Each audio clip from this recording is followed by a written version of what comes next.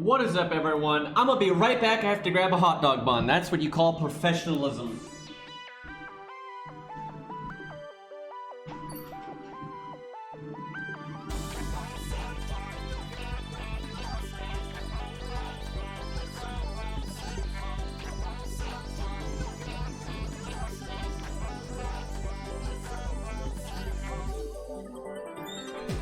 Okay. I'm back. Alright, so basically, the reason I haven't streamed in a while, and some already know this, but like the main line in my part of the city for the internet is like busted. Like it's not my internet, it's just like this area of the city in general. And they haven't fixed it yet as far as I'm aware. So that's the reason I'm having really inconsistent upload. Like right now, stream is just fine. I have 0 drop frames, no problems. But you know, we can just randomly it can randomly act up and get bad, and I won't be able to stream if that happens. But it's working for now. But I already know just from doing speed tests throughout the day that it's just, you know, sometimes it's fine, sometimes it's not. I'm a little annoyed because they didn't even realize the main line was messed up for so long, and then they were like, "Oh yeah, we'll have it fixed in like a day or two," and it's been like 4 days. And then I called them yesterday, and they were like, "Yeah, we're a bit behind. We'll get it done tomorrow." And today is tomorrow, and they still haven't fixed it. So it's great.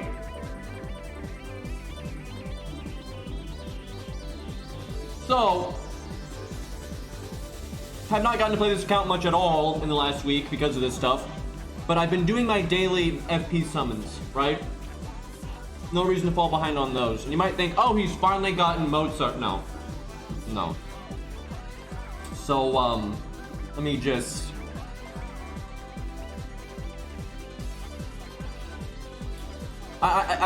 you know, people were joking that this was going to happen. And it did. And, you know, and here's the thing. I say this all the time. You know, I have a lot of accounts. I played this game many times. Sometimes it takes a minute to get a 2-star, right? Especially because they added more 2-stars to the game, and 2-stars are definitely less common than 1-stars. 1-stars are so common, you know, thus we have basically every 1-star in P5, or at least in P3 already, right? But we don't have a Mozart. He's the only one. I don't know how you get a Saber Lily before you get a fucking Mozart. Also, because of all these internet problems, we missed the Siegfried raid up again. I was pretty annoyed by that. Mozart, come on. We were just bitching about it. Come on! There we go. Only took like 2 weeks. Give me that music, man. Oh, thank God. I cannot believe. Only 1-star I didn't have. Ridiculous, man.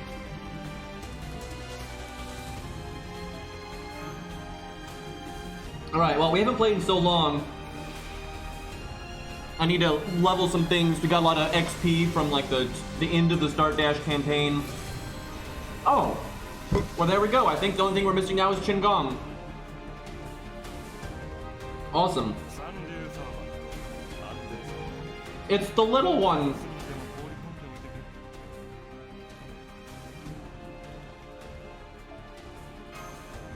Alright, now give me Chin. Damn it. We're going to need a higher MP rank of Hans, obviously, but he's still good.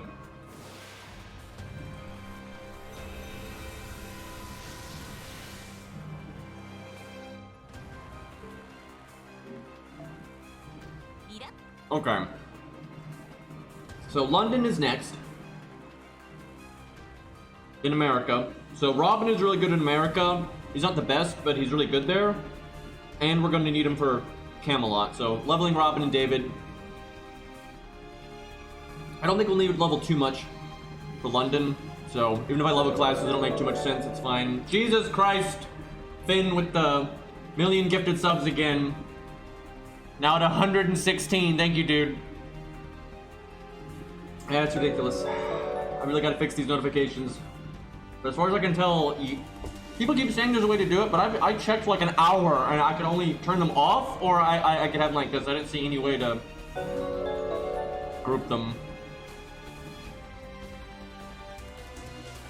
But yeah, unfortunately, they haven't actually fixed the internet yet, because it's not my internet, it's like the internet in the area. And so it could drop at any second and be really crap again. Okay, well I think leveling David makes the most sense right now.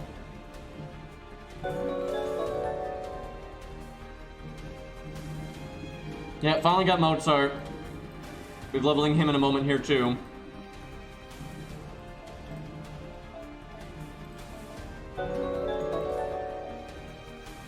Just in case we get a super.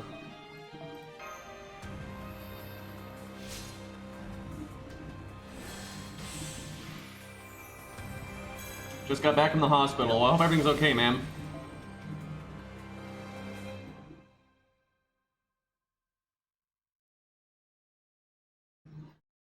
It kind of depends on, in my opinion, you know, it's pretty subjective, but like if I was trying to keep my servants on level, a lot of the lower stars, I'm like, yeah, by Camelot, it's fine.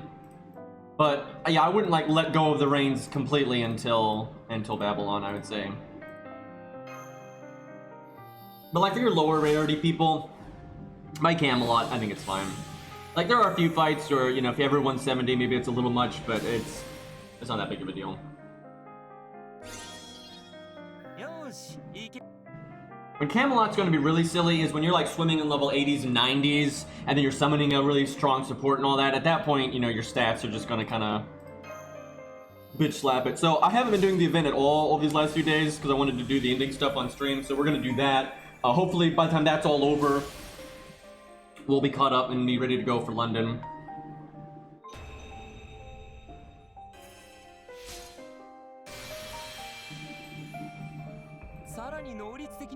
We might grail David, we'll see. Not gonna grail anything for a while, and we'll kind of just see where we're at. Ugh, Void Dust. We're not ready for that at all. Well, we need level Mozart and Hans, but I know, like, 100% we're gonna be using Mozart, so I think we just level him now. Man, how many X-Peak things do I have? Jeez. Okay.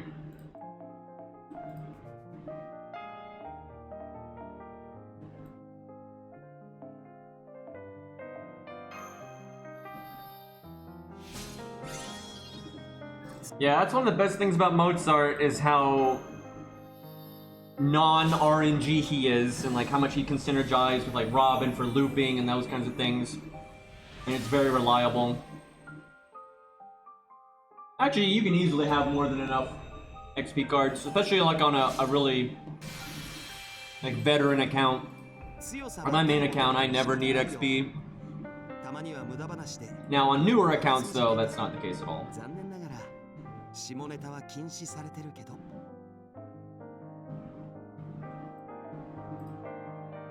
Honestly, we need to level him as much as possible. There's never going to be a time where Mozart's like, oh no, he's overstatting it. Like, that's not a thing. I don't know, I guess he could overstat Bayuki and maybe Orleans. If you had a level 60 Mozart, you might overstat Bayuki and Orleans with him.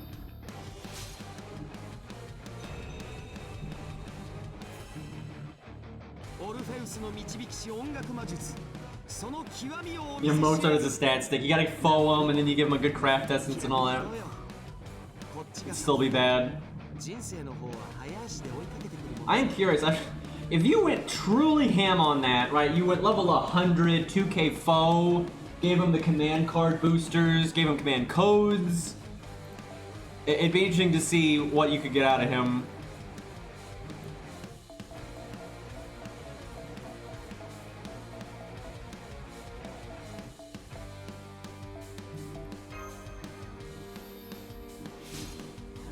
Golden Sumo Mozart. Hopefully they'll add Golden Sumo to Rare Prism like their main interlude.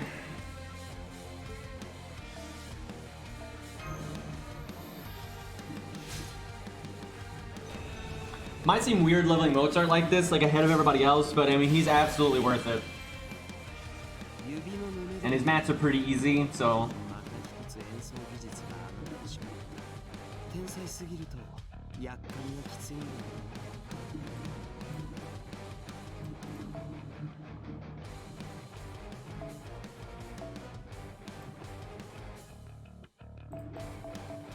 I don't think you need any bond with him to do his quest that gives him his third skill. It's completely ridiculous that you have to even do that, but...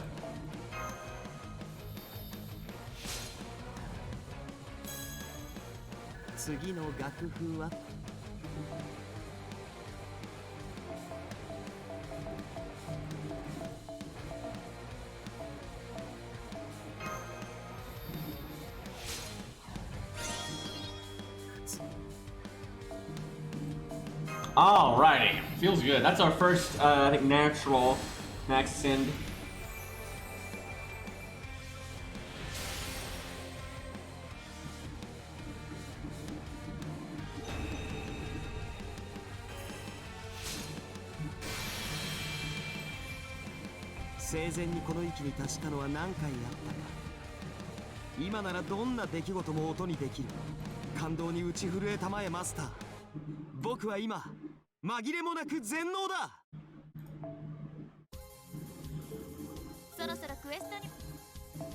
Man, I really hope they give him an animation update. The potential is like so real, but they don't use it.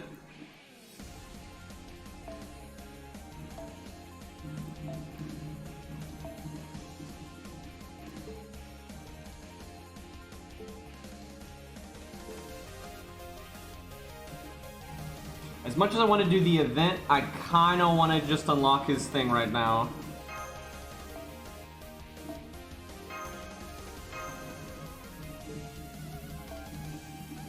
We need to do these as well. It's level 60. Oh god. Why are there so many arrows? Look at this. Like just to get your third skill. Alright, I'm probably gonna cheese the shit out of this. I don't see any reason to hold back on this nonsense.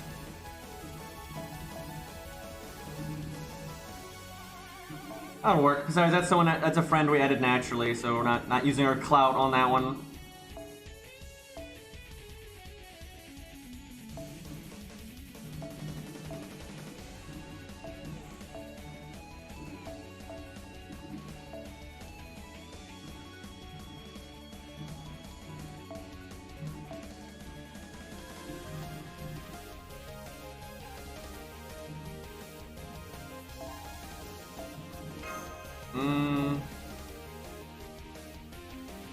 There's a part of me that wants to farm the event so hard that I limit break this thing twice. It's not like this craft essence is like godly or anything, but it's just a 50% starting in PCE that's, you know, decent.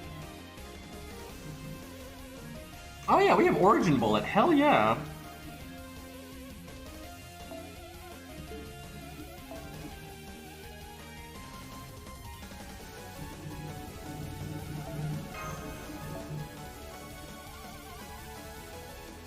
Finally have enough team costs to actually bring things.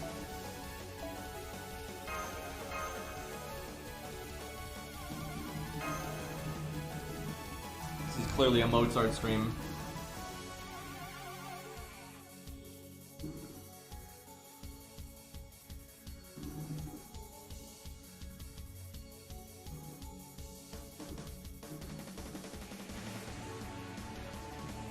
We do need to level up our book. I actually should have done that for this, to be honest.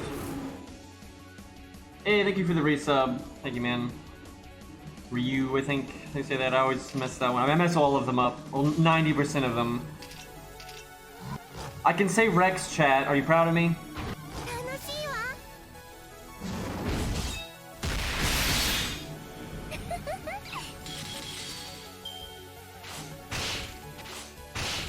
You know, I probably should have had her use her... Yeah, I'll do it now. I should have done that last turn.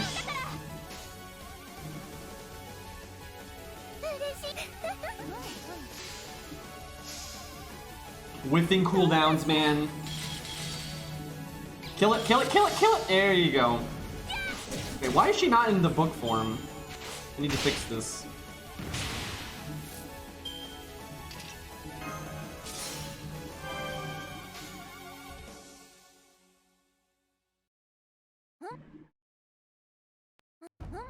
I wanted to give Herc NP game, but there's no way. She'll kill it, so... Making stars, I guess.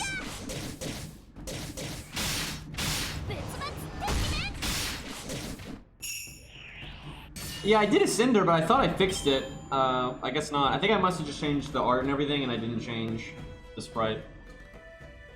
See, everything else she's in book form. It's just the battle sprite that's not.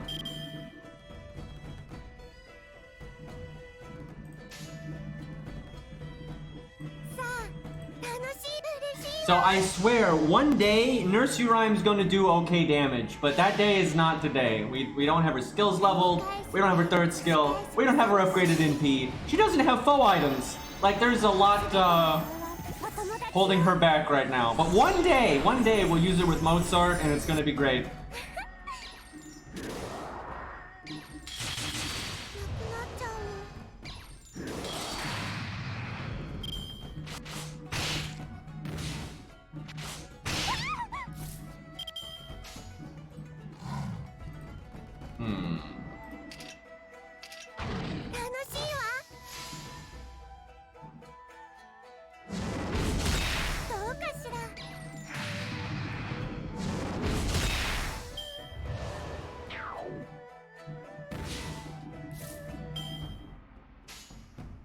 Yeah, I mean, like, so, I don't really care. I'm just kind of thinking about this, and it's kind of an interesting thing. Hey, Andy, thank you for the resub, man, for 31 months. It's like, it doesn't really make sense to go to some random guy's stream and then just randomly post someone else's video that's not, like, relevant to what people are talking about. Like, if someone's like, hey, we're talking about someone's video, then yeah, you should post it. But it's like, I don't actually care, but when you think about it from, like, the streamer's perspective. It doesn't have to be me, it can be anybody. Like, that doesn't make any sense. Like, random guy posting video to get people to leave your stream for a video that has nothing to do with what's happening. It's like nobody actually wants that, right? Like, at least from the streamer's perspective. And then even from people in chat, it's like, if no one's asking for something, you don't just randomly link something, right? Like, there's no point.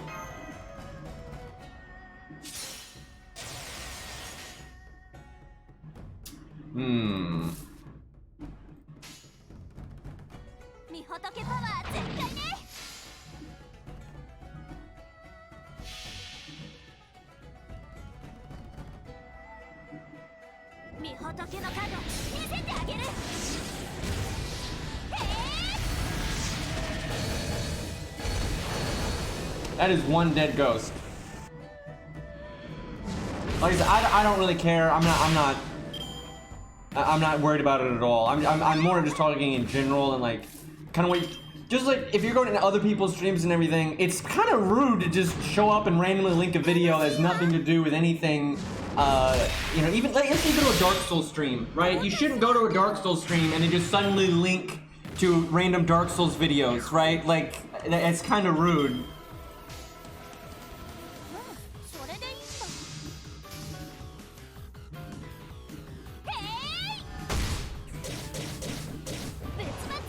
Yeah, we need to get Hans to a higher NP rank, but it's still just having him is good. I tell you though, the whole caster thing is rough for budget because you have like 1 million casters you have to. You can get away with like leveling just one single target Lancer, one single target Rider, you know, one single target Archer. But then for supports, you have David obviously, but then you got Hans, Qingong, Mozart. You know, it's pretty extreme, and then Hohenheim now too, I would say.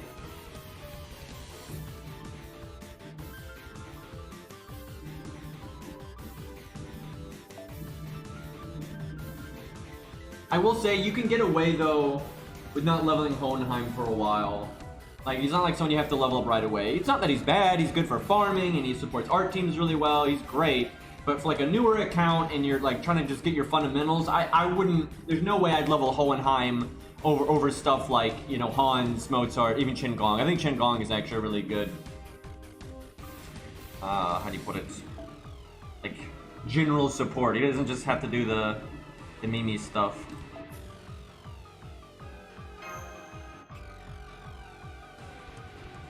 Like, I think Mozart's really high priority because he can just help you so much in so many circumstances. Even if he's not that, you know, upgraded himself, he, you know, you just make the stars, big art up. That's really nice.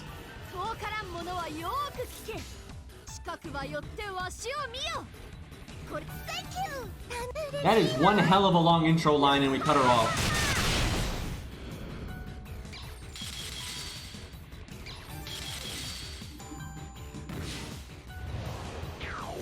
Hanging out with Ozzy.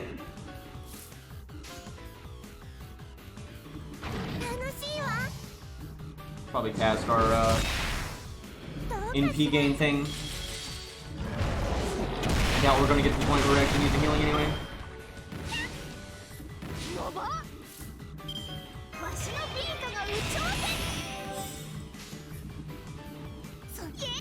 Oh man, mad NP gain, boys. I actually probably should have done Art Buster extra. Yep, absolutely.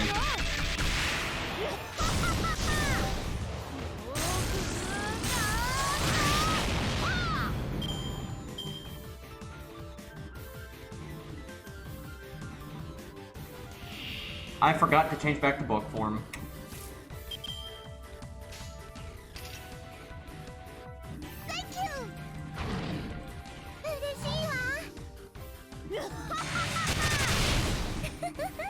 Reminder that they buffed this Nobu, who is already good, instead of buffing OG Nobu, who is not good. That was so weird. That was like, why? And it was for the good event, so they could have gotten away. Hell, they could have buffed both, and they could have gotten away with it. I kind of suspect they're waiting to buff regular Nobu until they do something Redline related. They've been doing a lot of buff. That seems to be like their new shtick. Instead of, like, I'm sure they're still gonna buff on the anniversary. But they used to buff on the anniversary, and then they had, like, midway through the year, they had another round of buffs, but they didn't do that this year. So I think what they're doing now is... I think now what they're doing is they're doing a lot more buffs that are thematic. You know, Ruler Artoria just got buffed with the summer event. You know, Nobu got, two of the Nobus got buffed with the Gouda final rerun and all that kind of stuff. Morger got buffed with the APOC, so they always did stuff like that, but they seem to be like really doubling down on that now. Which I'm kind of on. I'd rather they buff things that actually need it instead of waiting for a thematic time. And sure, if it works, the timing works out, go for it, but...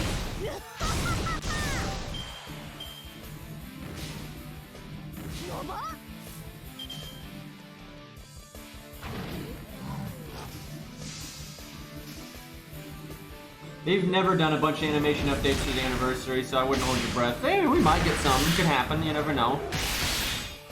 But I wouldn't be like, oh my god, I'm betting on this, because historically they haven't really done that for anniversaries.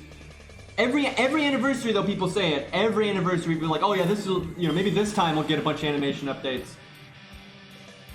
And I hope they're right, but they never are.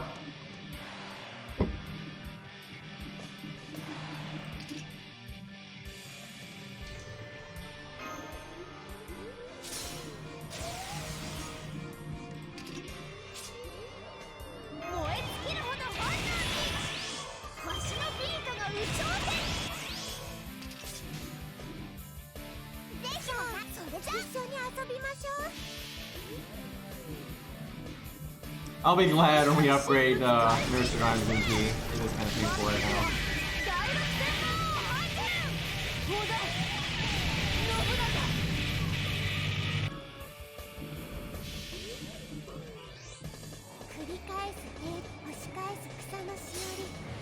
So everyone makes fun of the stage 1 NP animation, but really, the stage 2 and 3 NP animation is like even less. Like, she raises her arm.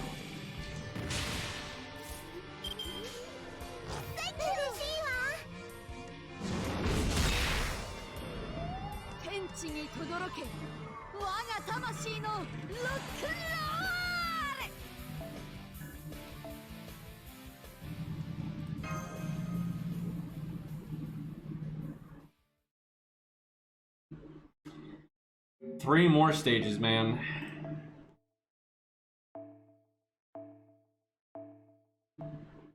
That's better. Get those cool playing cards, man.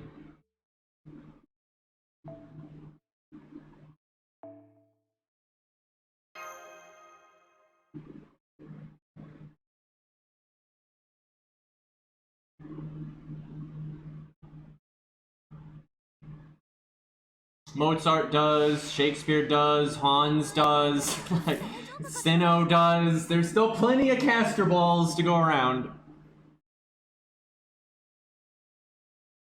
Oh boy.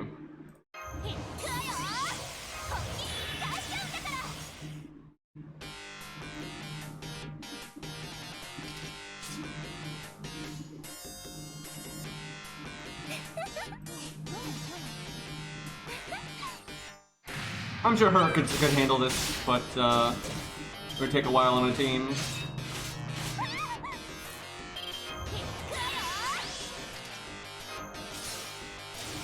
That's one thing I've noticed when I'm doing the summer event, though, is because I haven't really leveled anything, I can't support my carries, right? Because I haven't leveled Han, so I didn't have them. I didn't have Mozart. Mozart is such a nice... When you're like a piece of shit account like this one is, right? And if you're relying on a support to like do farming for you in like a new event or whatever, one of the best units to just help out a bit is just Mozart. Like just slap Mozart on there and it'll at least give him like a guaranteed crit turn and stuff like that. But I had nothing to support my own Hercules, or like if I was summoning Mordred for farming or whatever, I had, you know, no one that would like benefit them at all. So I didn't have Hans, didn't have Shakespeare's third skill, right? So my team was pretty bad for helping out. Like, we're here to hold CEs and take cards away from you, basically.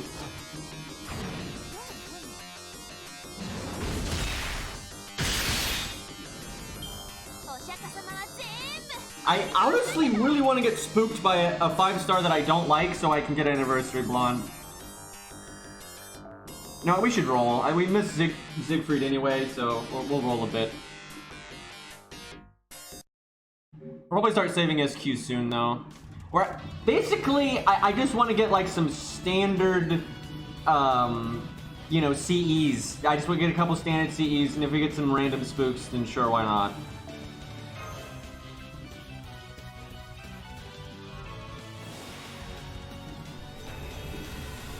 It is kind of cool, though. At the start of an account, it's really the only time you can justify doing story summons. Like, obviously, after we, you know, kind of get that initial backbone of CEs and units and stuff, we're, like, never doing story again. Unless we really want to get Bedivere or something.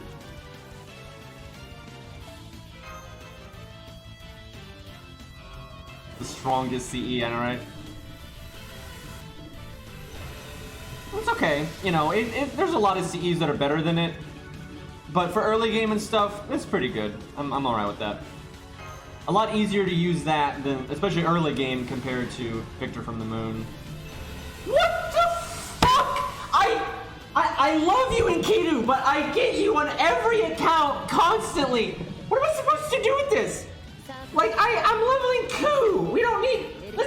Do you know how much diminishing returns there are between Enkidu and Ku? Right? They're both like super good single target, tanky, never die, murder all the archer boys. Right? I love Enkidu, he's one of my favorite units, so on one hand I'm happy here, but it's like, I'm not like panicking, chat. I'm not like, oh no, how am I gonna kill the archers, guys? What, you know, oh god, you know, that's not an area we're having issues. At least, I mean, I'll take it because Enkidu's like the best thing. You don't understand. I never roll on Enkidu raid ups, but I have them on every account, right? And mini copies. I mean, I'll take it. He's one of my fave characters. It's just, what the fuck? You remember when I was saying I was hoping I got a 5-star I didn't like so I could burn him? So yeah, we're not burning Enkidu. That's not gonna happen. But you're not helping me. You're not helping me, game. You're really not helping me here. But yeah, it's like I don't need Lancers right now. I feel Ares' influence indeed.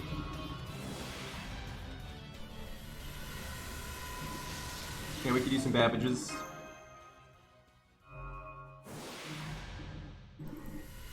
That's not really luck though. Like that's. And he's in that really awkward range where, like, I like him and he's good, but I don't really need him. So it's like, I don't really want to burn him, though, because I don't dislike him, right? It's not like, if I pull Thickcaster, that's getting burned in a second, right?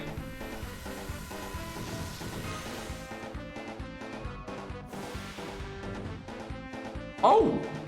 Oh, hell yeah, man! All these random story pulls We already got a lot of Kashtiku's. This is good, and he's really good. He's much better than Medea for being like a budget DPS. So I'm cool with this. I mean, we're gonna level in Kidu, so we'll have Kuin and Kidu, and we'll never need another Lancer again. Okay, that's probably not gonna survive. I don't hate Frankenstein, but she's so useless, and I want Reprism, so that's probably not gonna survive. Not gonna burn her yet, in case we happen to get other golds, but that's probably not gonna survive. She is decent for farming, but I don't care. Like, at what point on any of my accounts am I like, oh no, I can't farm, right? That's not a thing. That's literally never happened, so it's pretty low priority. We'll see. I'm not, like I said, we're not burning her until it actually is necessary. But I don't really care for Frankenstein.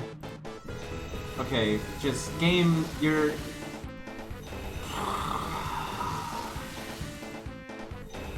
Oh! Yeah, there we go. Ooh! Okay! This account really likes Fionn. I'm okay with this. We have So, I just want to point out, we're never gonna have issues with archer bosses unless they just come out with a really hard archer boss like later down in the story or something. Because, we have NP3 Fionn and Kidu and Ku, right? Looking pretty good on the Lancer department. Don't really have any need of Dion though, because we have George, and George is generally better. I can't really... That's the problem with Dion. It's not that Dion's bad. I would say Dion is good. It's just, I can't really think of a practical boss fight that's ever happened where I'm like, yeah, I'd rather have Dion opposed to George. The only time I can think of that, I can't think of a specific boss, but I'm sure one exists, is if you're fighting a really nasty Lancer boss and you want your tank unit, because sometimes you don't want George to die quick. Sometimes you want George to last as long as possible and go around the wheel with the taunt. And if that's true and you're fighting a Lancer boss, then Dion is awesome. And another Kashtiko, well, how about that? Well, if I could get imaginary element, I think that's pretty much where we'll stop on the rolling. That is so bad. So many good 4-star CEs and you give me that shit. I've gotten this like 4 times. I mean, it's okay, but it's not one of the ones like, oh yeah, that'll carry me. We're probably gonna Grail Fionn just a 90, I feel like. Ooh, that's good. That's really good. Because we actually need riders, and she's so anti-debuff. That's super good.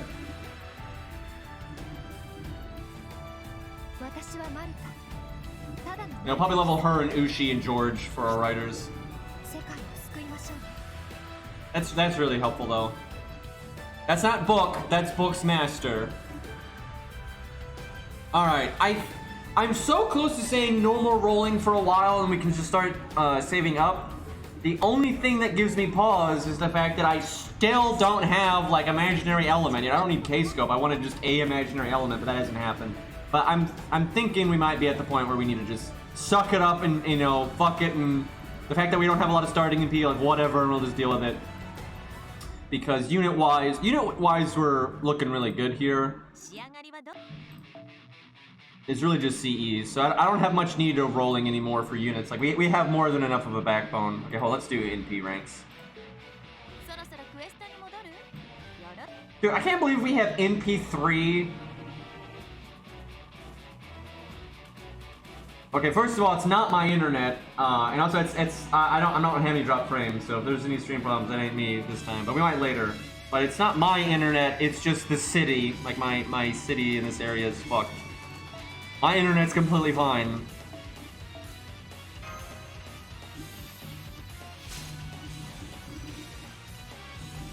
But I could definitely have drop frames at any time. Right now, basically what the guy told me what he thinks has happened is some of like the city's main line is like cracked, and like because of the weather, like it'll kick in or whatever. Because like it doesn't always run bad, but so they did say they have confirmed that there is like damage, and they just haven't been. I don't understand how they haven't repaired it yet though. It's been like quite a while, and they keep saying they're going to, and then like, oh yeah, no, we haven't done it yet. So like, kind of feels like bullshit.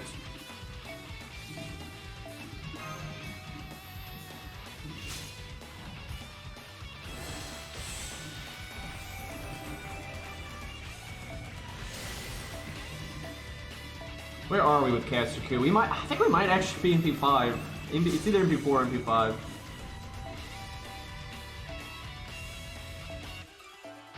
Yeah, MP5. That's awesome.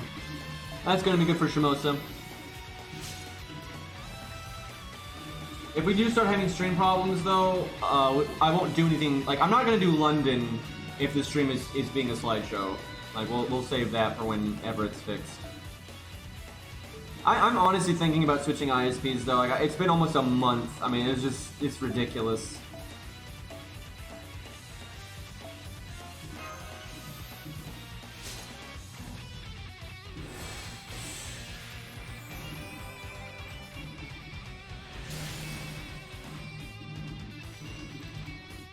Problem is, there's only one other ISP in my city, and they're not great.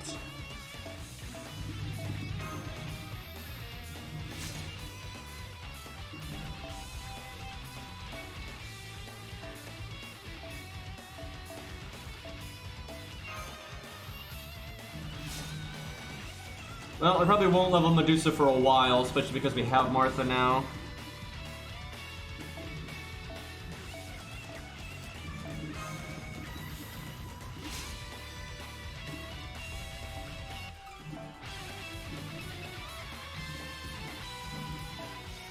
I like how I've gotten multiple copies of William Tell, but not Robin.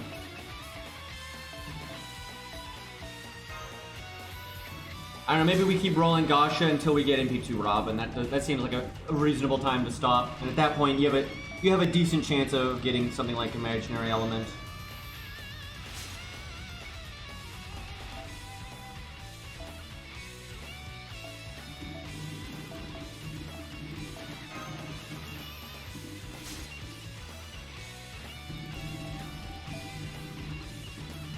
Wow, he's in B3.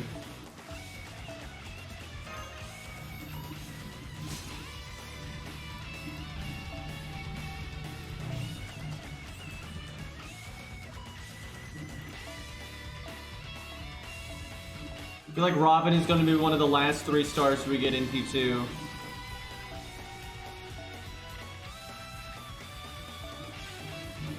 Like, hell, I already got a bunch of MP5.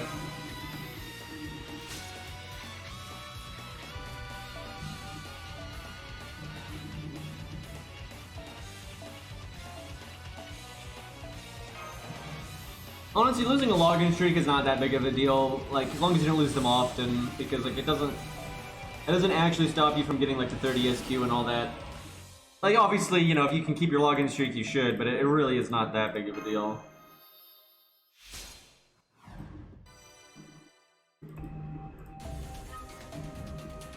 We need to Lobo, maybe we try someone's William Tell, but I'm not leveling him. He's just not worth it.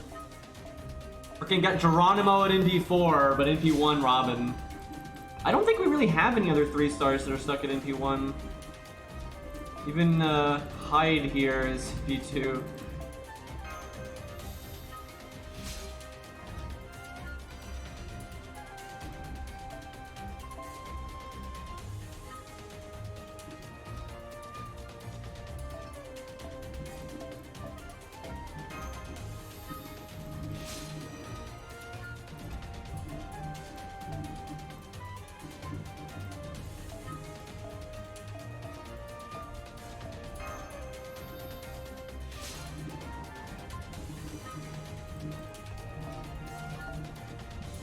Really, people like to make fun of Geronimo, and obviously he's not one of the best 3 stars, but he is so much better than so many of the other really shitty units. Like he's absolutely usable, right? In terms of like being a budget AoE caster, he's completely usable in that department. I mean, completely. You know, he's got upgraded NP and an art up and a really good NP effect, so it's fine. But he's certainly not like top of the line by any means, like not even close. Okay, Caesar's still NP1. That's about it, though. Pretty much everything else is, yeah, I think it's just Caesar and Robin. Unfortunate.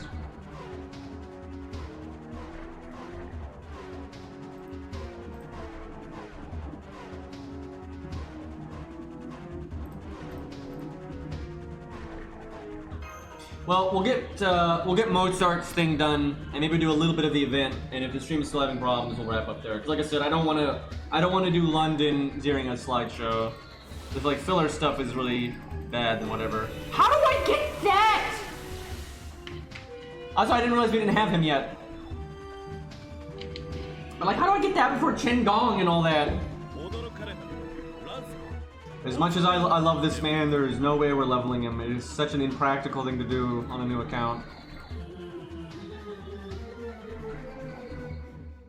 And yeah, we're not in any need of Lancers at all. Oh, hold on, let me... It's kind of a pain to do this at the beginning of an account, but once you kind of get it done, and you get ahead of the curve, it's not an issue. It's basically getting everyone that you're going to keep, you know, higher than level 1, so they're above the riff-raff. You know, early on it's a bitch because you're unlocking so many new servants constantly. But later on, once you've got all the 1 to 3 stars, it's not a big deal.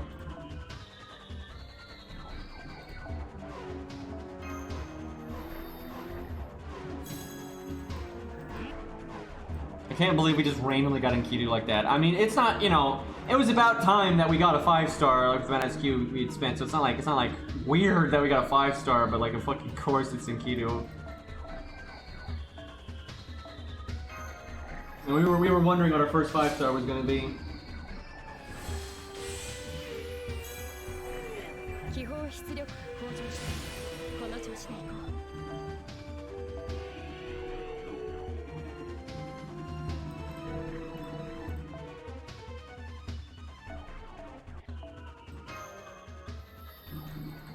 Yeah, this is gonna be kind of a boring stream because we're doing a lot of like management stuff. That's probably for the best until ISP gets his head out of its ass.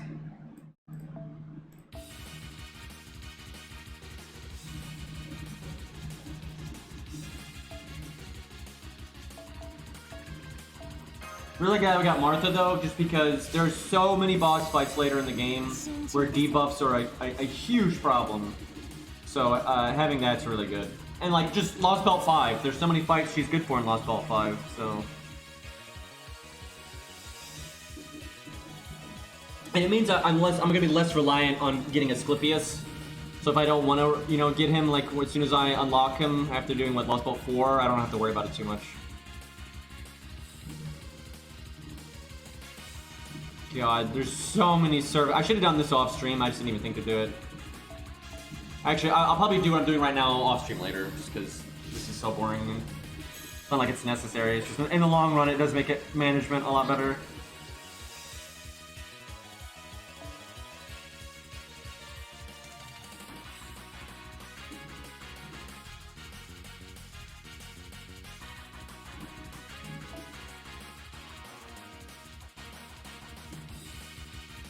We're gonna, let's see, need to get Bond on Martha, so we might as well start doing that.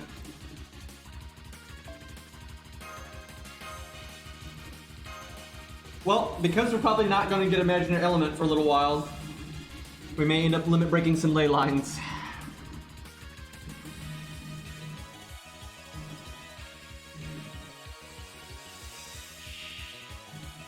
Yeah, Clown Boy can block Gruesome Vulnerability from... I mean, anytime a unit casts buffs on their NP, he'll block them.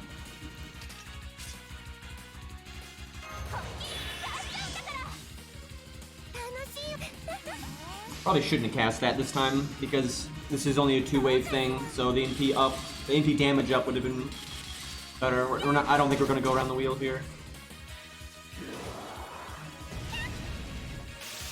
Book on book violence, man. What is the world coming to?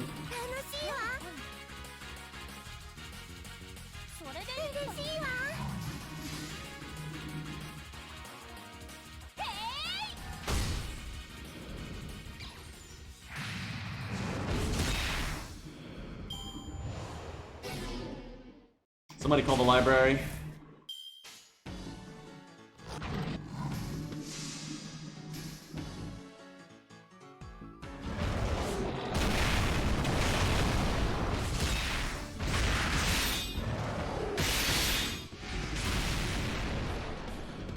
I'm guessing it's just a Soul Eater.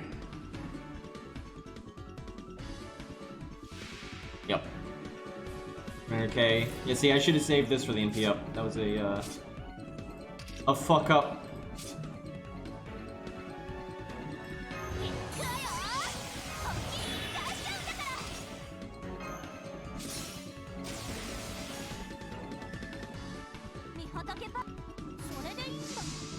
Shame that Nurture Rhyme's at 97% and we have taunt, so she's not gonna get hit.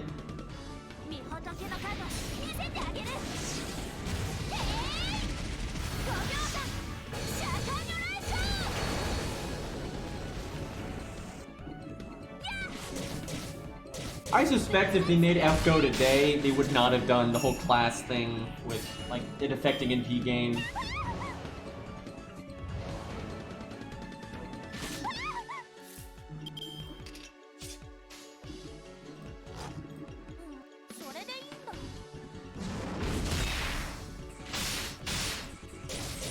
I tell you, I actually want them to do animation updates for, like, something like skeletons and stuff. It's not worth it as much as I like them. It doesn't make any sense to give them animation updates. But like things like Soul Eaters, Spriggans, Dragons, things that they use as like bosses and stuff, they should. Especially the Dragons. Dragons are like this cool, epic, mythical thing to fight and everything, but their animations are so bad in this game, right? And they're just like, I mean, when you think of fighting a dragon, does anyone think of the dragon just slapping his palm into the ground and making a shockwave that hurts you? Like, that's so dumb. Like, that's not cool at all, right? Like, really, for all the trash mobs, if there's one they should do an update for, it's absolutely the dragon, because it's a waste of, like, a really cool enemy you could, because in the main story, you could, you know, there's plenty of, you got, you know, mythical dragons and all kinds of legends that you can use as bosses and stuff, and they have. And the animations are so bad, though, that it's not really a cool thing. You don't want them to feel so generic, right? You should try to make them, like, you know, awesome.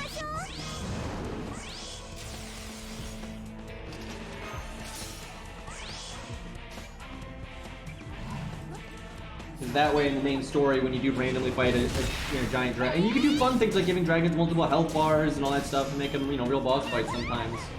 It's nice to have more ammo, right? And, you know, extra options for boss fights and singularities and that kind of thing. Bastard has evade. Look at this meta combo right here. Wait, does she have? I think does her CE have sure hit? I don't even know. I don't know what CE she had equipped. I could have if she did have sure hit there, I could have killed it.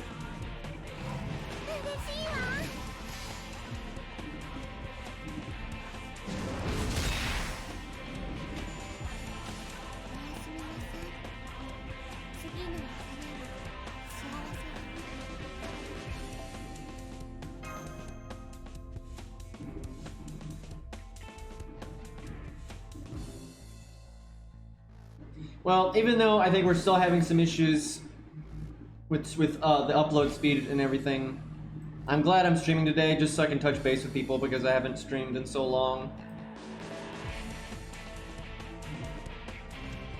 I kind of, even though it's going to be a, you know, not the steadiest of streams, I really do want to get the summer event over with.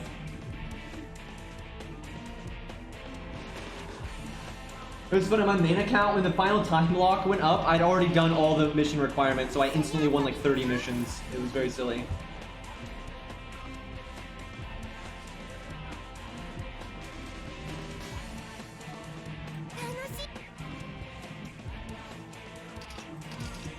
Which one of these is the most annoying? Probably Shakespeare.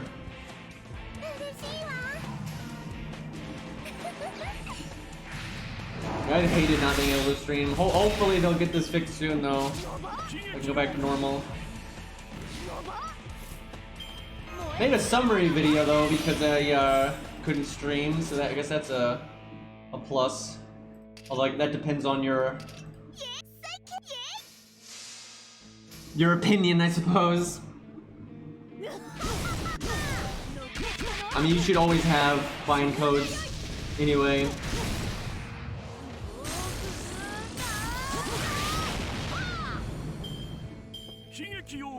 That's always like anytime I do anything with an account, that's always my priority. And I even when I have them written down, emailed to myself and all that, I still check every once in a while to make sure I've got the right stuff written down.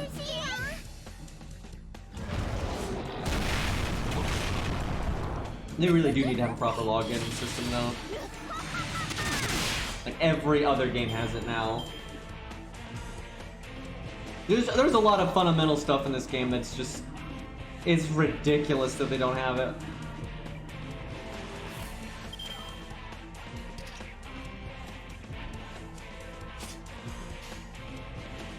I get the theme here, because it's Mozart's interlude, I get it. They're French! This whole Sanson Antoinette thing again.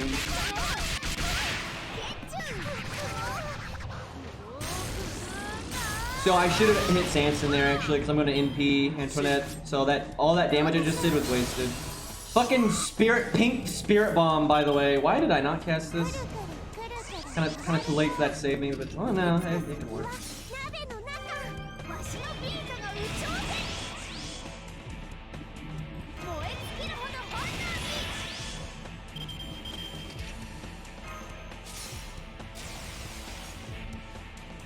We're about to punch Sanson in the face. Let's see how it goes.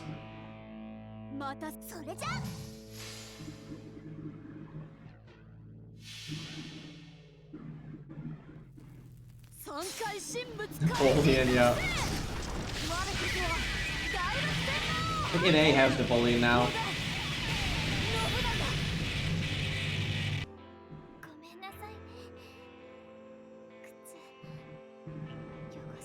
This is a long death animation. Well...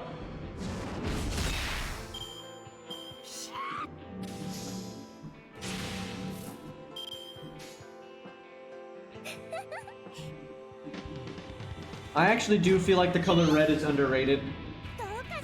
Like, when people talk about favorite colors and all that, it's always, you know, blue everywhere. It's like so much blue.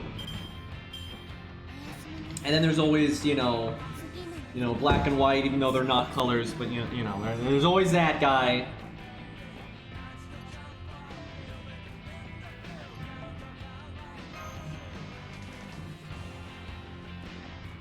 I think a lot of people like red, it's just not their favorite, and that's why it just gets overlooked a lot.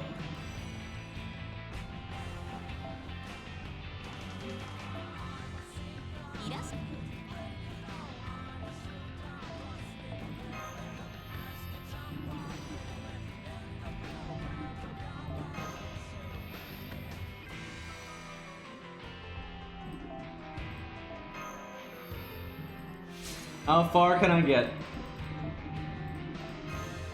Green is obviously my favorite, but that goes without saying.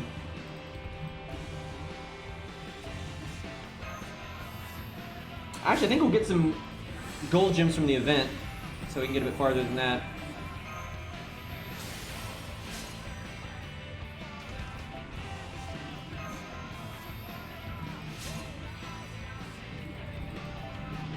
That's a decent start.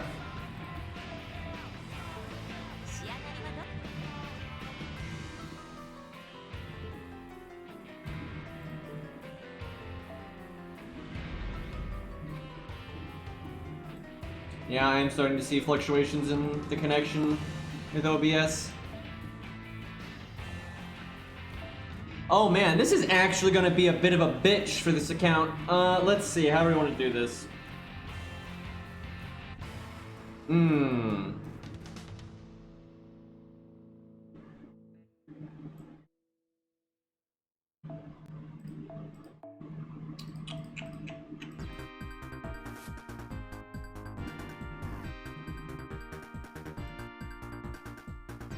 I don't want to summon it, like, this is, you know, I don't want to cheese this too much. Even, like I say, for events, it's not really the time for a new account to worry about not cheesing.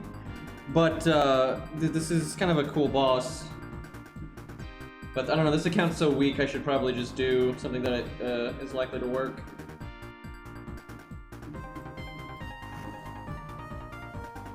Could try that. That's actually kind of interesting, because she'll die really fast. Oh my god, they make you bring... Okay, fuck that. Fuck not cheesing this. I forgot they make you do that. God, that's annoying. They really want you to level her.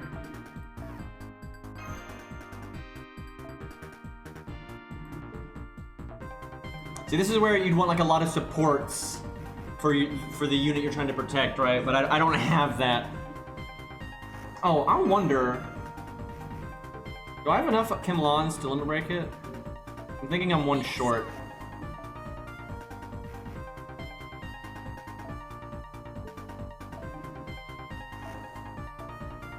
Oh no, I can do it. Sucks not to have two of them anymore, but it's worth it to do this. I don't even have Chen Gong to get rid of her, man.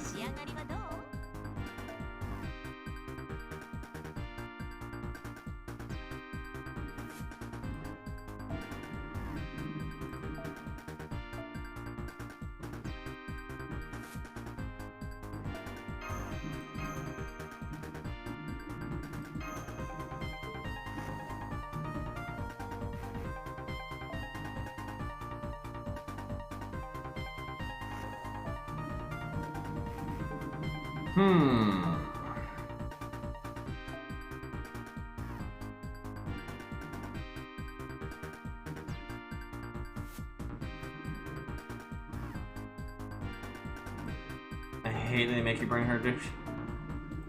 I'll just give her that though, that's a lot of event bonus.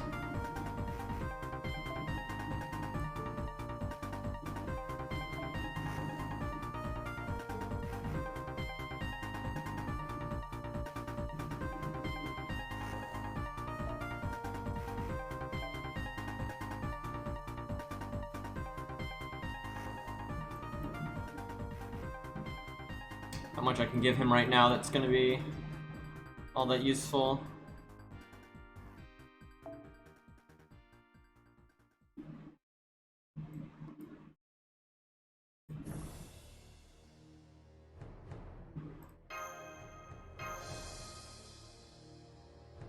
Alright. Let's see, she gets, that's right, invulnerability at the end for one hit, which is super annoying. I think Chen Gong is the only 1 to 2 star we don't have now. We have every 1 star now.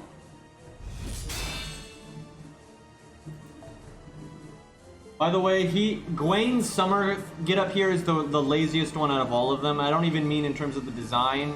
It's in terms, it is so obvious like how that's just his original face, right? Just like pasted onto the new body they drew. And it's like, it's really out of sync, right? Like it doesn't look right at all. Like out of all the summer ones, his is definitely the worst. Yeah, it looks like a bad Photoshop where like all the other ones are fine.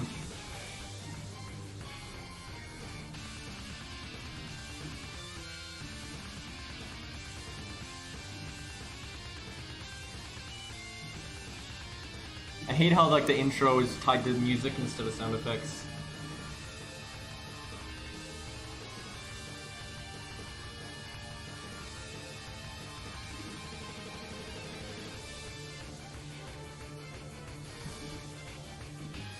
Oh, I totally recorded Ku soloing the Achilles fight, which that was kind of fun. Because I didn't use the damage CE, so that was kind of a neat one. Yeah, God, I'm definitely having connection issues now. Ugh.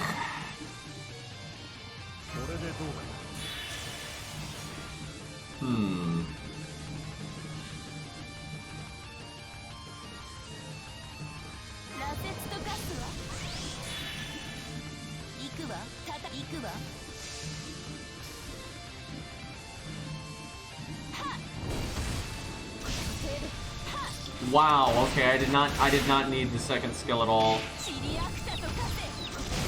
What the fuck? Event bonus kinda strong. Okay, it's funny, I've actually never ever done this fight on any account with the event bonus. I've always, you know, done it without the event bonus stuff to make it more fun and everything, but I've never done it on a newer account. That is kind of funny how easy it is to blow that up.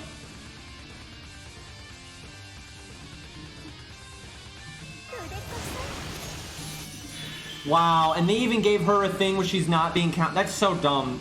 They gave her the trait thing so she's not getting cock blocked by the ruler.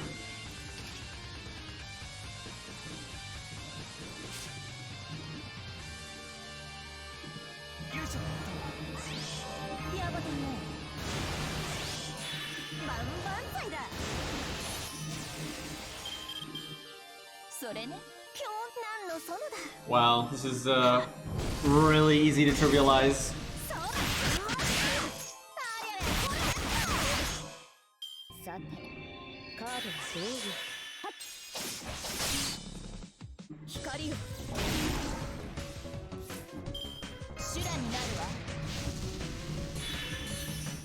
Got this music though.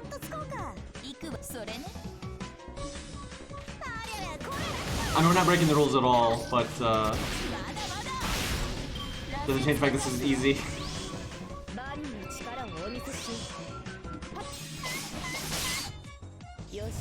Should put the green card last. Wouldn't make that much of a difference, but I should have.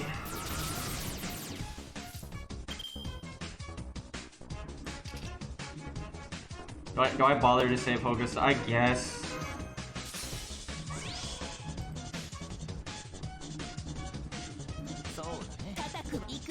Alright, can we break this bloody health bar?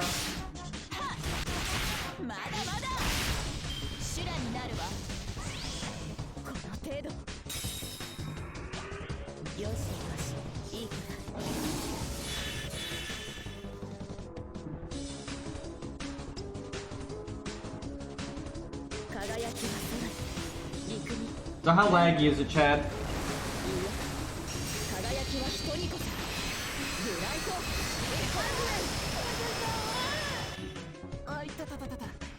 Rip David.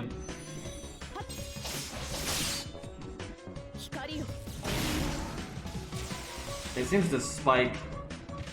I'm just so annoyed they haven't fixed this yet. Like, it's ridiculous. You know, Mephi Boy could block the invulnerability, along with literally everything else she does.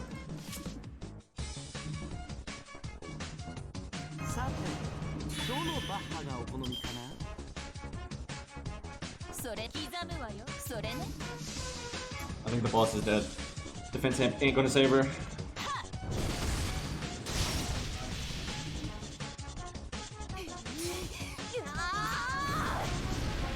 Hey man, on a new account, I ain't got no shame. I mean, I do for the main story. I wouldn't do this to the main story, but to event stuff, fuck it.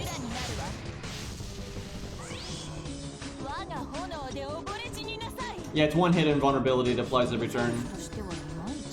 And see, that's why if you're trying to solo this at neutral without the event CE, it's rough, man, because the boss is a ruler, so if you're using like a regular class, you're doing, you know, half damage, and then she has the defense up, so you're doing like nothing, and then she's also, you know, nullifying one of your hits every turn.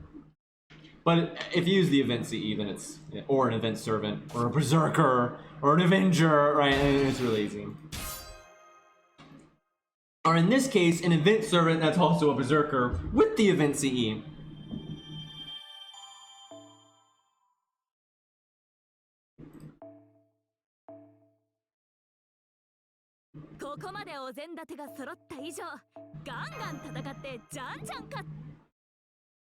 Well, there's eggs if we wanted to level Jason.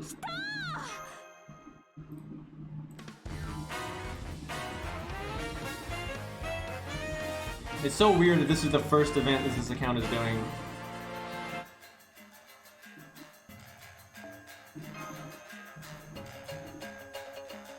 A lot of QP though. I have no idea what this boss is, I don't remember. Gotta bring Hokusai again.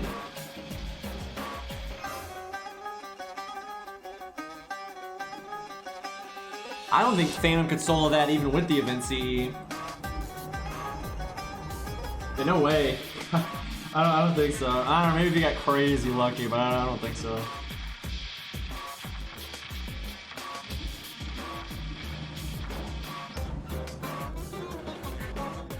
See, they're doing like the Shimosa thing, but in Shimosa, I don't think it's tied to the music. I think it's sound effects.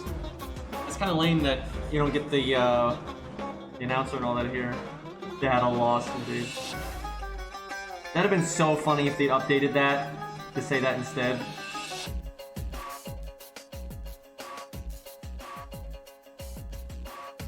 This is Terminal March from Bastion's soundtrack.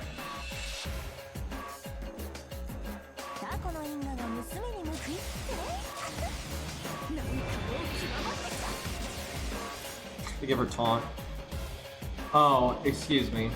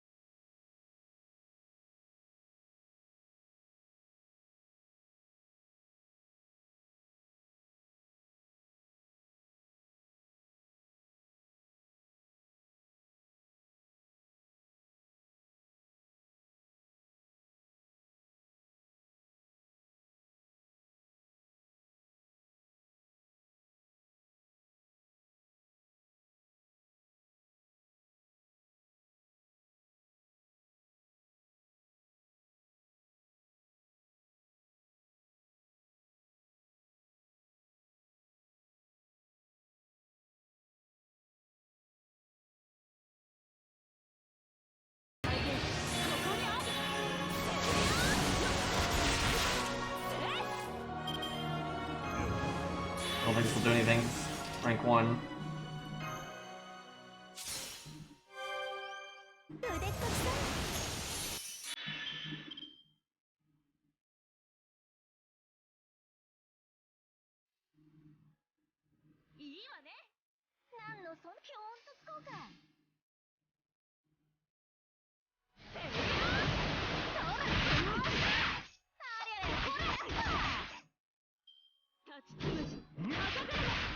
Man, I would in a video I would just edit in her stage 3 NP, but because of the way the damage is displayed, oh, she doesn't have taunt anymore. So actually George is like carrying like a motherfucker now. Thanks, George.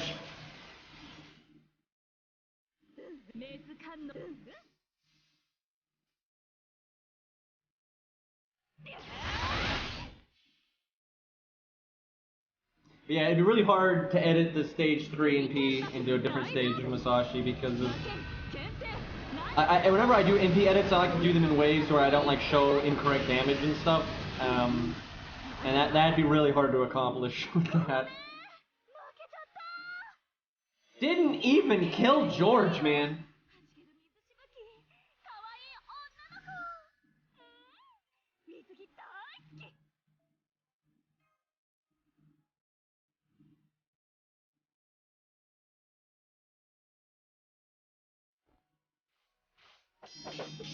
I mean, the other NP is so silly, though.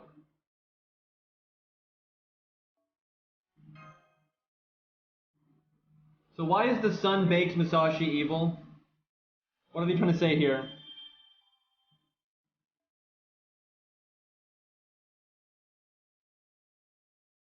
I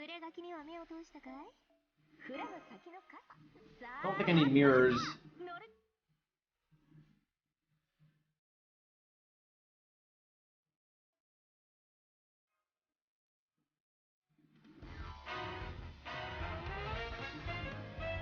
Hands are evil. How dare you go out in the sun? You bitch! What about people that have to work in the sun, guys? Like, a lot of construction workers get a tan if they like it or not, right?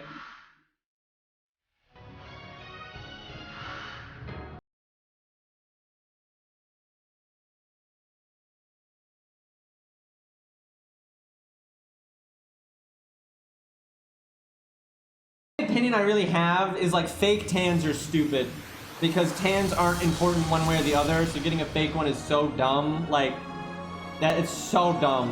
If someone wants to go out and actively get a tan, that's fine, but fake tans are so stupid. And they can give you skin cancer, so why the fuck would you do that?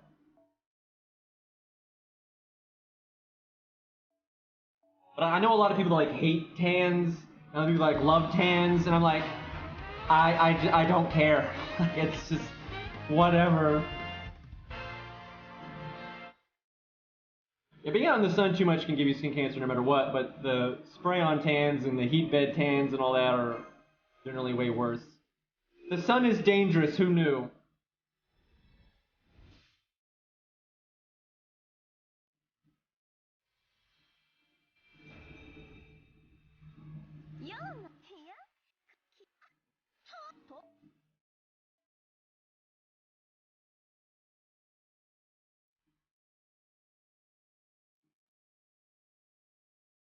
I swear! I have turned off notifications so many times. I'm doing it again. I am so sick of Seven Deadly Sins. I think I'm just gonna uninstall it. I don't understand. I have turned off notifications so many times, and Seven Deadly Sins is constantly doing that. I'm so sick of it. Good God, man.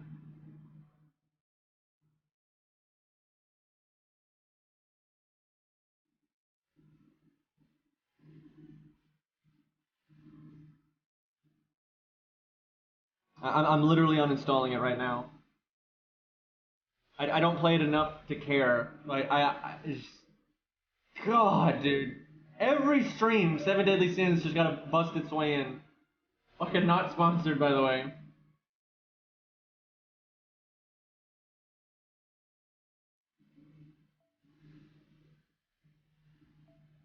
I still have Seven Deadly Sins on my normal phone.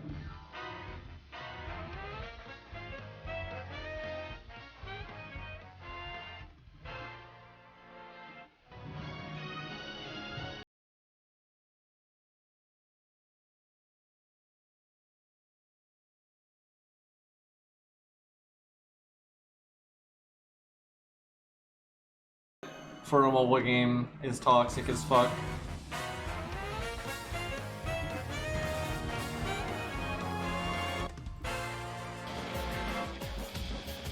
There's always so much elitism in these games, and oh my god, e-penis nonsense. It's so dumb, but because like they're like the worst kind of game for that sort of thing, but people do it anyway. Wow, I've only beaten 14 missions. When I got to this point on my main, like I said, I'd beaten like 27 or something. I was pretty much done. That kind of sucks that, but I'm not surprised. I haven't like touched this account in like the last 5 days or whatever.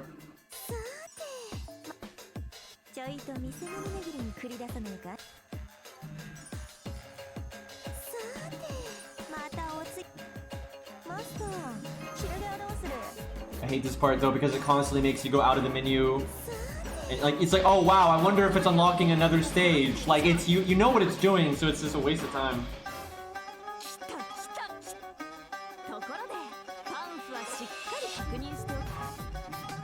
Okay, here's the thing. I don't think there's anything wrong with like getting serious about any game and wanting to be good at it and understand it, and that's fine. That's for a lot of people that's normal, right? But like if you're wanting to be competitive and get all that e-penis nonsense, the fact that you're trying to do that in a game where you can buy power is just so telling, right? There's a reason they're not trying to show off their e-penis in StarCraft 2 or in a fighting game. You know, like there's a reason they've picked something like, you know, Epic 7 or FGO or whatever. And it's because you can get clout by doing nothing but spending money. Where if they try to, you know, be anybody in like StarCraft 2 or or you know, a fighting game, or hell, even fucking Call of Duty, for God's sakes, they're never gonna get anywhere.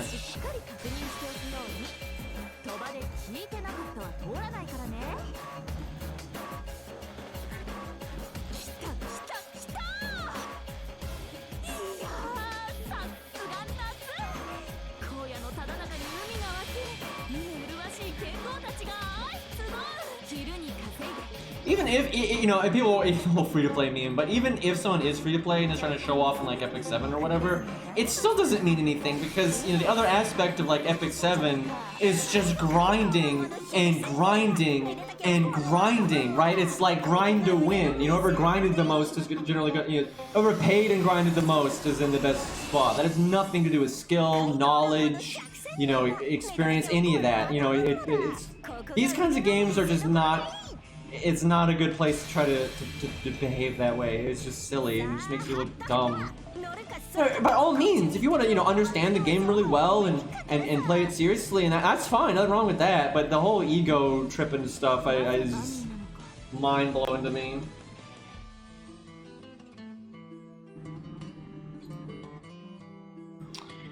Okay, so we have 7 more missions to go.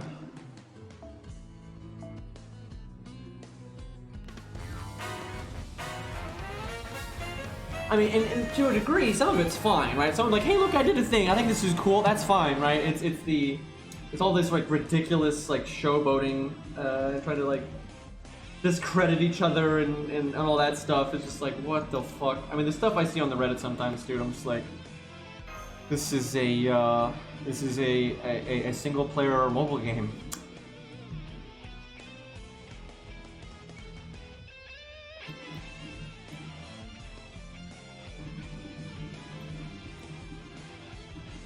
Okay, so, I mean, Ku is obviously better for this.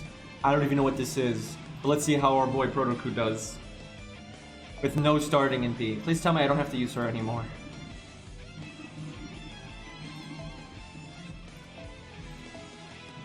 Big bad level 30 Ku, look out.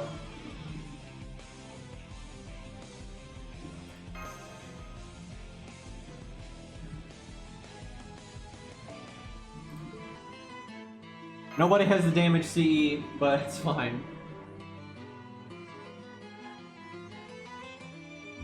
Yeah, social media definitely has a lot of drawbacks. You have to remember though, there's a lot of people that use social media and just don't partake in a lot of that stuff and you don't even notice, right? That's like a real thing. You see that when someone will say something on Twitter and they get this big backlash of a bunch of, you know, crybabies or whatever, and then they always cave to it because they think that's like representative of the population at large, when it basically never is.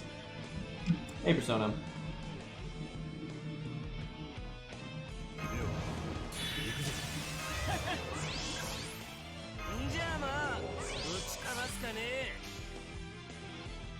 What did I do, Rex? I didn't do nothing.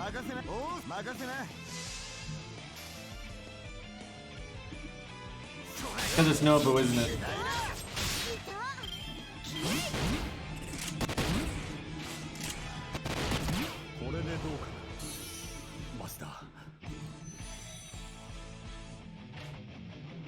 Yeah, there's nothing wrong with, you know, taking a hobby seriously. Nothing wrong with that at all.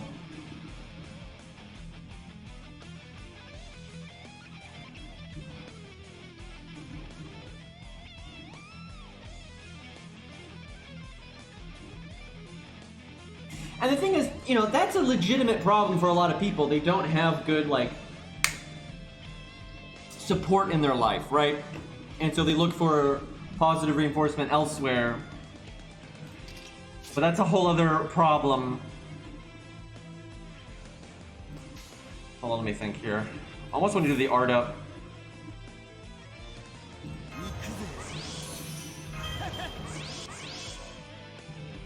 Like, just for the NP game.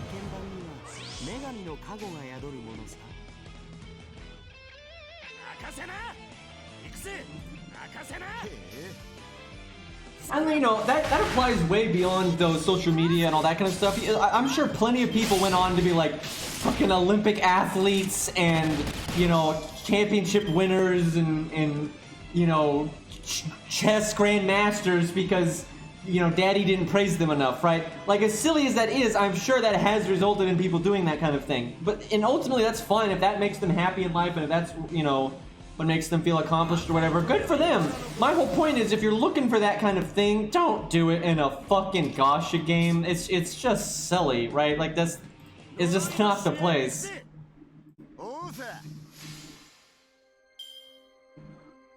Because I think it's fine to compare yourself to others when you're in an environment where it's actually a fair environment and everyone is partaking, right?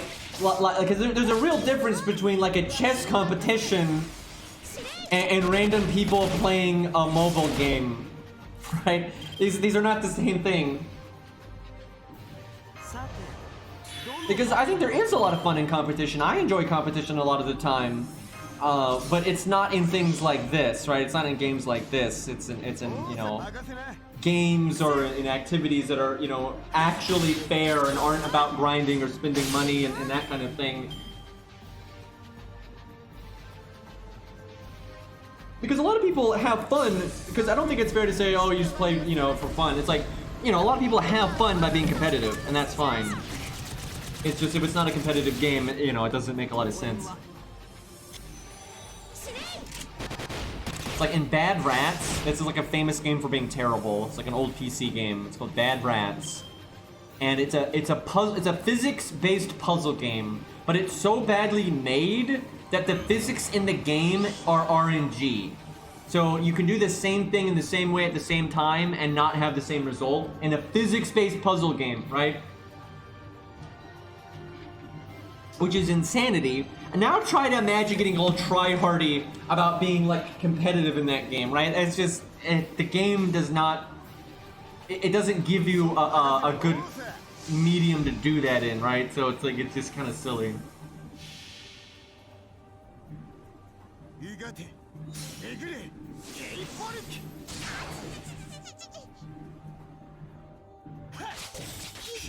Bad Rats is kind of one of those games that's so bad that it's good. And they've actually, it's funny, they sell that game for like $1 or something. And over the years, I think they've actually made a decent amount of money through word of mouth of it just being this, such a shit show of a game, right? And like, they didn't intend it to be that way at all, it just kind of happened.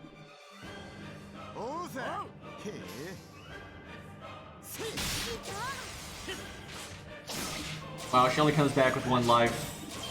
That is so rough. You really needed to come back with a bit more than that, Nobu.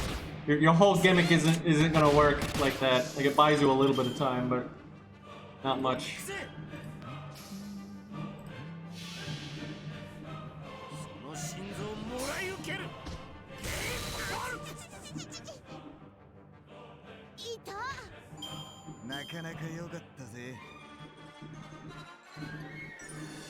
I'm not trying to bully her, but she seems to be bullying herself here.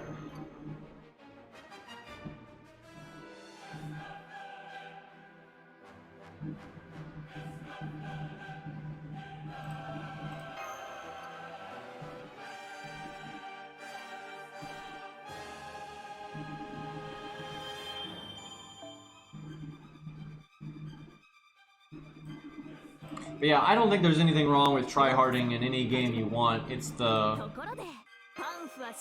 other half of it that's the problem. Because, you know, even in games that aren't supposed to be competitive, it can be very fun to figure out what's going on under the hood and you know, finding ways to get better at it, and you know, that's fine. And I think a lot of people enjoy that kind of thing. I don't think there's an issue there at all. Like, if someone wants to get super serious about Bad Rats and understand exactly how the game under the hood like calculates things, and you know, and wants to figure out what's the way to min-max and you know get that, it's fine. That's not even weird to me. You know, I mean, it's a little weird, but like I get it.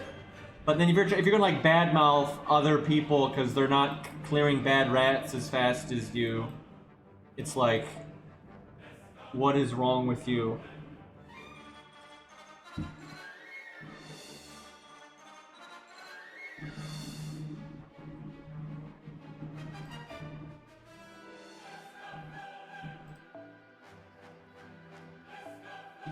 I doubt we need the event CE.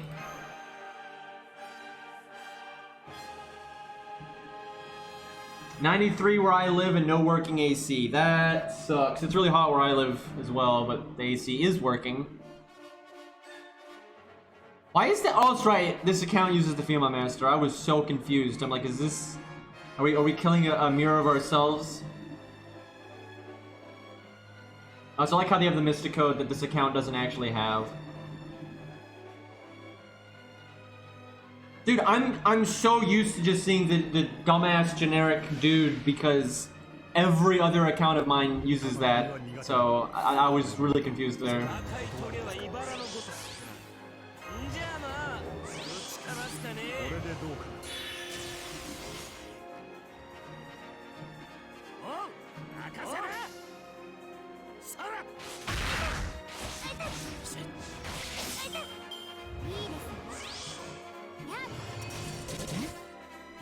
Really do need to level my George.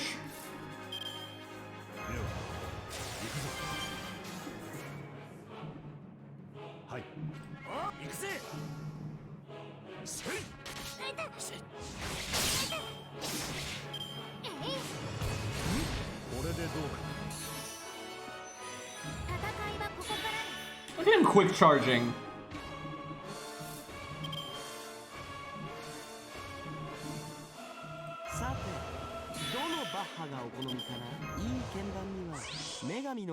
Rank 1. Oh yeah.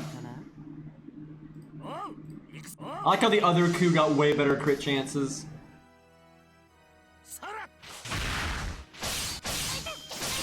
And we triple crit anyway. What even is the luck stat?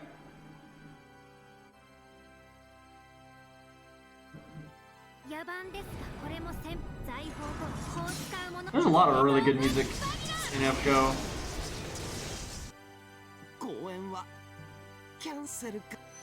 Rip Mozart.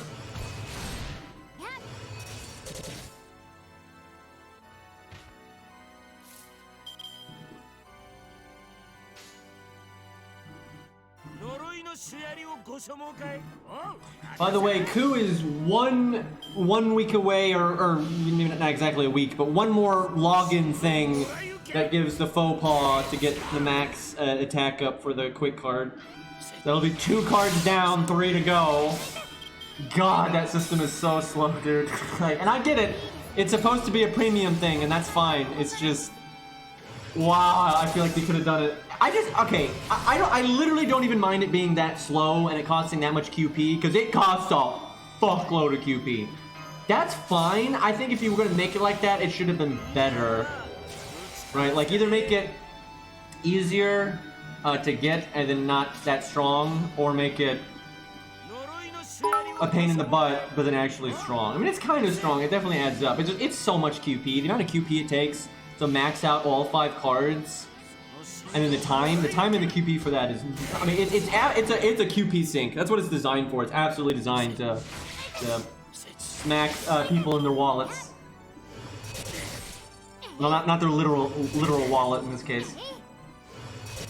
Can't believe Kid Gil was Zerkalot all along. Lol.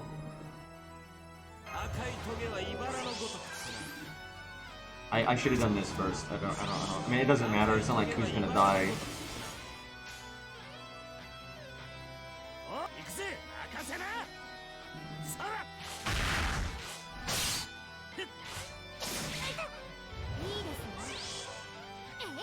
Actually, a lot of people are just on QP cap. It's like, I mean, hell, my account, I'm doing really good on QP, and I don't ever farm it anymore.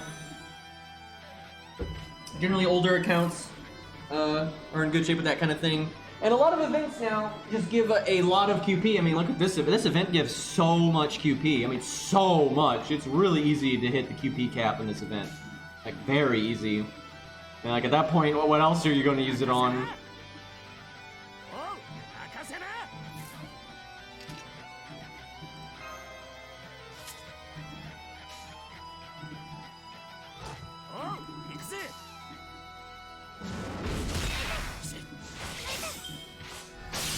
Coup, I trusted you. I didn't cast any of my Mystic Code stuff or anything like that because I was like, oh, he's got it.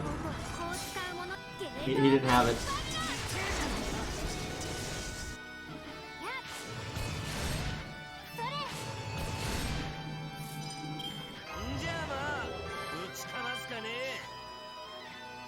can't even BM combo.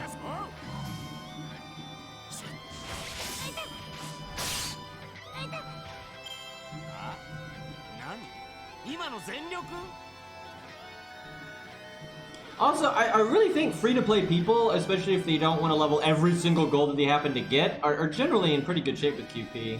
Now, if you end up wanting loads of golds and you want to level every gold you get, then it can be a bit of a problem, especially early on. But in the long run, you know, if you're not rolling all the damn time, it's not like you're not gonna be getting every new gold they add to the game, right? You know, my main account, I roll like, you know, once a year, and sometimes not even that. Yeah, actually, I went for almost 2 years without really rolling there. Not much. I mean, I rolled on 3 stars, obviously, but that's not like full-on rolling. But I'm gonna be rolling more than normal because I had saved up more than normal, and then, you know, Lost Belt 6 and... or 5 and 6, I care about both of those, so... You know, if Lost Belt... I hope Lost Belt 6 goes well, because Lost Belt 5 went pretty well for me. Like, I didn't have to spend that much QP to get what I wanted. So I still had a lot saved up. I'm hoping that happens again. That way, in case they do something crazy, like adding Guadia in Lost Belt 7, or adding Edo Edom, anything like that, I'll be in good shape. Because, you know, it's nice that I was able to get everything I wanted from Lost Belt 5 and still have so much left over, but I'm worried Lost Belt 6 is going to kind of end me, and then that'll be it for my stockpile. And then they might be like, LOL, we're adding Guadia, right? And I really like Guadia, so... That's why I was so careful, though, leading into Lost Belt 5. That's why I was saving up so much, because I knew there was going to be a lot of stuff kind of back-to-back that I cared about. I don't care about Summer Servants, usually. Like, you know, I mean, I'm happy for people that like that stuff, so I'm not like, oh, fuck Summer Servants. It's more like, I don't really ever roll in Summer Servants ever, so I don't really give a fuck what they add.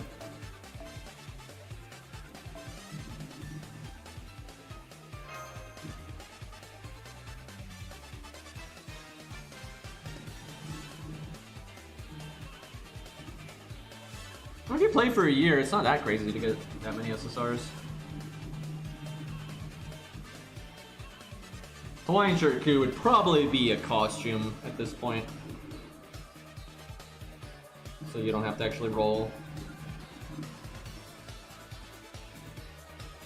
I don't know, Ku is so popular, they might try to make another version of him. I think they've always kind of, like, I mean, I'm sure, and they do this on purpose, they wanted there to be familiar faces early on that people could get fairly easily, because, you know, back then, the Fate franchise wasn't as strong, so they needed to be like, oh, hey, that's Medea, right? But now the brand is really strong, and they don't need that, and also, Ku just became so popular over time. Ku was always decently popular, but, like, he's just one of the characters from Fate Stay Night that has just increased in popularity exponentially. Because, like, back in the day, there was just the Dean anime, and then some people read the visual novel, but not that many, and he doesn't have that much screen time, but then he had some fans that knew, you know, more about him from the visual novel, and even just from the anime. And then Unlimited Blade Works came out, and then he went way up, and then just, they started using the character more, then his popularity just, like, exploded. Oh, hi, Beowulf.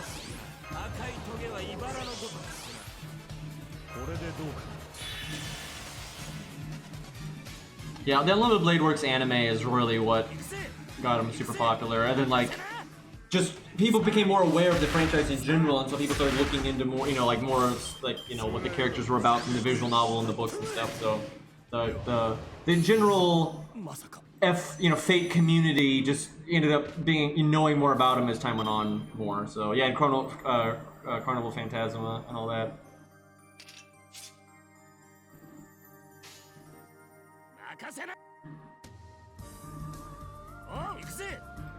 This turn kind of sucks.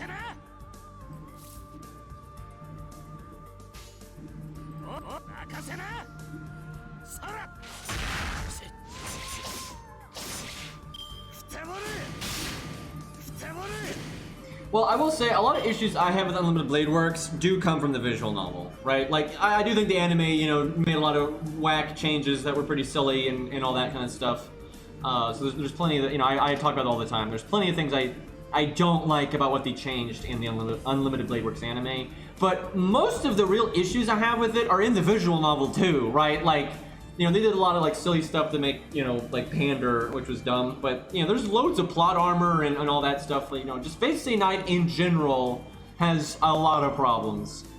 So this is not a. I seriously am gonna evade Mozart just because we don't have any good hands to work with.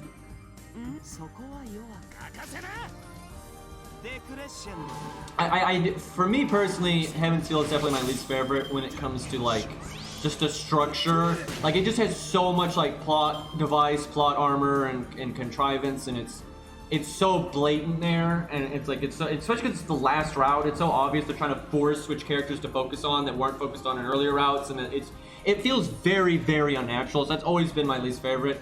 But I think all three routes have problems when it comes to like just the way it's structured and stuff. And for me, I'm just, you know, what I really like in stories is, you know, internal consistency, logic, not having plot armor. You know, those are things that I really, really like in stories, and Fate Stay Night is so not about those things that it kind of just makes Fate Stay Night not super awesome for me. Although I do really like the characters, like the characters are great.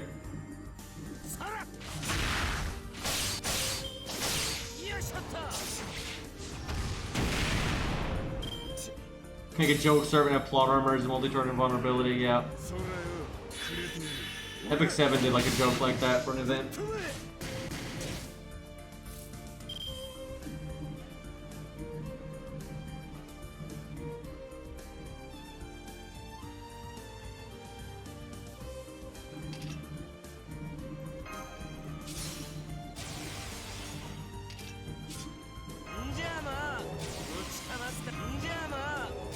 Everybody tries to use Heaven's Feel as like Sakura hype, but it's so not, because Sakura doesn't do fucking anything.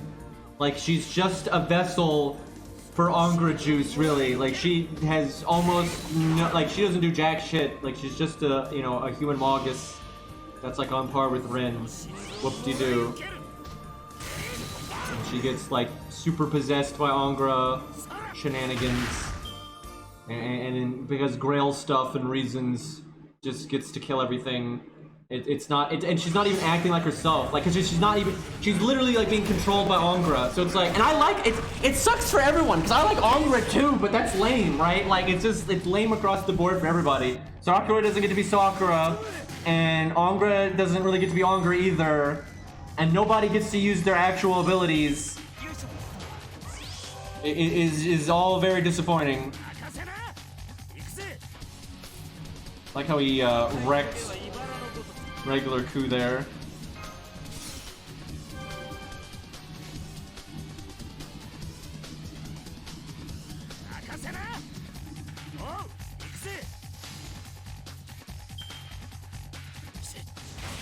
I mean, Sakura barely does fucking anything in Heaven's Feel. It's almost all Angra.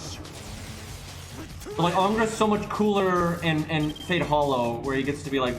Well, I don't know, you could argue he's actually not exactly himself in Fate Hollow because he's being influenced. I mean, that's just kind of how he is, though. Rarely are you going to see, like, true Angra do anything.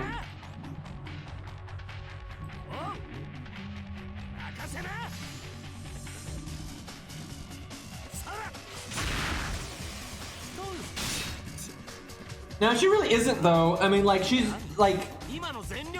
You know, there is some of her in there, and she does. It basically, her actual feelings match up with what Angra wants her to do, right? Like, she does, have this like hatred and you know, wanting revenge and all that stuff. That's all really there, like 100%. But she is being controlled by Angra still, right? That doesn't change. Like, yeah, she does use it as an excuse to like hide how she actually feels, you know, but it's like a convenient lineup. But she's still being controlled by Angra, and that she doesn't have any of those powers. And her power, and what, you know, I think this is so dumb, because I feel like 90% of the Fate like fan base doesn't even know what Sakura's actual abilities are, and they're way cooler, right? They're like, Sakura's actual abilities are way more unique and way more interesting and way cooler than just the Angra juice stuff. Right? And I like Angra and everything, but I'm so tired of them just slapping Angra Grail juice on everybody and just making up abilities for it. Like with Hercules, like, oh yeah, the Angra juice now lets you be immune to poison because we need it to do that, right? It's just, it's dumb. Like the actual abilities people have is way more interesting. They've shown off Sakura's actual abilities once ever, and they're probably never gonna do it again.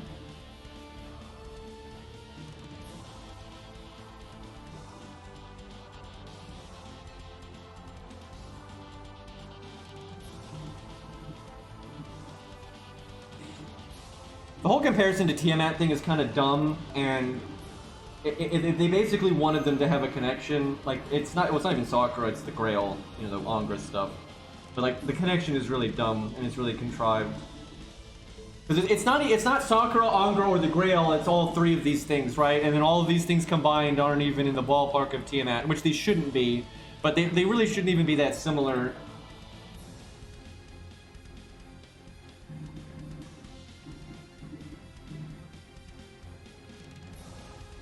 I mean, you realize there's character material books, right?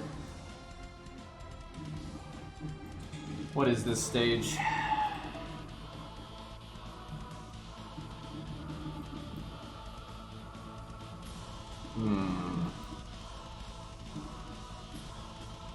I just want to use my account because I can actually control what I'm using. I don't normally like to do that because though, like I said, normal players don't always have access to that kind of thing. But for the events, I don't really care.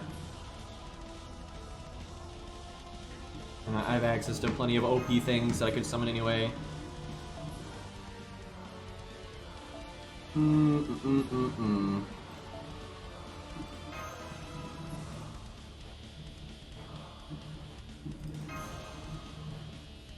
Yeah, they always use Angra as just a plot contrivance, and it's lame. Like I said, I like Angra, and I'd rather him be a more like legit presence instead of just whatever the plot needs him to do.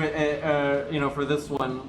Like, I love Fate, Strange, Fake, and everything, but the way they've used Angra juice in that is so dumb. I mean, it's just dumb. It's like they're just making shit up to, you know, have the plot move the way they need it to, and that's what they did in Heaven's Feel, and that's what they did in Fate Hollow. Like, that's always how they use it.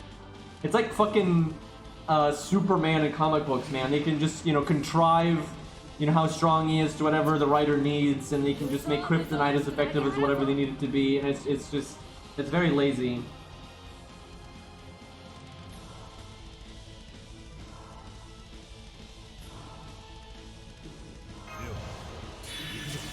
That is Romulus.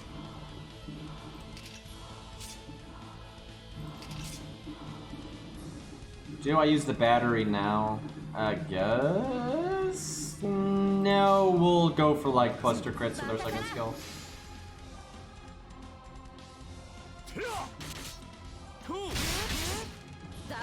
I honestly like the very original concept of how they used Angra was fine. Like, you know, the whole, because, you know, it's always been where the Grail's not the real shtick, right? It's not the real Grail.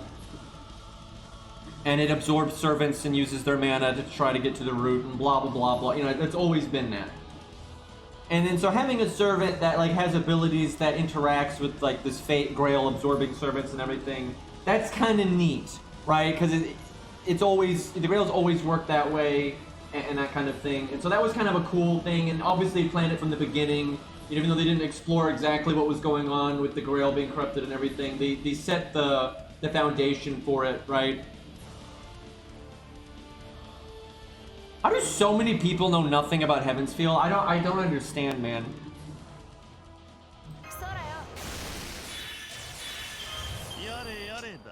Anyway, hold on, let me... Man, I really wish someone else had a Buster card so I could Buster Chain here. But, you know, they set the foundation from that, you know, even in the Fate route and all that.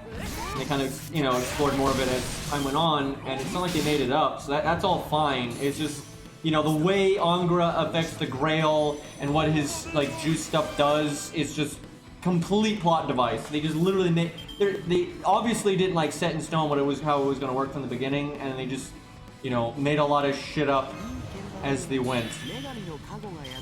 It's like, oh, hey, we need the plot to go this way, so we'll have it do this. These reasons.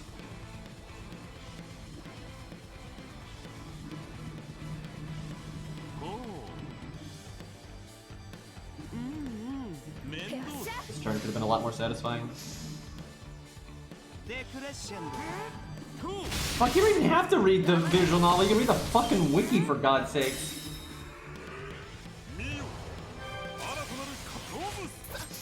I mean, people always use the no English releases like a thing, but it's a non-issue because there's a super reliable translation that's easy as fuck to get a hold of. It just means if anyone wants to read it, they can read it like it's nothing, right? So it's like that's not really a thing.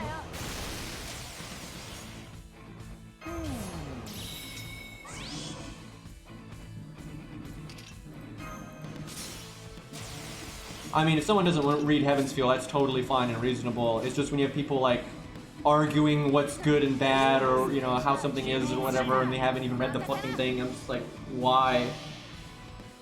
Like it's the I haven't read all kinds of comics, right? I've really read no comics, but I would never even get into a debate about like which. Like someone asked me what's the best Batman comic, I have no opinion because I haven't read any of them.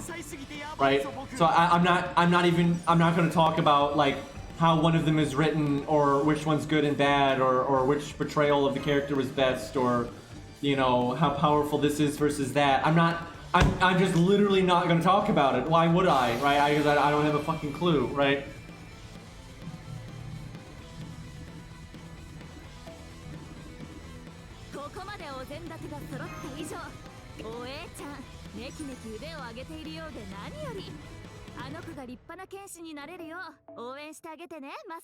Type Moon has never really cared much about English releases for things. And they've only started to do like really basic stuff just because, one, they have less direct control over a lot of stuff. You know, because a lot of times they're working with third-party companies and they have their own publisher and that publisher wants to, you know, put it on Steam or whatever. You know, things like Fate Extella and all that. So they don't have as much direct influence over all the little details for a lot of the stuff. But I honestly, I don't think Type Moon even likes the West very much. Like, I think they have like a stick up their ass when it comes to this stuff because from the beginning of that company, they have never done anything on their own that was nice to NA in any way. Quite the opposite. And then you know, now there's more eyes on them and you can't just spew out horseshit in an interview.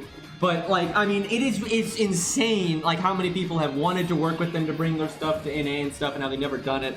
And the only stuff that does come to NA is, like I said, stuff that's working with like a bigger publisher and stuff that they don't have any influence over.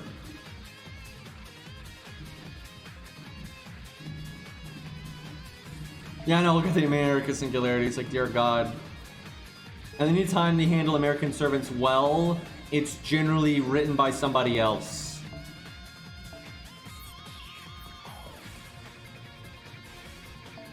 I hate those. I truly dislike those kinds of mindsets, though. And you know, I don't know, you know, Type Moon personally, so I'm just guessing.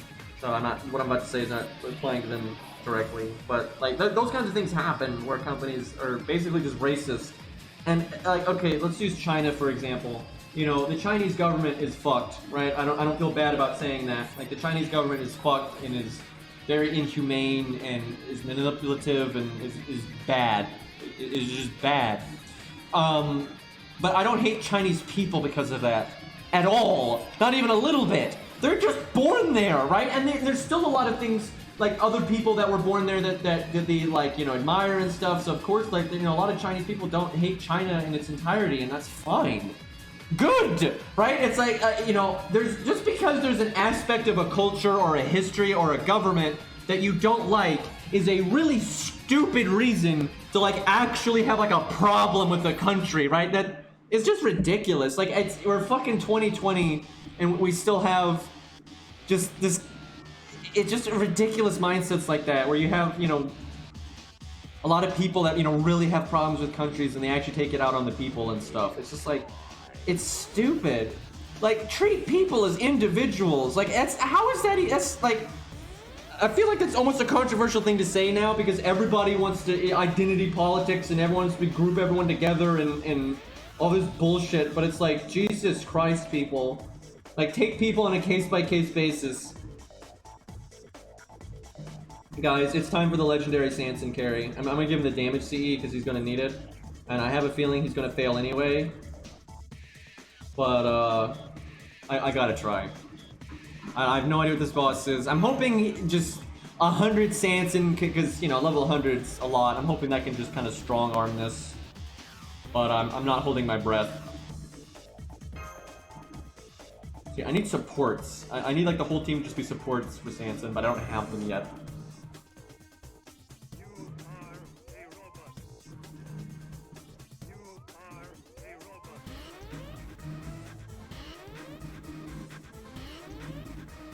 Oh. Oh boy.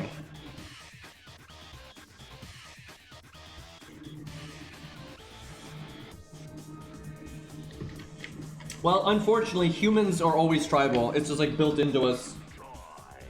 We've always been that way. It's not new. I mean, look at the ancient world and how much tribalism there is. It's so much more extreme in the ancient world because the ancient world didn't even have access to knowing like that. You know, most people on the planet are actually pretty similar, right? Like we didn't even know that, and so tribalism is just bananas in our history. And then for a while there, I really think it was getting better, but I think social media is making it pretty bad again. But unfortunately, that is just a part of how humans are, and it's, you know, some of it makes sense because when you're, you know, especially when humans had to be more tribal, you know, literally. You know, we didn't have society like we do today, and you're having to deal with, you know, wolves and lions and all these things, and other tribes of humans and stuff. It makes sense to stick to your tribe and work with your tribe and trust your tribe, not the other tribes and stuff, because, you know, from a survival standpoint, that's what you need to do. But we're not in that situation anymore. Also, rip crit down. This is gonna get ugly.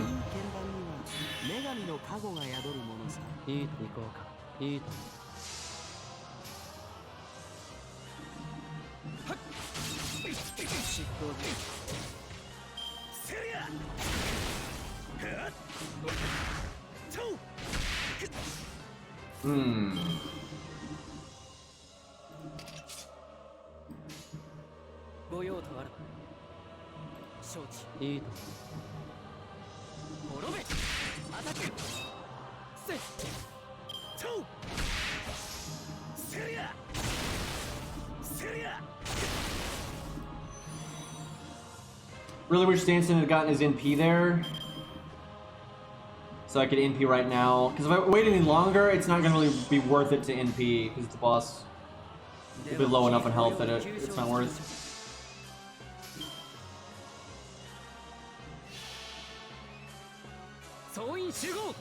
Shame Fuma doesn't have his defense down buff block yet. Buff block would be so nice right now. Because if he casts invulnerability, it would stop it. Huge help. I think you have to be stage 4 though to get his buff block upgrade. Bond 5, I think, or something.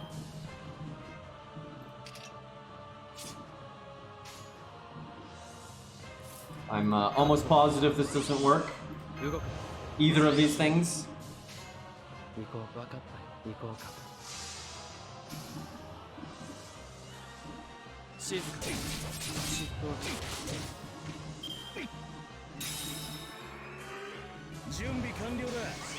I don't know, maybe I just feel like it's so standard to be like, oh yeah, he has RNG evade. Oh god, I should have brought short hit. He has RNG evade. No one had used Q for this. He has RNG evade and he can cast invulnerability. This is gonna be annoying. It's just totally random. How long does it last? A long time.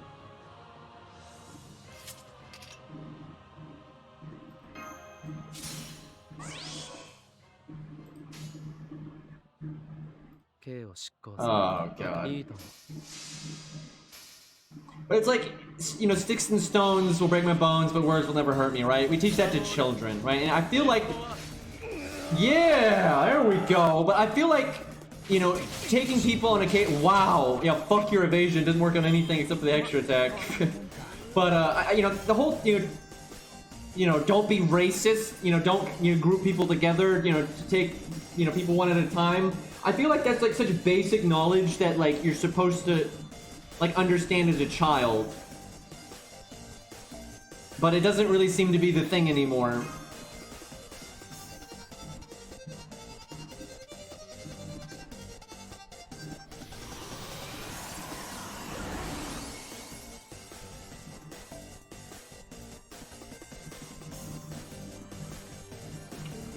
Okay. It's probably the hardest one of these, so I think we're kind of good to go. I think, well, there's one final one. I think it's a bit of a bitch, but...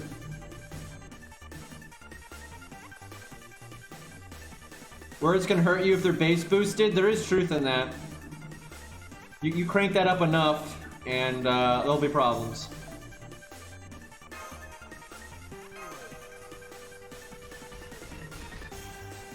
Well, I don't think it's entirely weird to care about what other people think or say to an extent, right? I think, and a lot of it is normal, you know, and it's because they can have an effect on your life. You know, for example, let's say, you know, you actually have a relationship with your father. It's not like, you know, you don't even know your father or whatever. So you know, what your father thinks of you is relevant because it's going to affect your life a lot, right? Especially when you're under 18, that's going to affect your life dramatically. So it makes sense to care about what your father thinks about you. Same for, like, if you have a job, you know, it makes sense to care about what your coworkers or your boss or even your subordinates and stuff think. You know, it's relevant and it's going to affect your life. You know, what a police officer is thinking about you is relevant, right, and is going to affect your life. What you know, so, and like, if you come off as an asshole, someone might spit in your food, for an example, right? So there is an extent to where it matters, but there's also a lot of situations where it doesn't matter. You know, like some guy in some other country on Twitter doesn't like you. Oh no, right? And it's just where our brains are kind of set up to deal with things on a case by, you know, to deal with, you know, because our brain is supposed to be dealing with, you know, people like in our own tribe or our own collective, our own village, right? So it's kind of wired to care about what other people think because it normally does matter. But now we're interacting with people in ways that our brain isn't really ready for, and, you know, and it kind of bleeds, you know, it bleeds into that, and a lot of people are, you know, they really worry about, you know, how they're perceived, and if someone has a misconception about them, or they have a bad foot, you know, when they first meet somebody, you know, starting off with a bad foot, you know, all that. But, you know, and a lot of times it just doesn't matter, right? And that's something you kind of have to learn as you know, get more experience in life, is just that, you know, there's a time that it matters, and there's times that it doesn't. And you don't want to be losing sleep over these things because it's not worth it. Look at Emiya and his fancy defense up. And, like, you know, I that affects me a lot. I generally don't care when people don't like me. I'm pretty used to that kind of thing. What I do not like is when people, like, I know they think I'm about X when I'm about Y. That always bothers me, and I've always been that way. And it's, you know, that's not a good thing necessarily, but so I really wanted that art up for when Ku got his art card, but Mozart got yeeted. It's like, you know, everyone has their own preferences and stuff, like how I play games and why I do what I do and why I like, you know, play the way that I do. You know, I've been that way ever since I was a kid, right? And, like, long before I was a streamer or anything. And then you have people come along saying, oh, I'm doing these things for this reason or that reason or whatever. And I know it's not true, right? And that really bothers me. Just because, you know, I know for a fact it's you know, wrong. You know, they're spreading something that's incorrect. And that always bothers me. Okay, so does he just keep getting these defense ups? Jesus Christ. We may be in for a bad time here. Because, we have no defense ignore.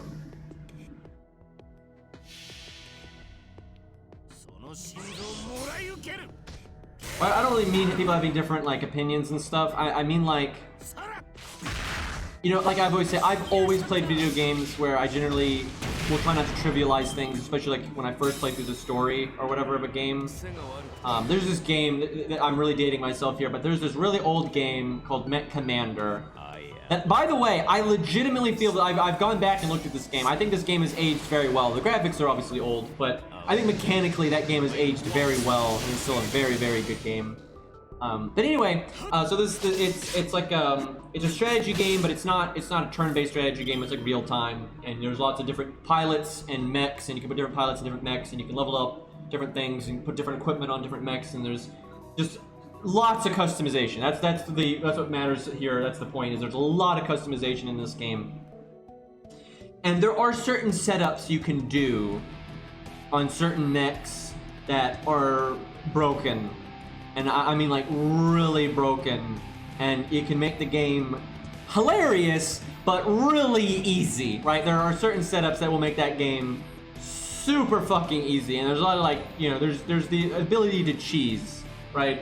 And you know, when I was a kid, you know, I'd mess around with those kinds of things sometimes just for funsies, but generally, after I'd kind of figure it out, I wouldn't use those strategies and setups because it just wasn't fun, right? I didn't want to, you know, I didn't want to take a level that was supposed to be really hard and difficult and really mean something when you beat it, and then just, you know, bring this really silly setup that can just, you know, roll over it and murder it, right? I've always just played games that way. That's just. I don't think there's anything wrong with, you know, playing them differently than that. That's just how I enjoy games a lot of the time. And it just gets annoying to me when, you know, I apply that to FGO, obviously, and then people act like, you know, the reason I'm actually safe scumming, right, under the hood or whatever, you know, when I'm not, right? And of course I'm not, because I just don't like playing that way. And then so when people say I'm doing those things when I'm not, that always really annoys me because it's just not true. Also, our damage is fucked now. And this is gonna be rough. I think once you break his health bar, I'm pretty sure he doesn't get the defense ups anymore. You're just kind of stuck with what you're wherever it's at, and it's at a point where we don't do much damage. So, guys, we got that flat damage on our command code here, and we have divinity. So, you know, I have 15k. That's just something.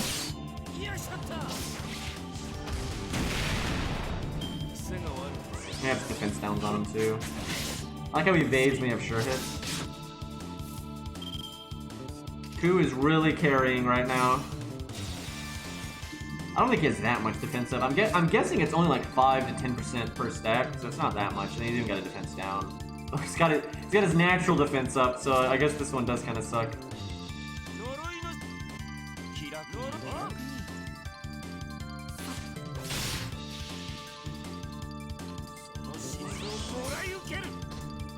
Yeah, I like doing that too to a degree, King, where like, you know, it's kind of like, I like to be meta with something that's not meta in a way, if that makes sense. Like if I'm going to do 1 to 3 stars, which is something inherently very not meta, I like them to be somewhat meta within that, right? Outside of using the 3 stars that I don't like at all, right? Like not wanting to use Uriel has nothing to do with 1 to 3 stars. I wouldn't use Uriel regardless of her rarity, and regardless if I was doing 1 to 5 star, 1 to 2 star, 1 to 3, it just doesn't matter. I just wouldn't want to use Uriel because I don't like her at all, right?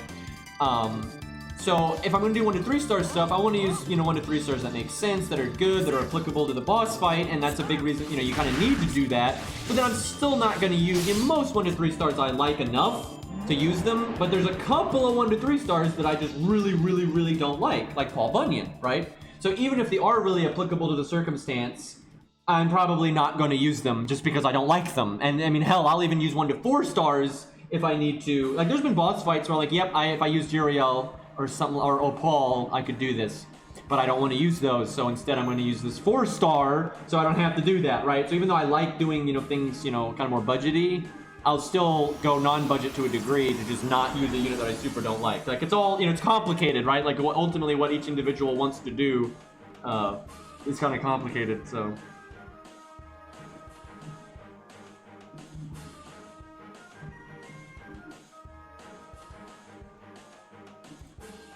Man, there's a lot of these.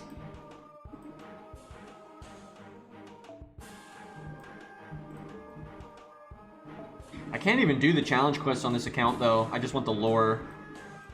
Because I haven't beat Solomon, so I don't think I can do it.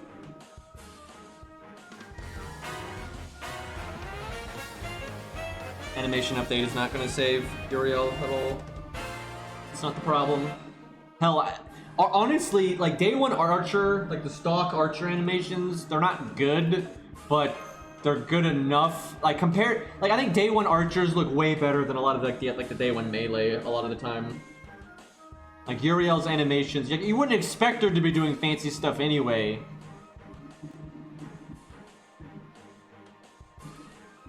Okay, I feel like a lot of people aren't gonna have access like on this early of an account to something like Edmund. So this is the one friend we added legit, so we'll just use like that because like this can carry decently well. Although the CE is terrible, but I think we can make it work.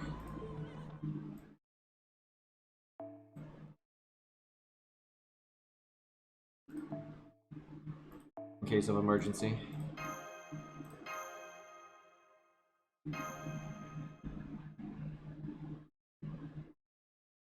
I mean, Arash's jumping shots don't really look that stupid. Like, they don't look great, but, I mean, compared to, you know, a lot of the other day one animations, it's not that bad. I mean, they're just shooting the bow. Like, what else do you expect out of an archer?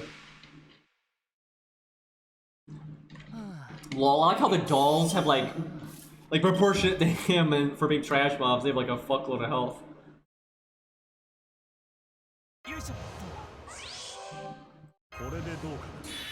I completely forgot about this fight. I wonder if this guy did her skill upgrade, because you can basically shuffle the deck and pick somebody to not get cards. I should not have done that. The reason I did that was because I'm going to shuffle the deck next turn, assuming he did the upgrade, and I might be able to get like another thing with her, and then I want the attack up. But I hit David's evade, so that wasn't really worth it. Wow, no. That could have gone a lot better. That could have gone a hell of a lot better than it did there.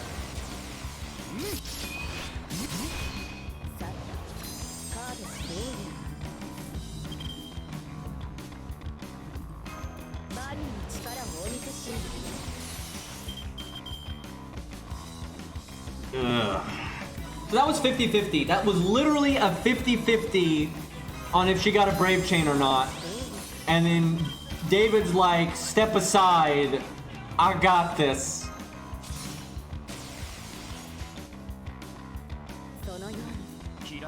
Man, that did not go well. Like those two, we could have done really well in those 2 turns with the way the opening hand was. But it didn't work out.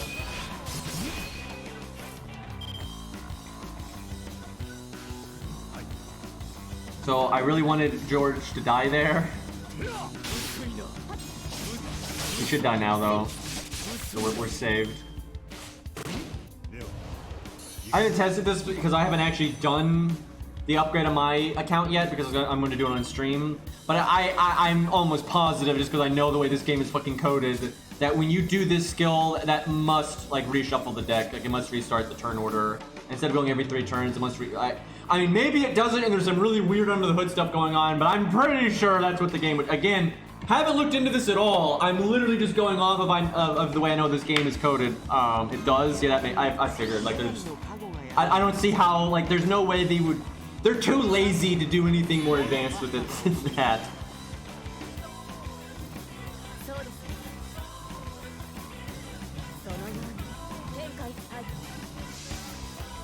Yeah, next turn. It'd have to be next turn because of the way it,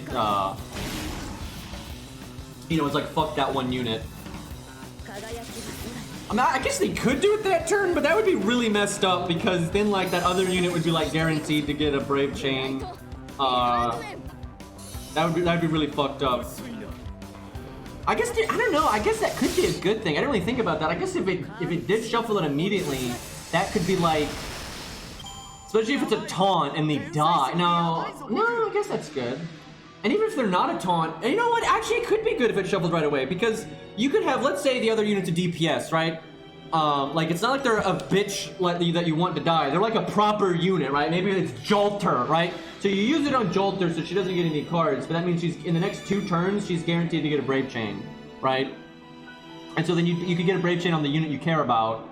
And then over the next 2 turns, you're going to get another Brave Chain on the other unit. That actually could be a good thing. That's actually kind of lame they didn't do it that way. I don't know. I guess it's kind of...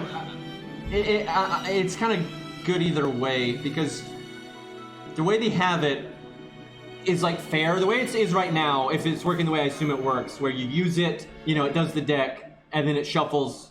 I'm assuming that's what Chad is saying, which that makes sense, because, like I said, if you didn't do that, the unit you picked to not get cards would be guaranteed to get cards later, and like kind of a fucked up way. So I get why they would do it that way, but that's kind of fun, right? Like that's kind of fun to do it that way. But now it's probably, for more setups than not, it's probably better to be like, fuck that one unit, and then after that it's back to normal, right?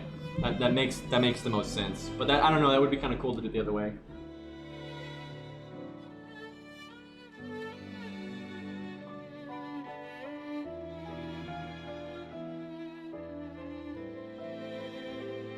Actually, YouTube gaming though has been climbing like crazy. Like Twitch used to, if you look at like the statistics, Twitch used to have almost the entire market share for streaming like games and stuff.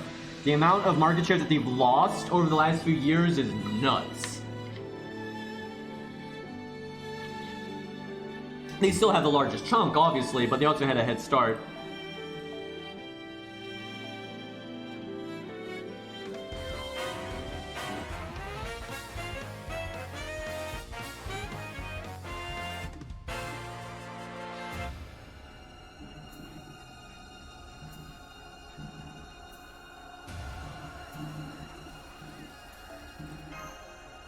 I think YouTube is going to be the one that catches up the most.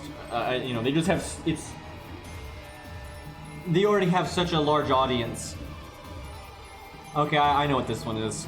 This one I remember. This is a 4 solo, and it's Sigurd and Brynhildr.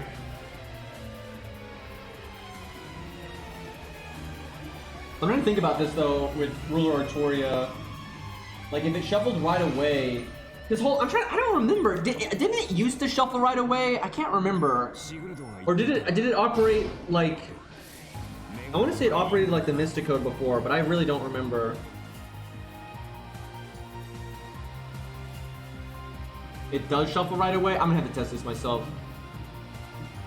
People are giving me conflicting information here. I mean, I knew it had to shuffle. There was no way it didn't. The main thing I care about is not that it shuffles or not, is that if it resets the deck or not, right? Which I'm, like I said, I haven't looked into it, but I'm positive it resets the deck. There's just no way it doesn't because DW is lazy as fuck. The question is if it resets the deck the turn you use it or the turn after. People are saying it's the turn after, which makes sense to do it that way, but Rex is saying it shuffles immediately, so if it does shuffle immediately, you could do some kind of weird shit.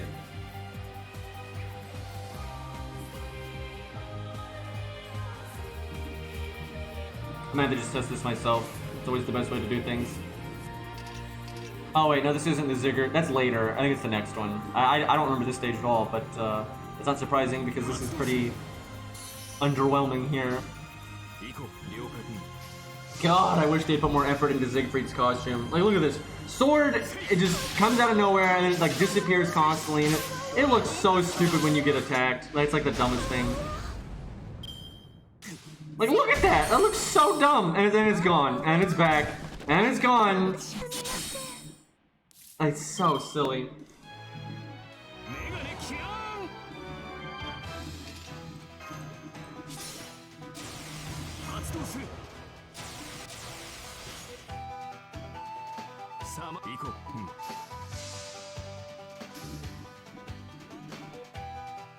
I mean, it makes sense for it to shuffle next turn, though, because, like I said, it'd get really weird if it didn't, because of, that one unit was just forced to not have any cards, so that means there are 5 cards that have to be spread out over the next 2 hands, which means they're guaranteed to get a Brave Chain in the next 2 hands. I don't think they'd want to do it that way.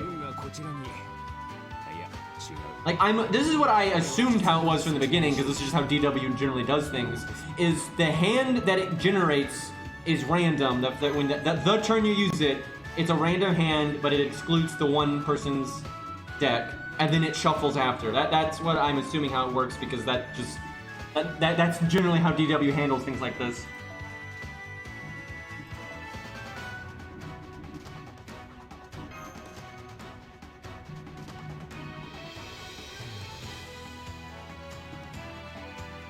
Because that'd be so insane if it didn't shuffle on the next turn.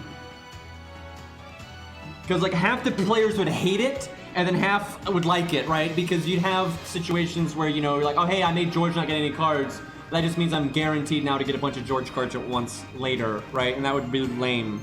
But then you could also manipulate it to, like, you know, set up a different DPS unit. So like, some setups would love it and some would hate it. Where just shuffling next turn makes it so it's like the kind of the safe, you know, middle of the road, typical, you know, typical card spread that you're going to expect, you know, from that point on.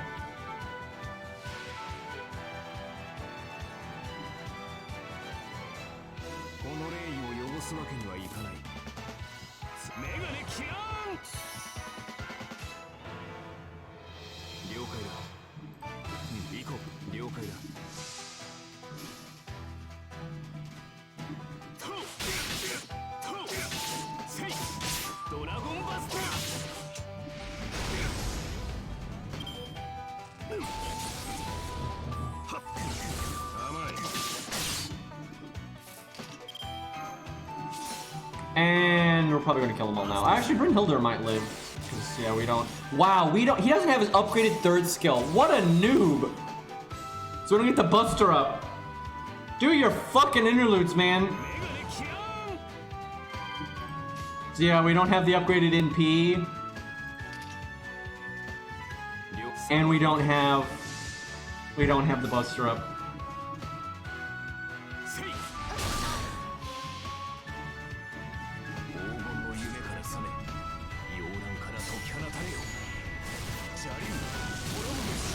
This is day one Siegfried right here, man. That's rough. Wow, god damn it. I should have done Buster NP and then the extra attack would have killed Sigurd. I could have killed them both there.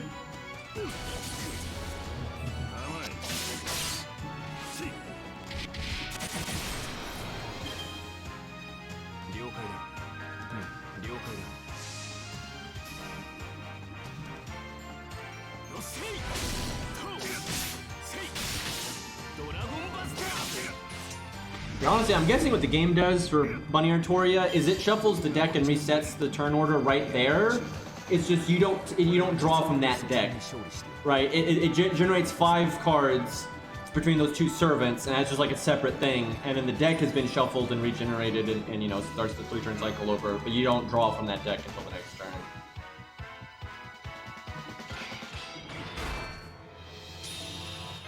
And Sigurd and Siegfried are both dragons, so they can both do big damage to each other.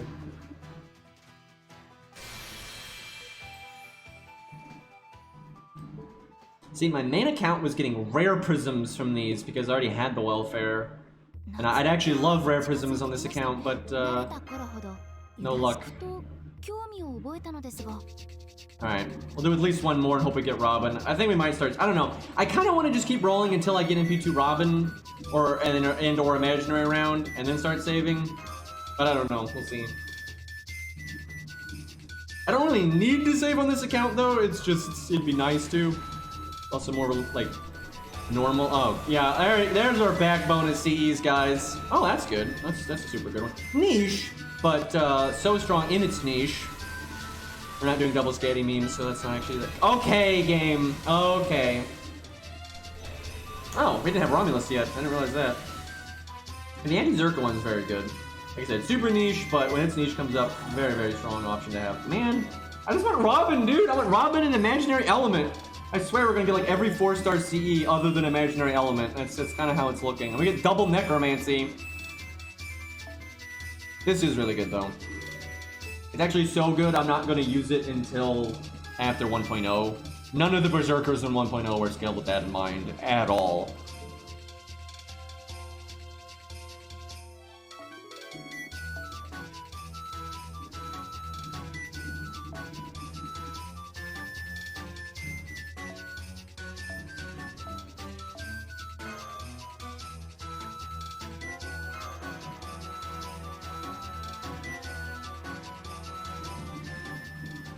Dude, we've gotten, you know, because 4-star CEs aren't particularly rare, but there's a lot of them now. That's kind of annoying how many I've gotten, and then none of them are Imaginary Element. Like, it's just boom, 60% starting NP, man. It's nice.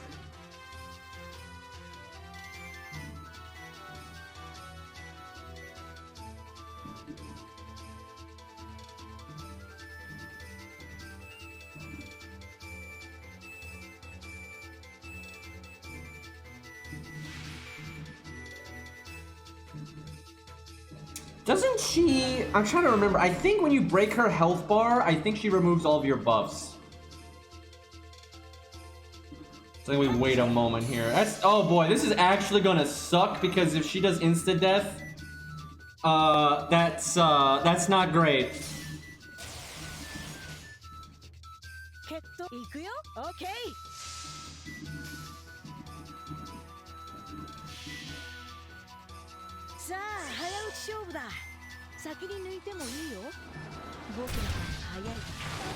This is where having the damage CE would be nice because I would have broken right there. Which would be a huge help.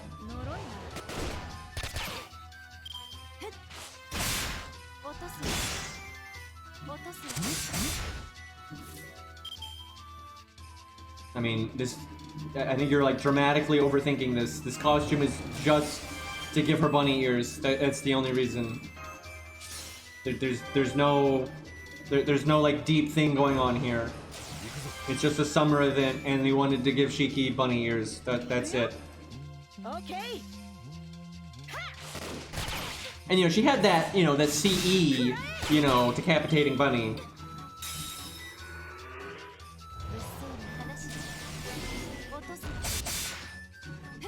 Which is actually a pretty good CE. It's again very niche, but when that niche pops up, it's nice. She even has insta death up, so yeah, that's not great for us.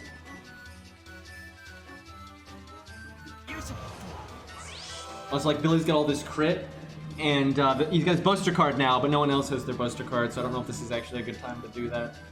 And he doesn't have an art card either. Like, I could either gotten big crit damage or gotten a lot of, you know, NP gain. But look, now I can't. This is so dumb because now that's all of David's art cards, right? So now like the NP gain side of things isn't going to be very good. Fuck it. And I guess I saved the crit still for the art. That's so dumb.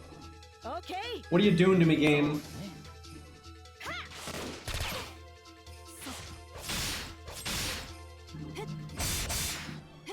Oh yeah, it was from the collab, or whatever. That's what it, yeah, the K&K collab, that's what it was. Close enough.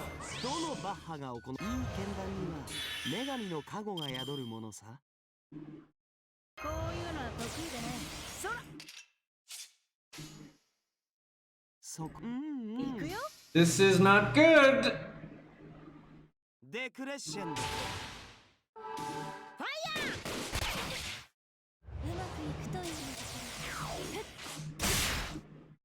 Hit Billy! You! So if she hit Billy with something, he would've gotten his NP, and oh, we have Hercules. What am I thinking? We'll be fine. We got the man with the plan. Although it's so sad that Billy would literally kill her next turn, and pretty could have like really fucked her up that turn. But bad luck with the way the cards were distributed over those 3 turns. And then she didn't hit him, so he didn't get his NP.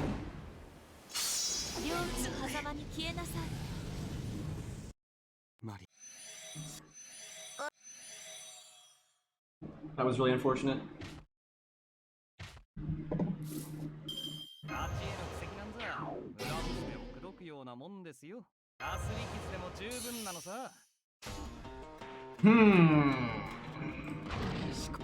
I feel like I'm also just do see red, press red, but for this turn, I might as well get some NP gain for Robin, just in case.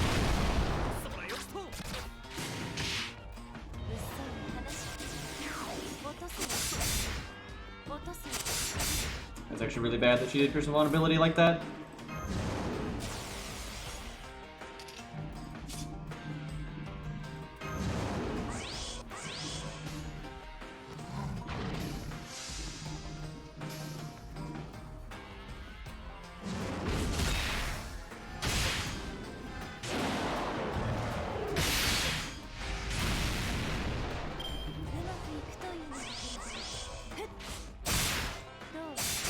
She does not like Hercules much.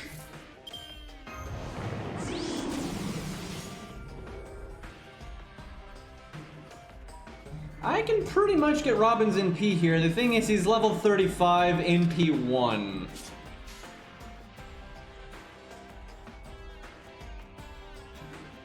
Let's do this. Get both of them NP.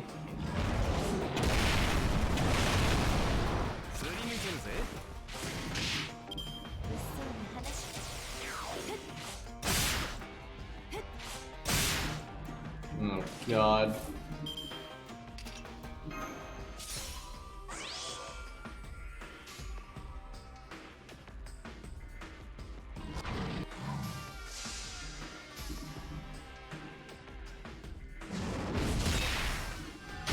There's no world where dinosaur lady is better than her. That is just stupid. She does that every motherfucker. I like how I didn't get my NP there. That is so fucked. Like, she always did it in her first action, and then she kept doing Buster cards on her. And if she wasn't doing Buster cards, the hit count would have been high enough that I would have gotten my NP.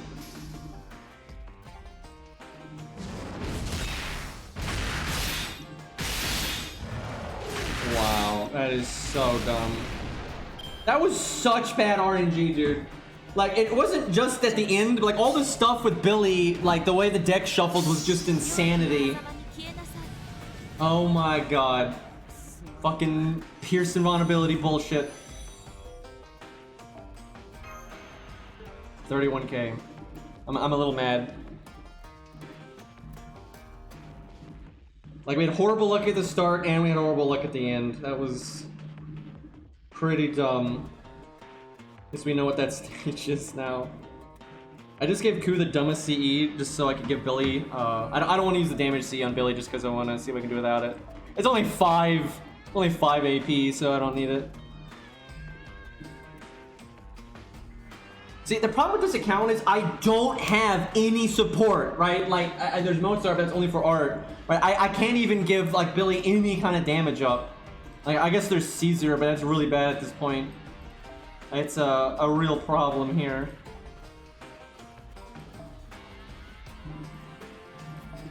I have to buy Hans.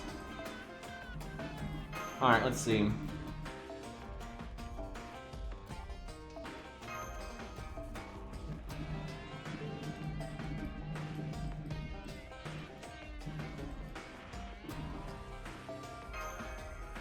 Actually, having Shakespeare's third skill would be nice, because just getting a second NP is really all I need. So honestly, this would probably be better. If Hercules had just come in solo, we would have won.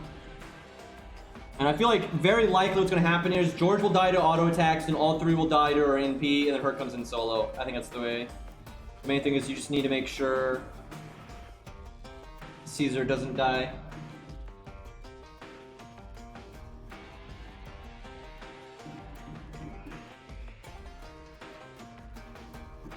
I'm guessing the first hand is just like auto-generated with the, you know, the conditions of the other, the unit you targeted not getting any cards. And I think the deck is shuffled right there, but you don't draw from it.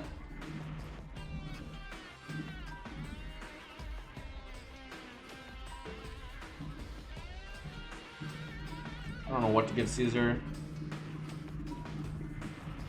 Basically, you want to make sure he just dies to the NP, but I don't want him to live beyond that.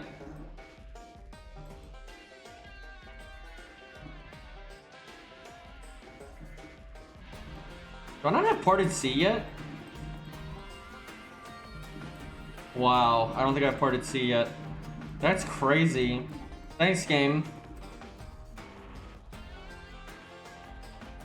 There's like nothing I can give him that's gonna matter. I just give him health, and I guess.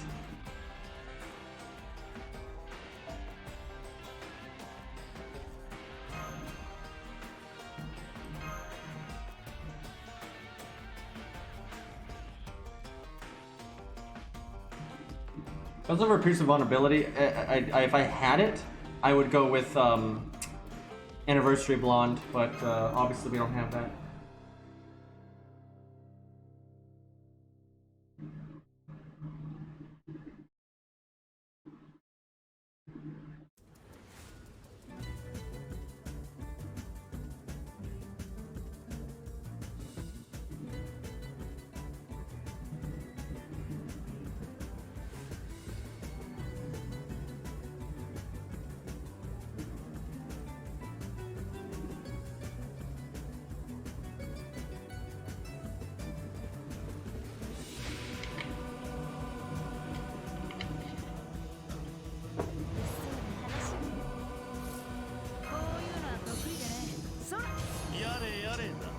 I know, I feel like there's a decent chance Mozart would die before the NP. That would be so bad. I need to level my fucking George, dude. Like, so he can consistently live at least 3 turns. I can do it too, I'm just not doing it because I'm a dumbass. Because that's so bad if George dies super early, Mozart comes out, then Mozart dies before she NPs. Because then fucking Hercules hits the field, and then we get NP'd.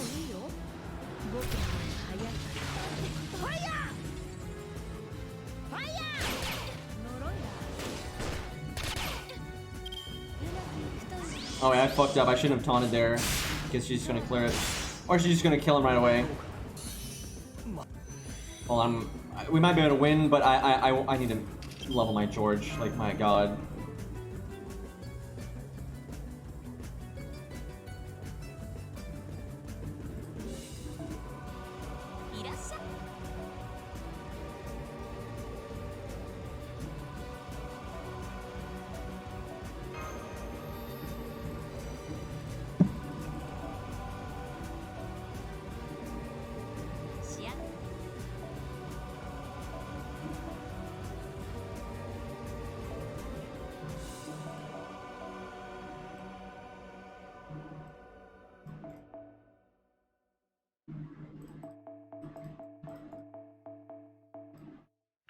Like, I've had the means to do this for so long, I just haven't.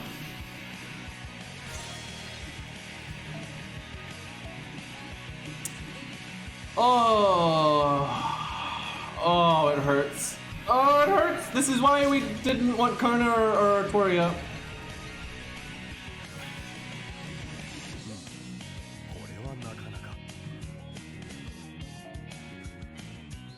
Like pain incarnate right there, man.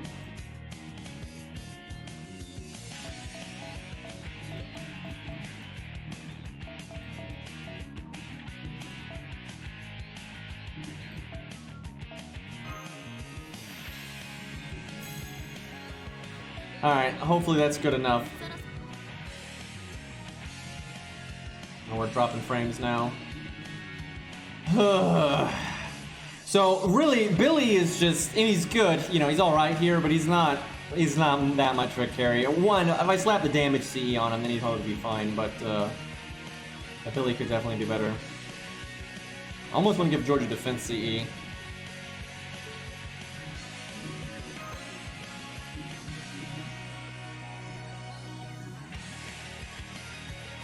Adult Da Vinci is way better than Lolly Da Vinci. I don't like either of them though.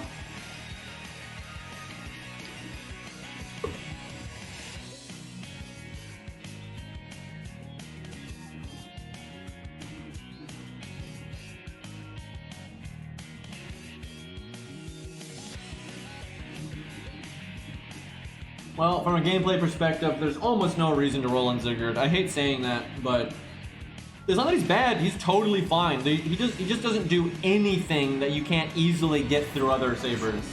There's nothing like that unique about him. He's fine though. I'd actually say he's, you know, a decently strong saber, but nothing that's, you know, he's not even gonna like one-up Bedivere all that much.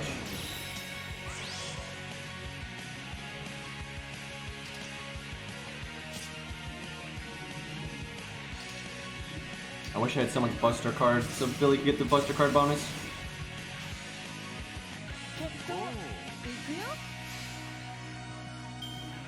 But he could always buff Ziggurat, you know, and he could be super good.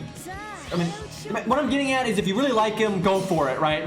In no world would I even be if I was going from a pure gameplay perspective, there's no world he'd ever even be in the running, because there's just so many other options. That sucks. We didn't break, and we didn't land the crit down.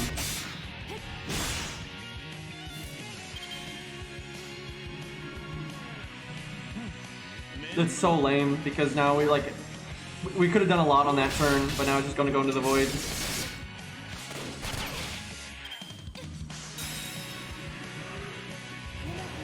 Should have healed on George. I don't know why I didn't.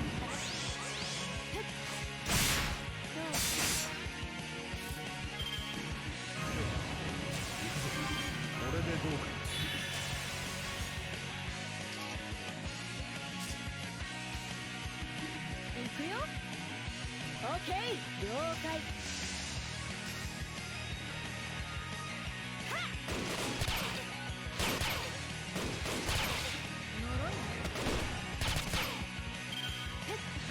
Yeah, I wish they'd buff Ziggurat instead of Bride. I agree with this. I suspect more people prefer Nero Bride.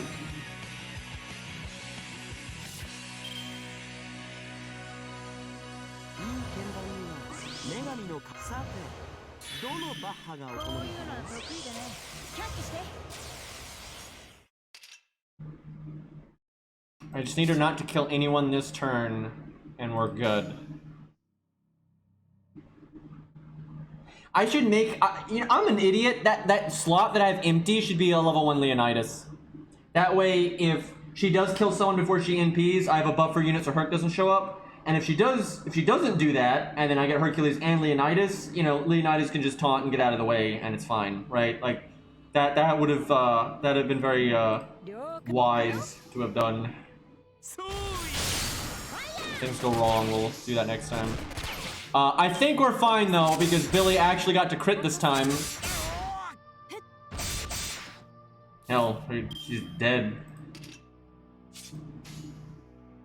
Didn't even need Hercules this time. That literally though supports what I said last time, that we just got super fucked with Billy. Like the card RNG was just so bad. There was like 3 hands where I couldn't do anything because there was like the perfect shuffle to screw me. Like it's not hard to have gotten some basic value out of that. Because, you know, obviously we still have all of Hercules.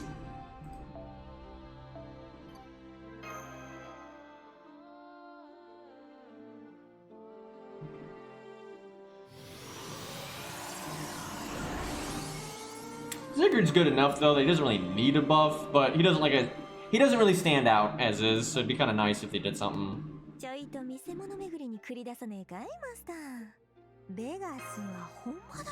Well, very glad to have this on this account.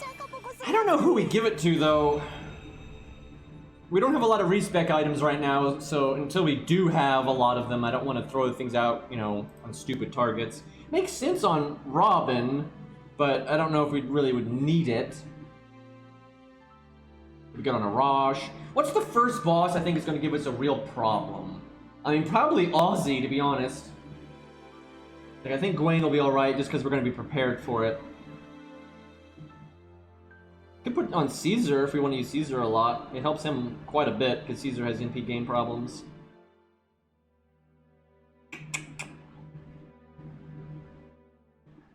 Command codes are extremely game-changing. Like, when they first are added, they're not that big of a deal because they don't add super strong ones. And then this is, oh god, I'm gonna definitely cheese the shit out of this. I might save this though for when my stream is not going bananas. But I'm totally just gonna summon something broken as fuck that can solo this because I'm not wasting 50 million QP. Anyway, there's okay. When they add command codes, you have none, right? There's none in the game when they first add them, right? And then they add like bare bones ones. There's like fuck all, and then they add one good command code at a time, right? So then when they add the Gilgamesh one, for example, that's just one good command code. You have 5 cards, so it's not going to seem that game changing, right? Because it's just you have one good command code now on one card. Whoop-de-doo. But as time goes on, they add more and more and more good ones, and they have command codes that synergize with each other and stuff like that. So then you get to the point where you have 5 good command codes. So you have good command codes on every single card on the unit that are all designed to work with that unit, and then that ultimately affects the unit's performance a lot. Like a lot. Yeah, I'm not surprised Canis can solo this. That makes sense. What was this? This was what, Arjuna? Well, I can't remember. I know it was Arjuna, and he was like the main thing. It's Arjuna... Jolter or some? I don't fucking remember. I have no idea who the ruler is. Is it Martha?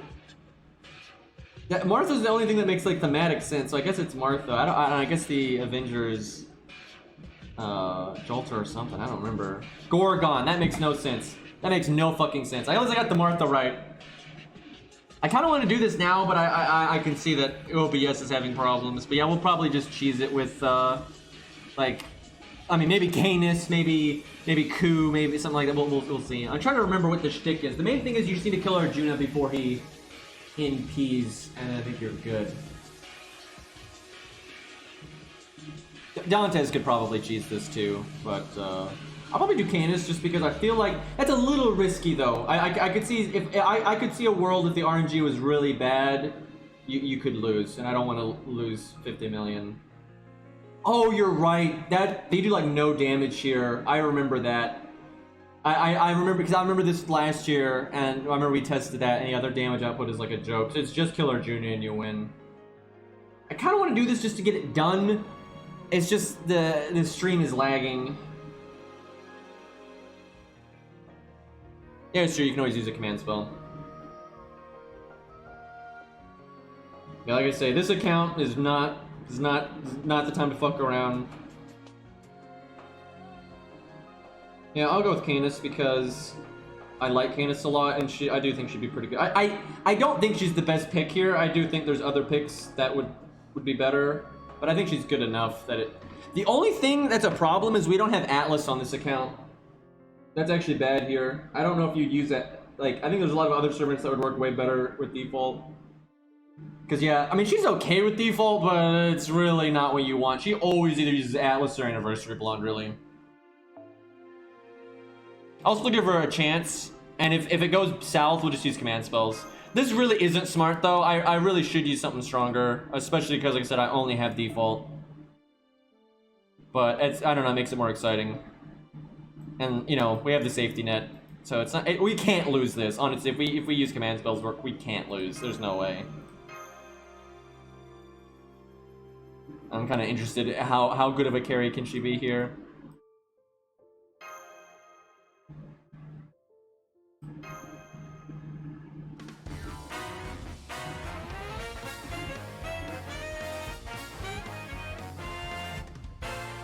I don't think default is ever right on Canis though. Like you get so much more value out of using her third skill twice than you would ever get out of a heal or even the evade. And then if you need the damage, then you want Anniversary Blonde.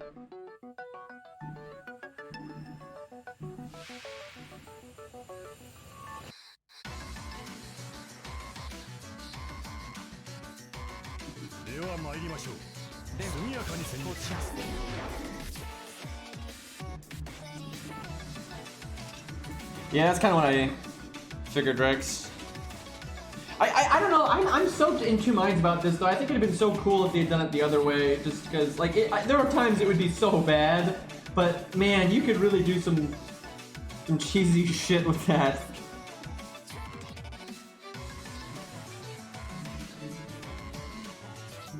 Oh yeah, and Atlas, you can remove these debuffs. Yeah, I think Atlas is 100% right here. You get rid of the defense down, you get rid of the NP gain down. You can use your third skill twice. Like that's like I think Atlas is a million times better than. See, this is what I'm talking about. Like this is really bad, right? This first hand, this is really fucking bad. Like I absolutely think Canis can fail this if you have bad luck.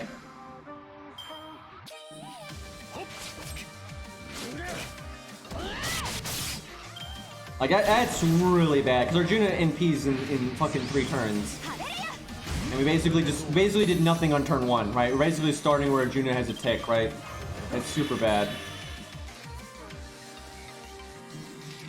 Yeah, I think we're gonna lose. Unless we get really lucky as time goes on here.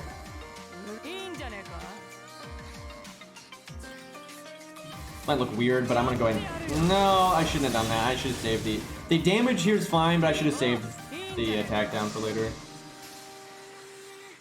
She's got long hair in the back, short hair in the front, basically.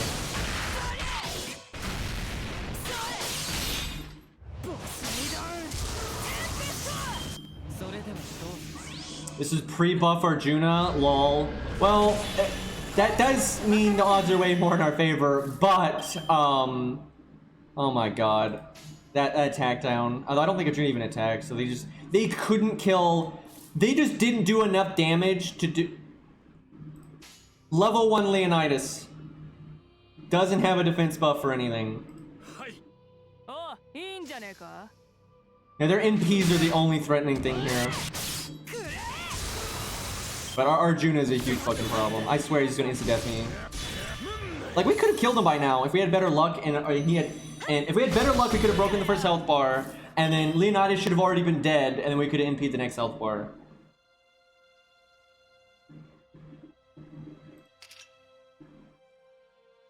So this is not really a good time for my third skill, even though there's insta-death. But I don't want to face tank 3 NPs. We just do both.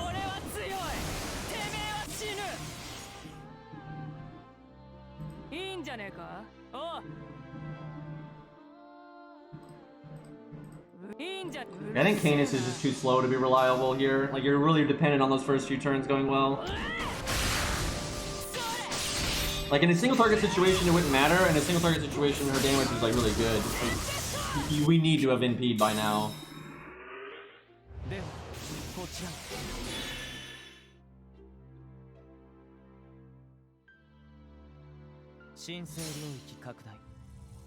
This NP looks so good now, though.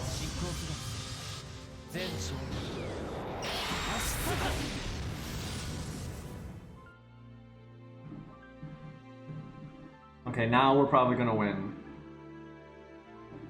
If that had killed us, I think we would have lost. We're still in kind of a bad way, though.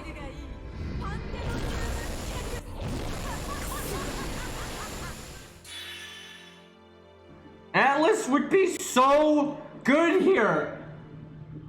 愛を知らない悲しきここに星のように Also, I can have Atlas, I just didn't do the quest. 出番はないわ Like, I can't even blame anyone on that, because, like, Anniversary Blonde I couldn't have yet, but I could absolutely have Atlas by now. 刃は届かない俺には一切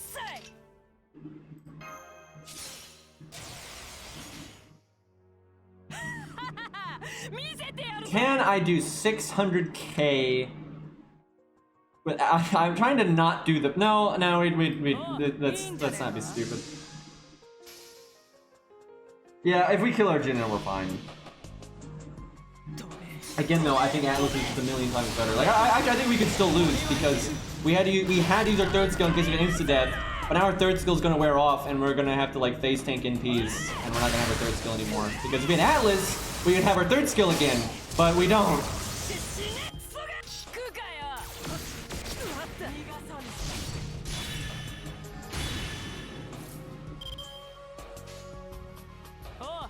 Man, really wish we'd killed Arjuna there.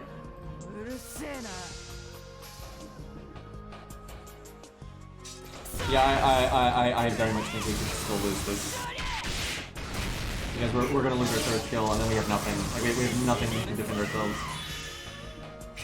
Oh yeah, they give you NP when you kill them. I forgot about that.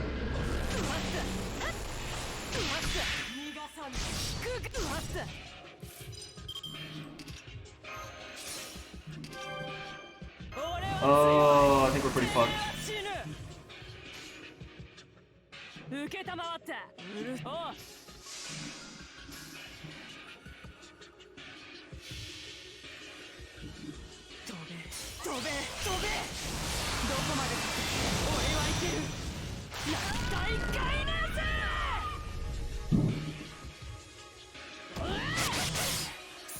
Did not break Gorgon's health bar.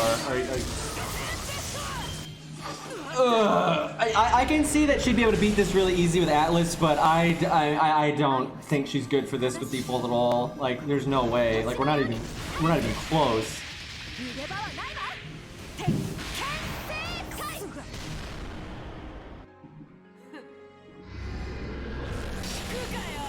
Cause yeah, that damage is sad and everything, but we have a long way to go.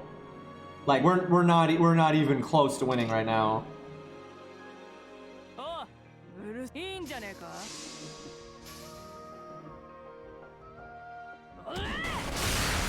Honestly, I think she could win with default, but I don't think it'd be reliable at all. Like, no way.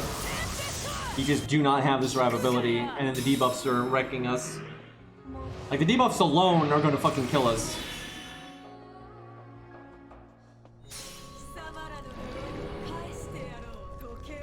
Like, I feel, I don't believe. There's just no way. I mean, we're literally gonna die to the dot before we could possibly win. Their damage really is pathetic, though.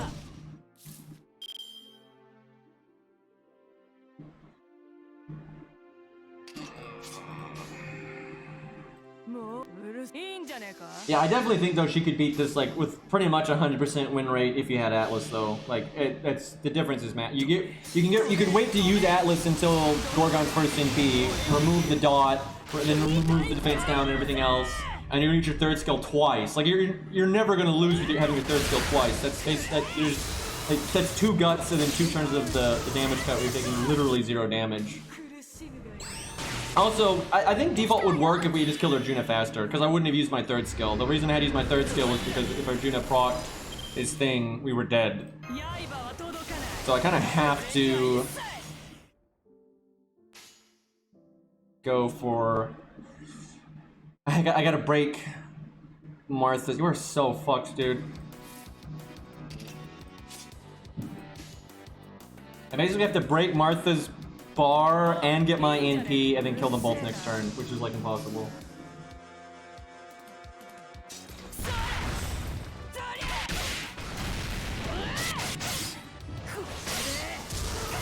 Are you fucking kidding me?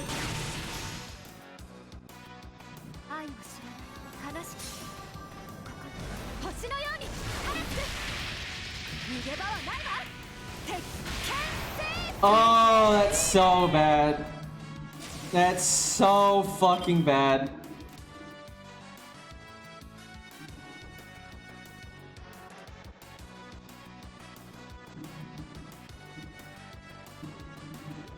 I was really hoping we would barely live there, but no.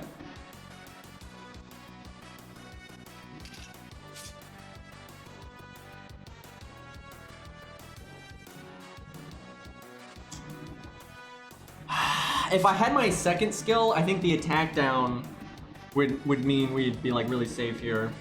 I basically have to. This is just so dumb that I didn't break Martha's health bar. It's gonna make my NP so bad here.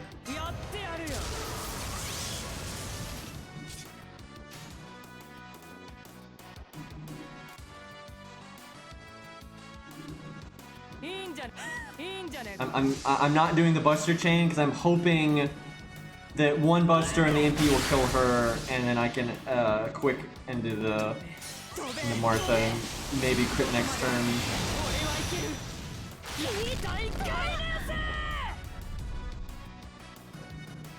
Nope. Oh my god, that's a damage cut.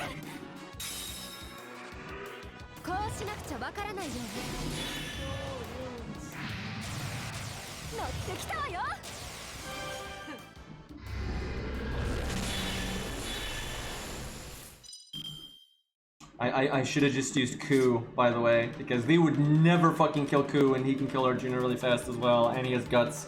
And a way, like, easier to use way, so you're not gonna have to worry about, like, using it and then Arjuna not proccing insta-death and then you screwing yourself.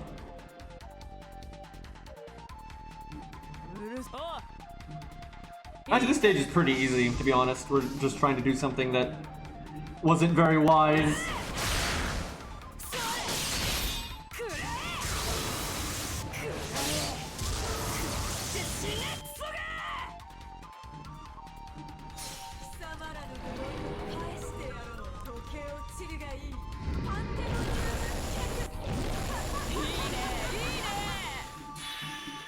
I actually really wish I could restart the stage to do this with somebody else, because oh hey, I think I can win with one command spell now instead of having to use all three. Just because I know a lot of other units are so much better for soloing this than her. Like, it's not that she's bad. I actually think she's a pretty good solo unit. It's just this is not a good stage for her in the slightest, especially with default. Like I said, with Atlas, I think it'd have been fine, but default is just no way.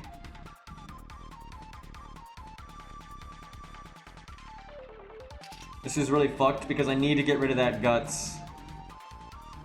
But Martha has so much health.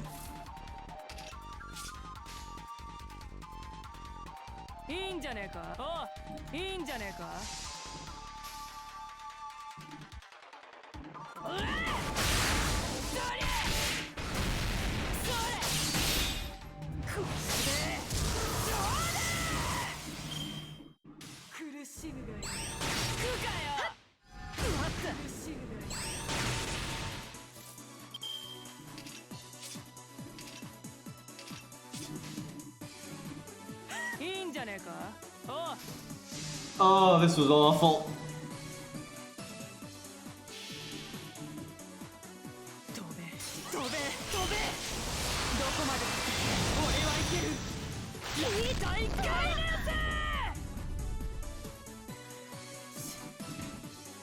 Although honestly, I think she could have done this a lot smoother if like a lot of little things had gone better. Like again, the first few hands were really bad, took a lot longer to kill Arjuna, and then we had Martha going to 191 health, and like there was just so much stuff like that.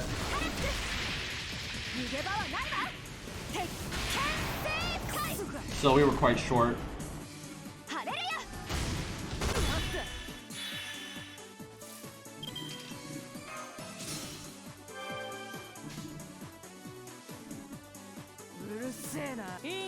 We're not going to do any damage this turn anyway, because of the damage cut.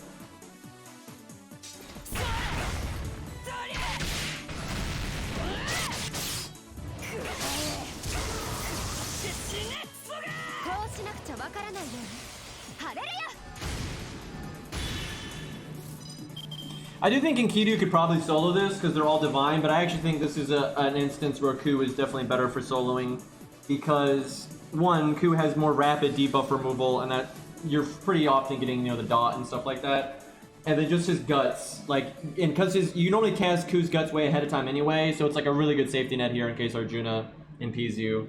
Like, I think Enkidu definitely could solo this, but I think Ku is definitely better just because this kit's kind of perfect for it. Although I don't think Ku's the best either, though. I think AoE servants are definitely the best for this stage. Yeah, I mean, on a new as fuck account like this, I don't feel even remotely bad using CS. We have a bunch of level 30 servants, like, I'm not blowing 50 million QP for challenge. Like, I would like mess around with this stage to try to do it legit if it didn't cost 50 million QP per attempt. That's the thing, if you fuck up and do it again and fuck up again, you lose another 50 million.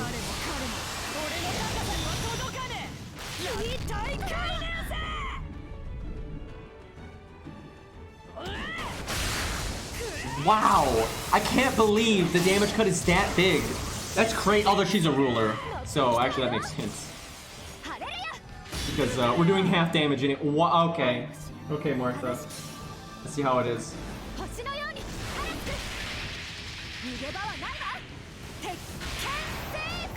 Yeah, the only issue with Enkidu is the insta-death, and he doesn't have his own guts naturally.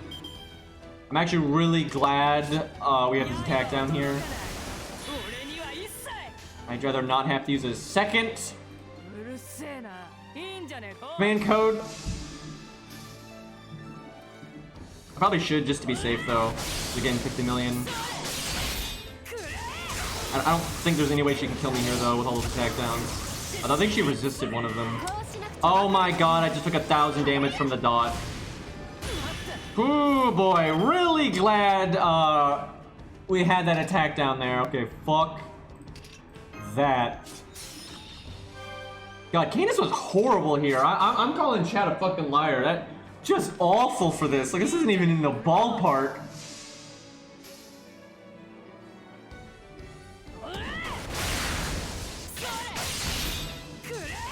I did not throw. I did not fucking throw. Not only that, but any, like, mistake is more than made up by 2 command spells. Like, the extra value from 2 command spells is huge.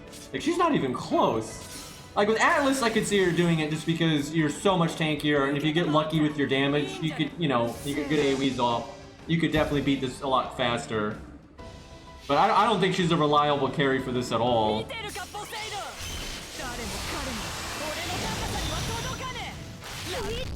Like, I do think Atlas helps a lot, and I could see it being possible then. But even then, I think you're still really pushing it. Like, I think she can do it with Atlas. But we're so short. It's not like we were a little short there. We were crazy fucking short. And to be fair, like 3 or 4 turns of that were just really bad RNG. Like, the first turn was literally a non-existent turn, which just gave the enemy, you know, NP for free. Like, the first turn was really bad. And then Leonidas not dying was really bad. And then Martha going to 191 was really bad. So, like, there's like 3 or 4 turns of bullshit there. But 2 command spells bought us like 9 turns or some crap.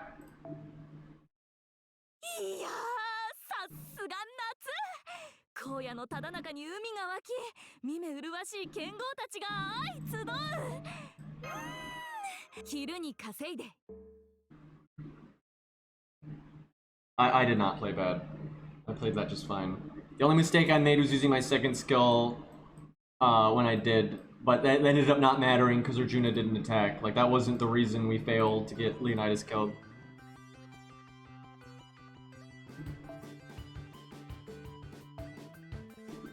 And how many of these do we have to go? Oh my god.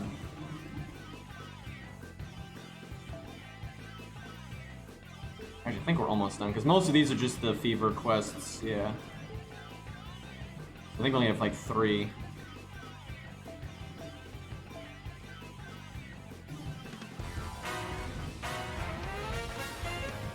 I mean, we don't have Atlas.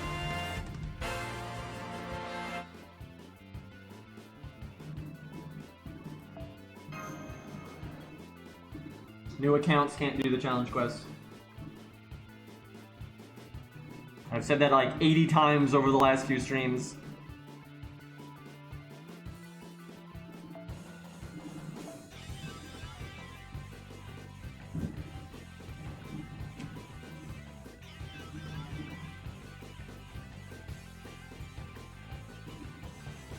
Alice takes a long time to unlock, and it's also, you lose so much AP, it's like super bad ratio.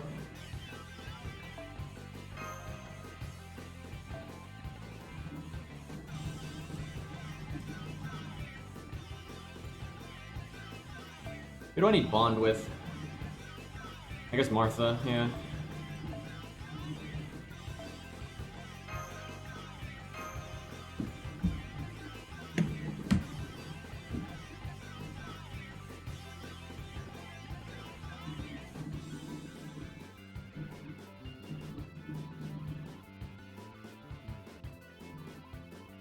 I don't think Edmund could solo that either, actually. I think Edmund would get shit stomped because he has no survivability. Like, his class is obviously way better for it, but he has no survivability, no way of dealing with insta-death. He's not going to kill Arjuna that quickly.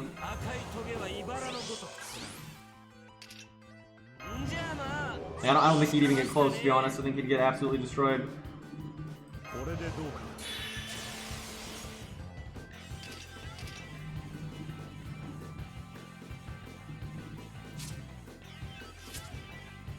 Should have brought damage CE. It's gonna take forever. Fucking hate this opening hand.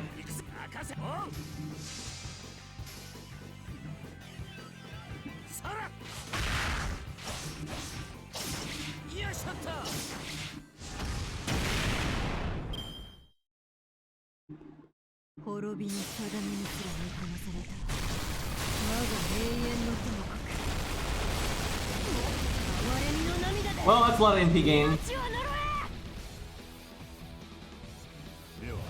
See, even as an enemy, she's helping us out because she's so bad.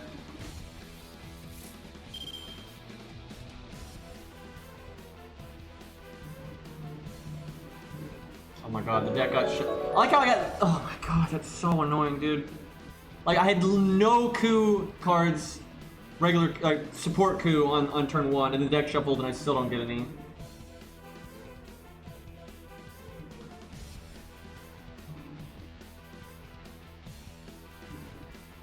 Ugh.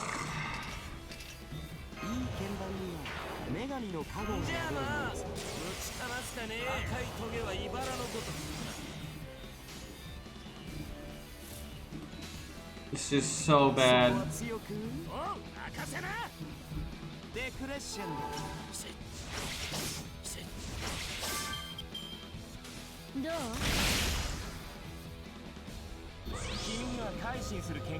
Don't you do it! You... Literally anyone else would have been fine because he wouldn't even proc Guts because they had defense up, he had NP down, they're counterclassing, you know, they wouldn't have taken that much damage and I could, you know, heal back up. But no! I was like, you know, I'll get to do those crits and then the deck gets shuffled again. It's great! Fucking turn 3 and my coup's gotten 2 cards.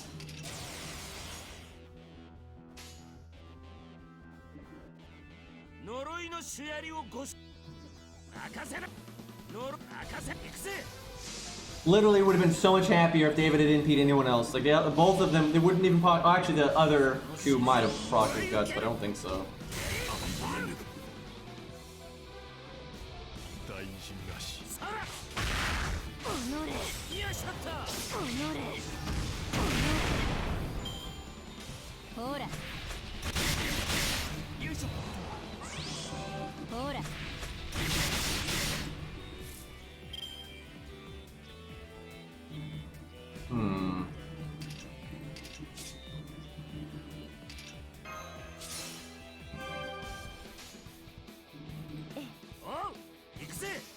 I tell you, when you're wanting to carry a really weak account, a lot of times it's better to just not bring other units because they just die constantly and shuffle the deck and you get terrible hands over and over again.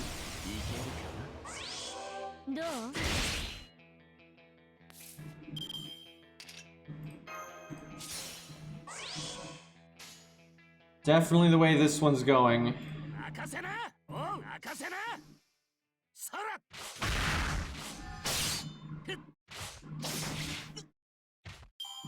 More MP game though.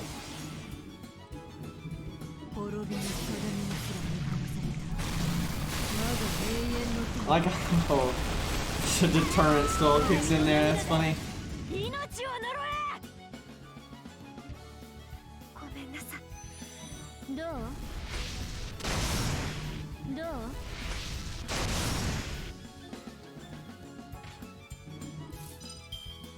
赤いトゲは茨のごとく。んじゃあまあ、ぶちかますかね。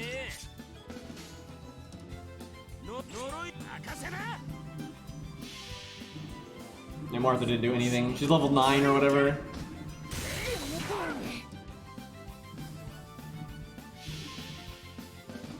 その心臓をもらい受ける。やめてよね。おのれ。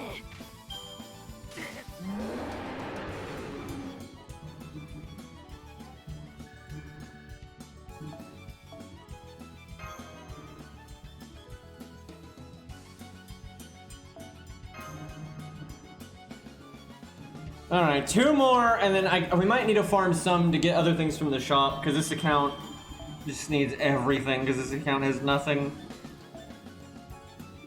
ちょいと見せ物巡りに。ん？なぜ？ Yeah, it sucks. I'm kind of behind on farming because, like I said, because my internet's been so fucked. I haven't played this account like at all for almost a week, like I don't know, 4 days or whatever. So it's really behind. And I didn't want to like. It really sucks because like it's really annoying with this account because you know I don't have that many apples yet, and you only have like that slight window of when you know you can basically keep playing forever from the level ups and stuff. I don't want to use all my free level ups off stream, right? So like I'm basically I don't do anything and then I can't stream, so.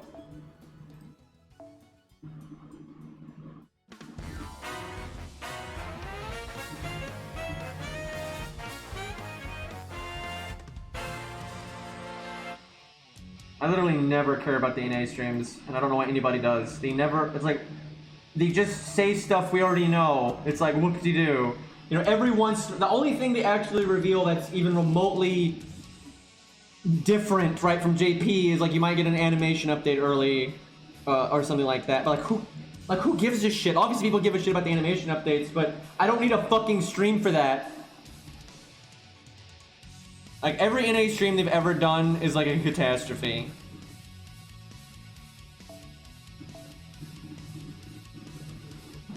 And it's just, I find it silly, and this isn't unique to FGO. This is, like, true for a lot of just games that are being localized, right? Like Vandictus and things like that from back in the day. Like, lots of games that are being localized.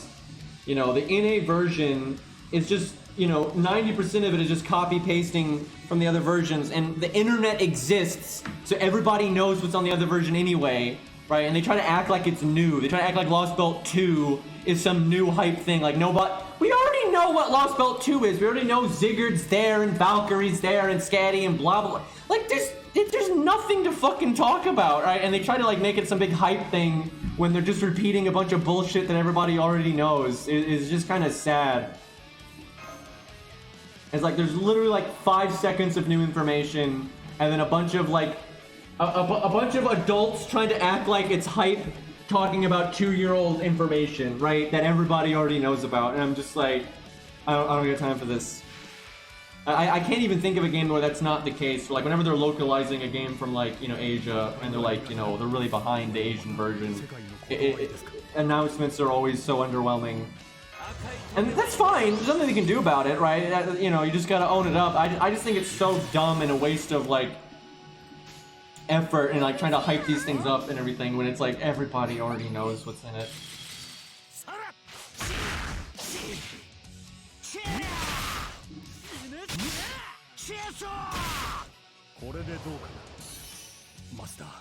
I mean, everybody already knows Scatty doesn't release with the Lost Belt. Everybody knows that. There's only like 2 guys that don't know that.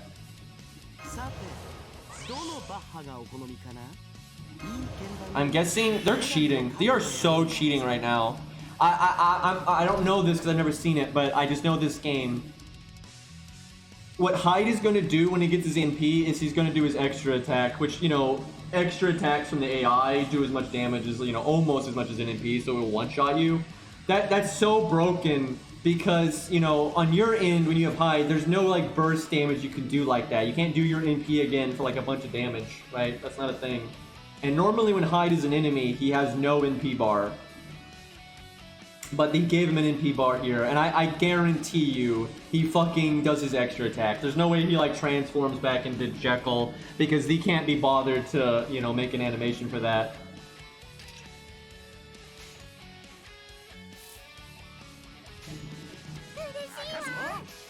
But he's just gonna do his extra attack, and he'll do, you know, massive damage with it, so it's basically like an NP, which, you know, good for him, but our Hyde doesn't get that.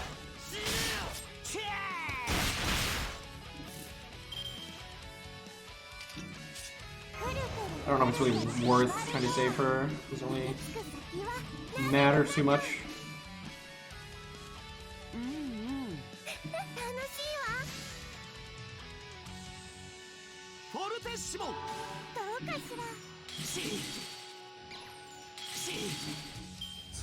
And like, okay, some people really are hyped for like animation updates for different characters and stuff. You know, they saw like Lu Bu's, like, oh my god, Lu Bu's my favorite, I can't wait for NA to get that. And so if NA gets it way early, which they did, that makes them really happy, and that makes sense to me, right?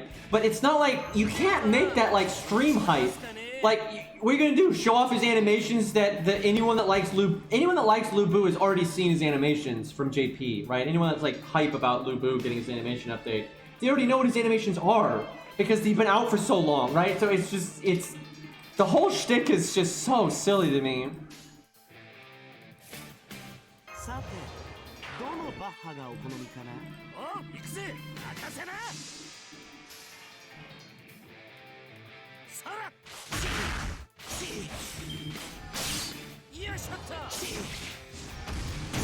Oh wow, we killed him by 2k.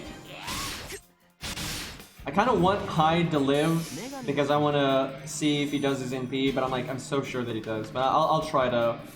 I won't NP him here. We'll stall a bit. We'll give him the good book.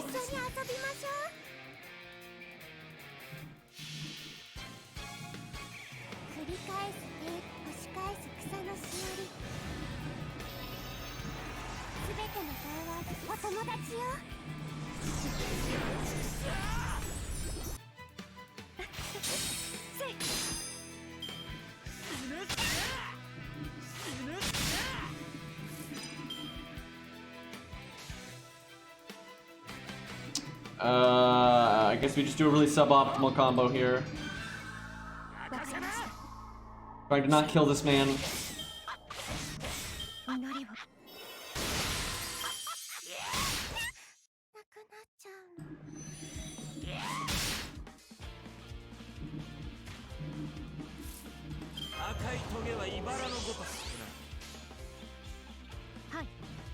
Man, if the deck had shuffled, which I mean it did, but if the deck had shuffled and I'd gotten all 5 coup cards, we might have killed him.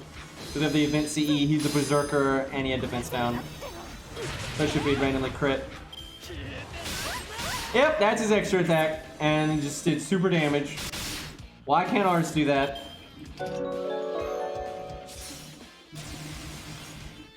Martha was here, and now she's gone. Thank you for the resub, man. Yeah, we got Martha today. I'm gonna level her, just haven't done it yet.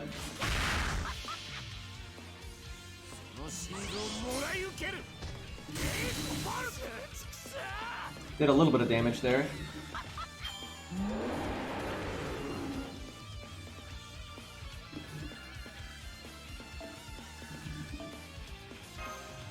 I think Hyde might have died, guys. I think that might have killed him.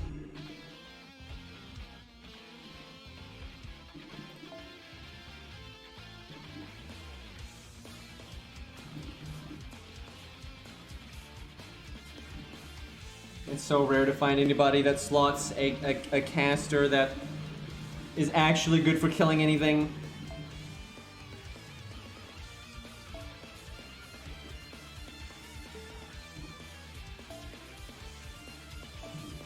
Just in case.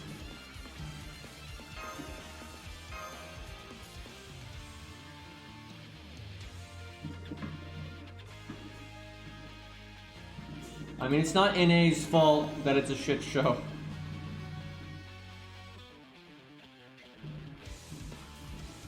Really, it's JP's fault that NA is a shit show because NA doesn't deal with NA. That's the thing. The NA team almost has nothing to do with NA. All they do is localize the text. They don't do any of the coding, planning, scheduling, any of that. There's bugs, they have to send it to JP and have them fix it. It's all JP. JP handles NA, and JP's too busy with JP, so they don't really give a fuck about NA.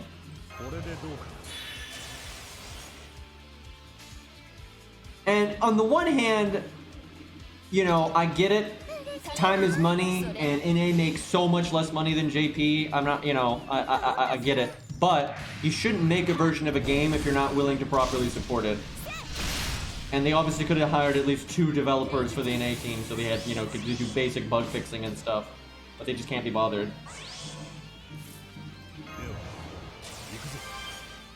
That's on Aniplex, though.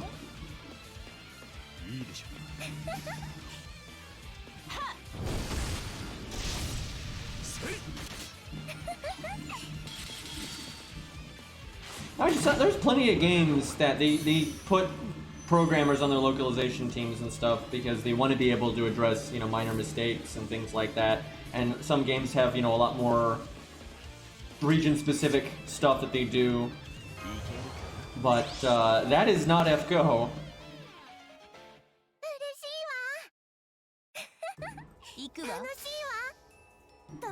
A lot of Eastern games are like this. It's actually very common for them to handle localizations like this, like for MMOs and phone games and stuff.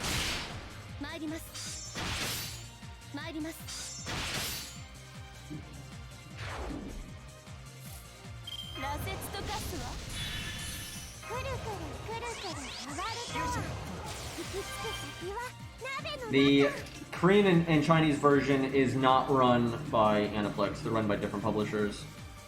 So they actually do have programmers and stuff on staff.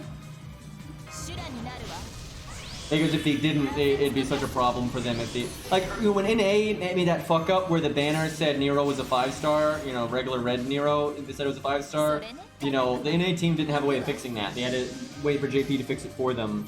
The Korean and Chinese versions can't do that, you know, because the Japanese devs don't run their versions. So if something goes wrong like that, they have to be able to fix it themselves. They're still in partnership with Aniplex, right? They're still being licensed. They're licensing the game to them and everything. And so JP still has to send them, like, you know, the patches and stuff, because they're not sitting there making the servants themselves and all that stuff. They're not making the boss fights themselves. But the way it's implemented and when they implement it and all that stuff, it's completely up to them. And if there's, like, you know, any bugs or whatever, it's up to them to fix it.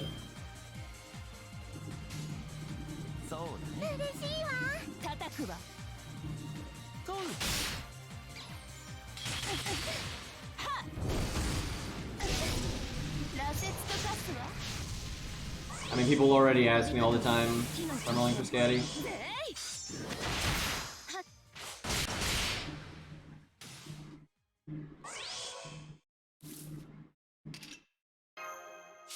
Also, nice NP damage, nerd, by the way.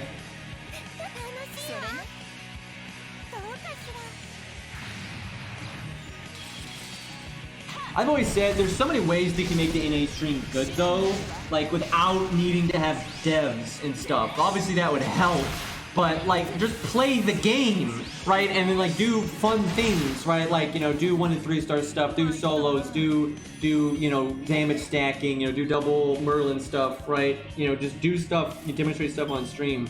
The problem is none of them actually play the fucking game, so they wouldn't know how to make like good content that way. That's like the whole problem.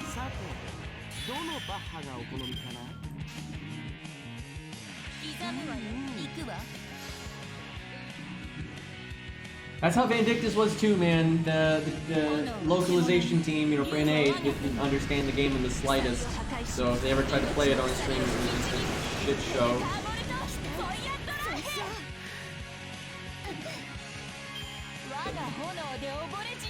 Dude, I tell you, if I was... You know, let's say I hated Vandictus, although I don't really like modern Vandictus, but let's say old school Vandictus way back in the game. Let's say I hated it, even though I liked it, but let's say I hated it. But if I was hired to be a CM or a translator or whatever for the game, I would actually play the game. There's no world where if I was working, you know, in a professional capacity for any kind of game in any way, that I don't actually play the game enough to at least understand it.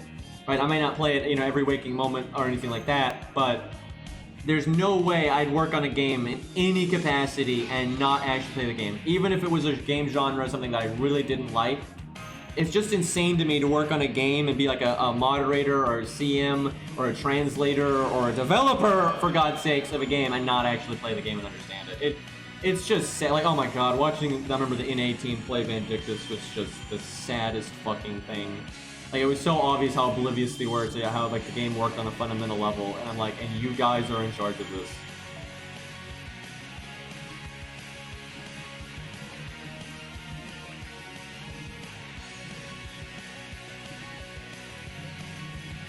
I know JP has played the game some, and then NA tried to play it once, and then Aniplex didn't let them, which is insane. But I think a big part of why Aniplex did that is because they knew they just, you know, they'd make the game look bad because they're playing so bad or something. I guess that's their mindset.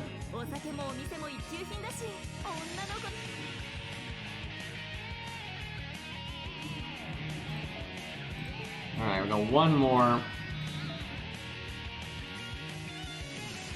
Do I need to do? I might have to beat these two stages. I'm not sure. I saw it says I have one more VIP one to go.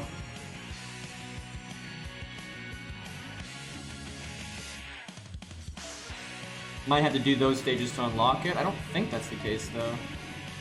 Yeah, I don't. I'll do that just because I don't see what else I could do, and I want the mana prisms and all that anyway.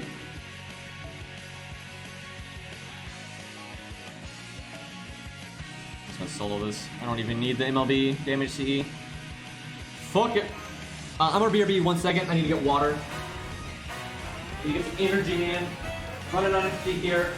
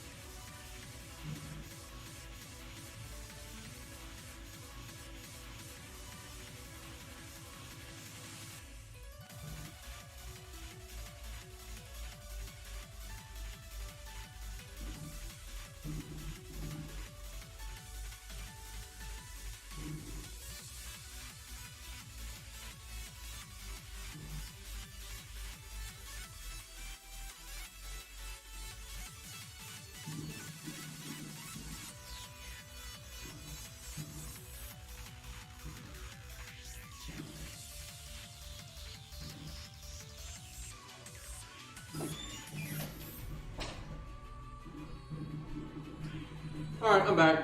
But yeah, I completely blame JP for NA's problems because everything they've said just reeks of like red tape from the JP side of things. Like when they tried to stream, you know, the normal game, Aniplex is the one that shut that down. You know, there's a lot of examples of that kind of stuff. Wow, that's a lot of health. What the fuck?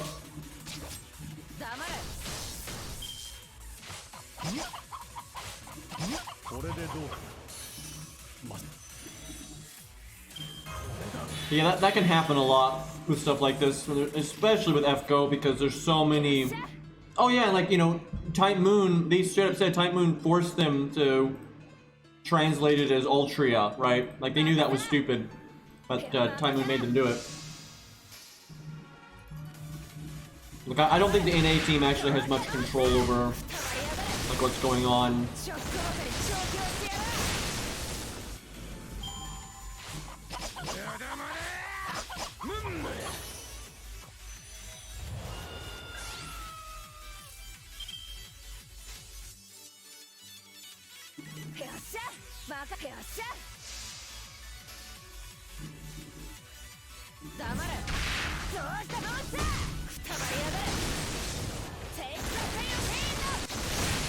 Actually, a lot of the memes really isn't the NA team doing that. I think a lot of people underestimate how memey the JP script is sometimes. Like, obviously they don't a lot of times translate it one-to-one because it just doesn't work if you translate it one-to-one, because welcome to language. But like Antoinette is trying to use like more modern, you know, hip speak and stuff in the Japanese version as well. Not in the same way that she is in NA, but that's because it just doesn't work that way. Like there's a lot of stuff like that where the JP version is basically a meme too, and they just, you know, it's pick your poison in the way they translate it. Do I use my third skill here? I don't think so. I use my second skill. I'll just fuck up this dragon with good old-fashioned crits here.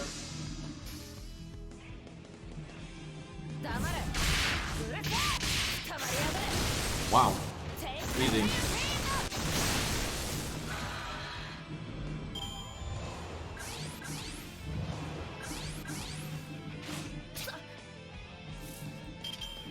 There definitely have been a few instances, though, of NA kind of really changing stuff, but I mean, you kind of have to sometimes, because some things, like I said, just don't translate one-to-one. And so you kind of, stuff like that. Hey, Phantom, thank you for the resub, dude, for 14 months. Appreciate it, everybody. But sometimes there are things that, like, the context, there's just no way to translate it properly, right? There's just no way to have the exact same context. So you have to do something creative, right? And when you have to do something creative, that's like a liberty, you know, creative liberty or whatever, somebody's not gonna like it, right? There's nothing you can do about that. So I don't get on NA's case much when it comes to that stuff.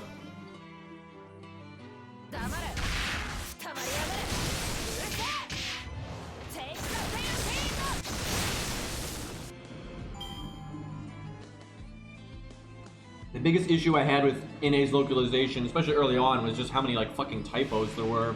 They're a lot better about that now, but oh my god.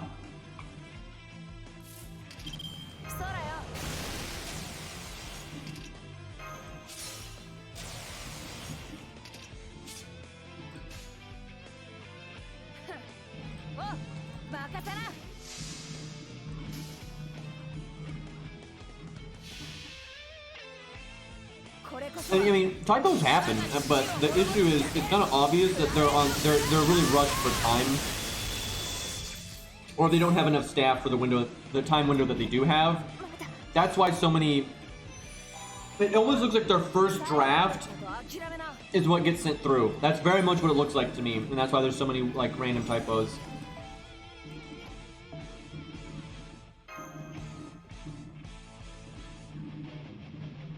Because I think that the window between when JP sends them the stuff and then when it has to be out, I don't think is all that big. That's what it looks like to me. Either that or they're just really bad at translating, I guess. But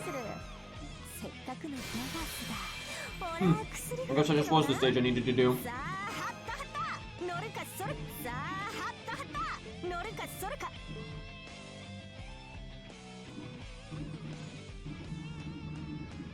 That's funny, that means this stage right here is completely optional and it's just there. But yeah, you can't do the challenge quest. I thought you could at least see it and then it'd be like, lol, no, you can't do it, but you can't even see the damn thing.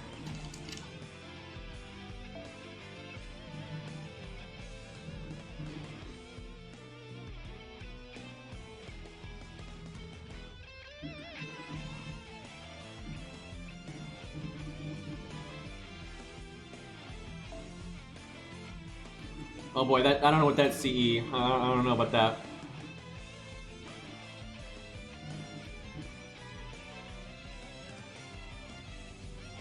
If I beat this stage though, I'm fucking done, and then I just have to do like generic farming.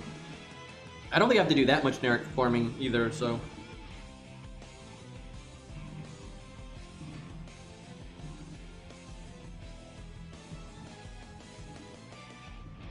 I'll bust out my very unimpressive plot monk But I like never used her, so her skill ranks are... They're bad. Her skill ranks are really bad.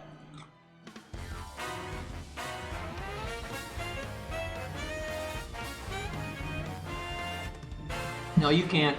You can't do the challenge quest. You have to do Solomon. I don't even remember the last time you didn't need Solomon to do a challenge quest. I think they've made. I don't know. Maybe they made a few for some of the, like, the really newbie friendly events, but generally they're Solomon locked. Oh, this stage. Fuck.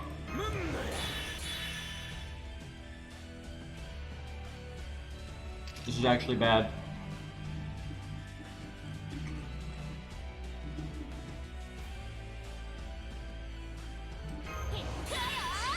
I'm doing this now because I don't think I'm going to need the MP damage up.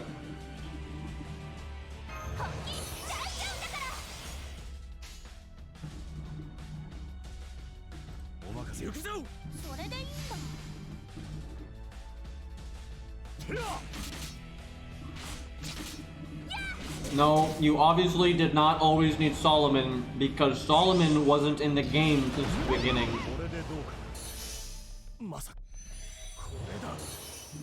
Like, rather obviously.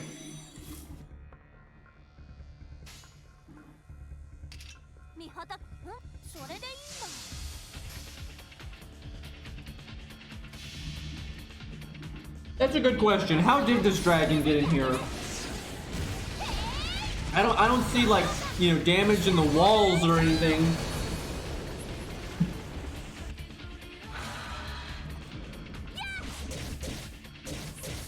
Challenge quests have been in the game since before Solomon. Obviously, they've been in different forms throughout the game's life, but...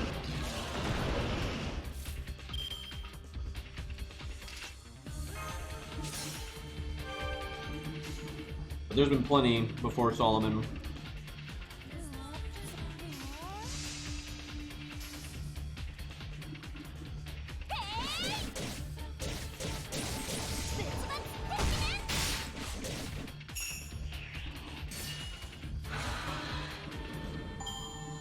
I don't remember what the Edmund event took.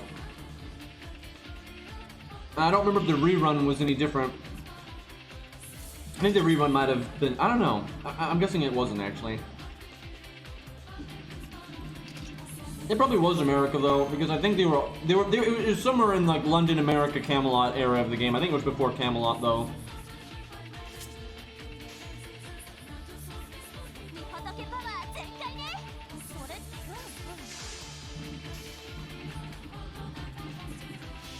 Needed London? That sounds right. Yeah, it might have been before America. I don't remember.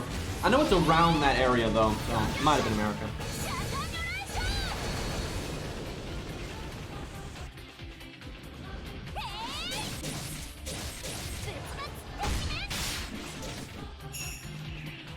That was such a whack event.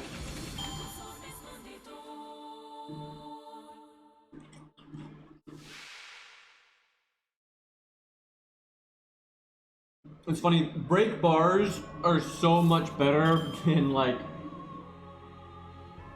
the constant wave switching thing. Because, like, the wave switching thing, you can, like, cheese so hard because you can skip the enemy turn, and so you get a free turn after cooldown. So if you break someone's health bar, they still go that turn, right? You breaking their health bar doesn't mean you skip them.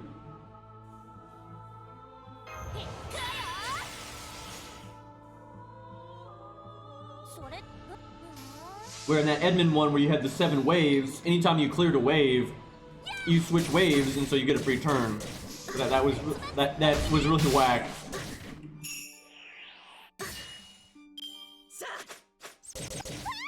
I think health bar is one of the best things you've done for this game. Because it can make the game harder if you want it to, but they don't have to use it that way. And then it's a really, you know, good way to, like, add mechanics. You know, oh, when you break the health bar, this happens. When you break this next health bar, then this happens. And then again, you have that. You don't have the wonkiness of switching waves and stuff. Because I remember, like, Mordred. One of the Mordred fights in Camelot was like proto health bar. You fought, like, it was a 2-wave stage or whatever. And after the first wave, you know, Mordred would do the retreat animation, and then you go to the second wave, and it was Mordred again. That was basically a health bar, right? Except you get that free turn and all that stuff, so it's just kind of weird. But that was definitely them kind of messing around with that kind of idea.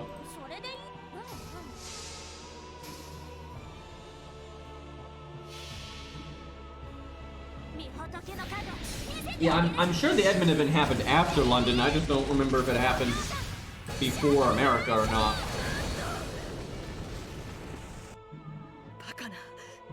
Yeah, her animation is so long, it really fools you. You're like, oh my god, that's not enough damage, and then you do so much damage at the end of her extra.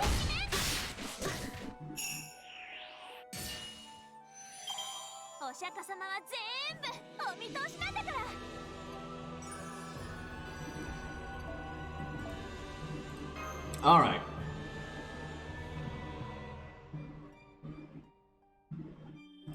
Yeah, I'll wrap up soon, because stream's still having some problems. I do apologize. This has not been the best stream ever, but I really wanted to stream at least some and kind of catch everybody up with what the hell is going on.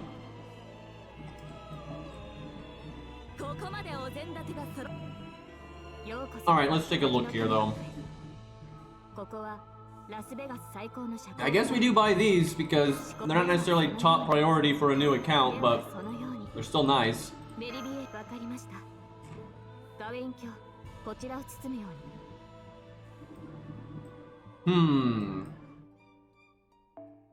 Yeah, I'm buying all of these. We're gonna have to level a lot of casters. There's just no way around it.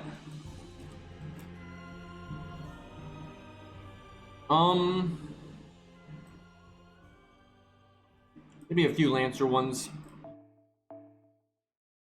Actually, we'll buy as many as we can. Because, yeah, we got Enkidu and Ku. And Theon. Yeah, okay.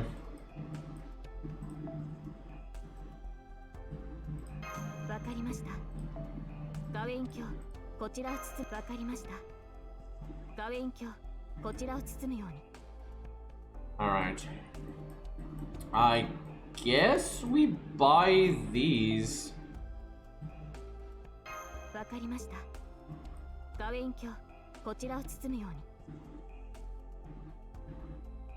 Alright, well, this account did pretty well. Oh, I still gotta get this thing. Okay, so we have a little bit of farming to do. Gotta get that. I don't know if I probably won't buy this. There's no reason to. It's not a good CE outside of the event. So, I don't think I'll bother. Unless I just happen to have the mats laying around, then I will, but... Alright, before we wrap up, let's do an FP summon here. Do a little bit of account management.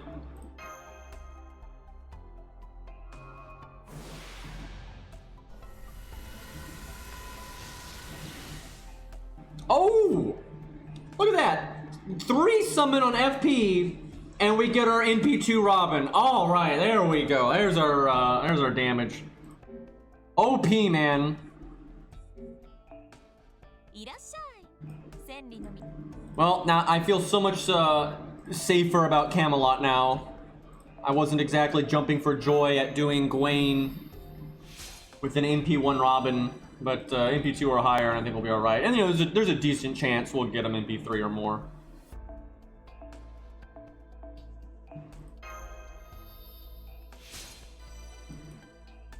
Well, chat, I'll do a bit of like leveling and stuff.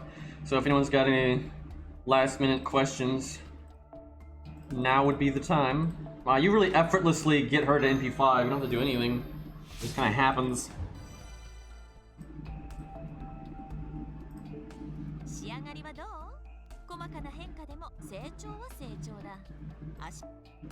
Oh yeah, that's right. You didn't exactly know who Nightingale was. They kind of led into all that. Yeah, the Edmund event really was kind of part of the main story in a lot of ways, and they said that's why they put it in the Rare Prism shop.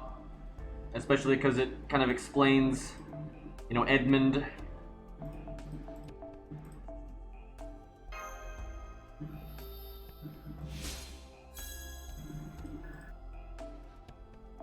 What do we level next? How many bronze cards do I have on me? Use those to get the riffraff up.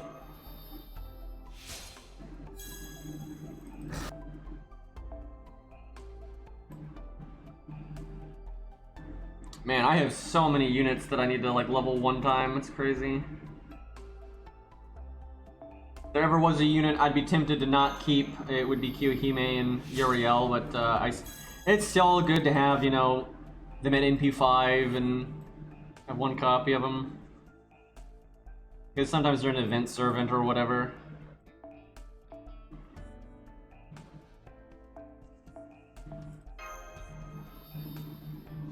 And Nightingale is like a really big part of the admin event.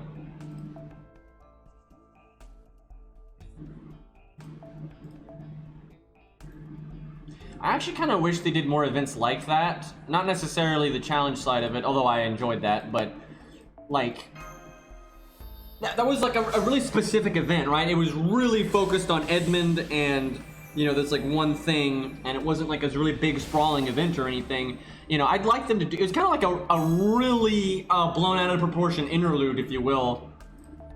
I kind of like that, it's kind of nice. I've always said I wish they would do things like, hey, let's do an event that's like really focused on like Robin Hood stuff, right? So like Robin Hood's a really big part of it, and you're like set in Nottingham or something like that, you know?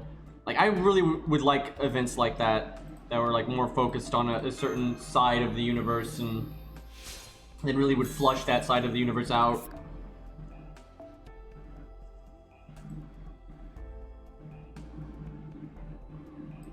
And it's like they spend so much time designing all these characters that aren't really that important, and a lot of times end up just being like glorified waifus that end up not being in the story ever, and then they're just rated up and gone, and that's that. It's like, why not put some of this time into designing things? Because I feel like why they don't do what I just described is some of it is like, well, we don't want to have to design the Sheriff of Nottingham and Little John and King Richard and all. We don't want to do all this all at once, right? But they could, right? They just, you know, they don't bother.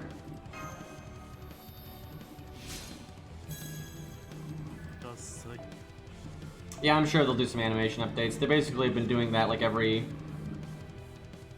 major event or patch.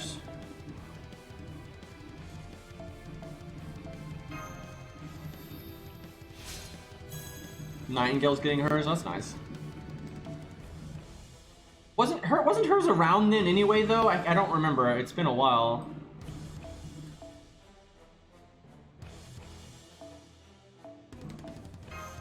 Trying to think if, in terms of a practical unit, is there any reason to level Saber Lily? She's not bad, but I don't think she's that great either. Good for farming, but farming is not really a concern. Hey, Vol. Thank you for the resub. 16 months.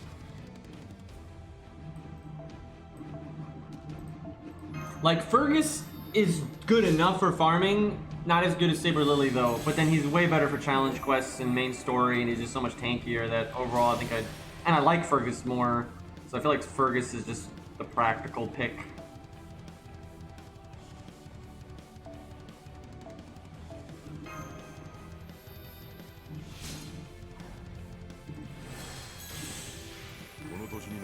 Yeah, I like the events that don't have huge time commitments and you can kind of just have fun.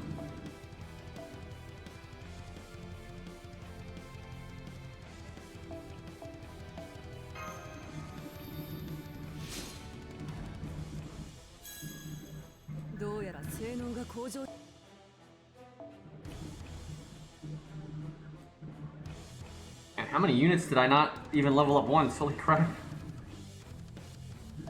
I feel like we have almost the entire default set now. I think we're probably missing like a random 3-star I'm not thinking of. But we just got Baldy and Romulus. And then I know we're missing Chen. There probably is a random silver that I'm just not thinking of, but I think we have most of the silvers.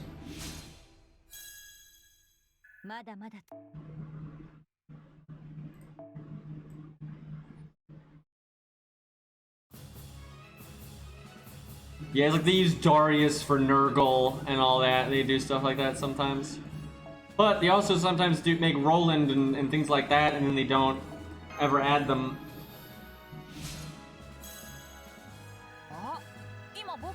成長した？ That Rue Jade is amazing. I don't understand why it exists, but I like it because it's basically Rue 4 but green.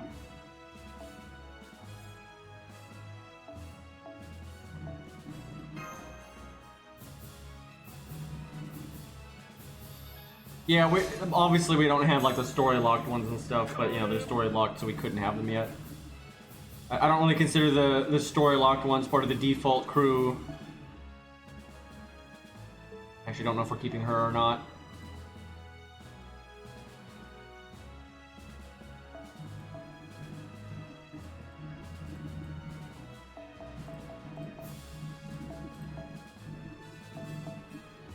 Your boy hands.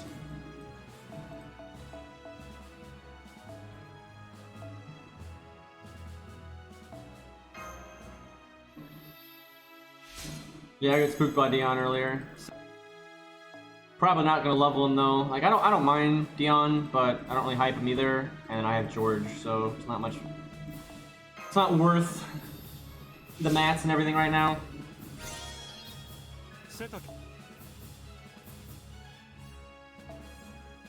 Well, spook kind of means, I think at this point, I get what you're saying, Rex, but it's kind of like you got them and they weren't rated up. It's true, the story has no rate up, but it's not like I had like a good chance of getting them or anything. But yeah, there's no rate up in story.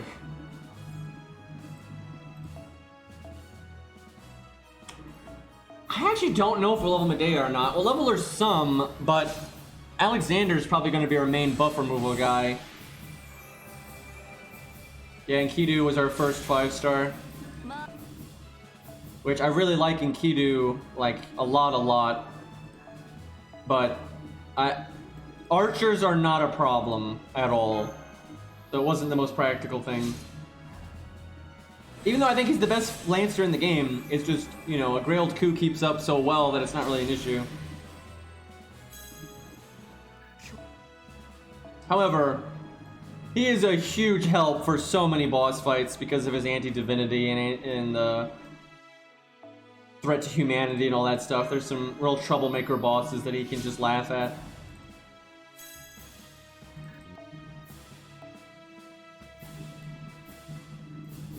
Oh yeah, we have Martha too. I was thinking of Martha more on the other end where she removes her debuffs, but yeah, she has buff removal as well. It's not as good though in a lot of ways, but it's still really nice. I mean, Martha's just such a freaking good unit, dude. Especially because they buffed her so much. As an AoE writer, she's still pretty solid, right? Not necessarily the best in the game by any means, but she has a nice bit of burst AoE damage, like absolutely. And then just so much utility. Okay, we're actually almost done here. Get all these bastards up. It's nice when you get all the default ones leveled up, because then, you know, after a while, you're not going to be acquiring new servants much, and so when you do need to do this, you only have to do like one at a time, you know, every once in a while, and it's not a big deal. Oh god, did I level the George that I was trying to keep at level 1? I think I may have... Oh, fuck. Autopilot, no! Okay, no, it's fine. It's because he's on the team. It's fine. I've done that before, actually.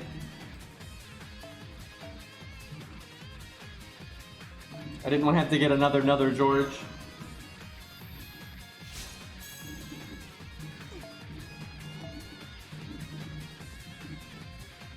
It's nice that NA is finally getting the engine update, though. Although, I say finally, I mean, they're still getting it so much sooner than JP did.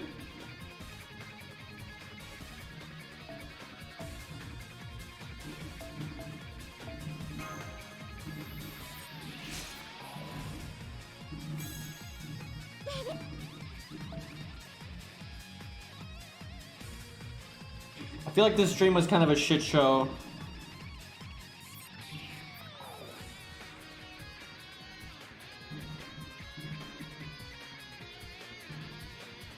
Okay, I think that's everything. So what are we going to actually level now? This is so much nicer though when you get it set up like that.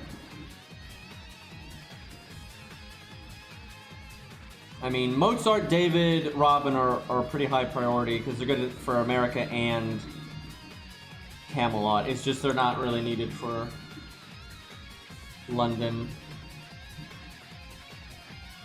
We shall see. そろそろクエストに戻る？よろしい。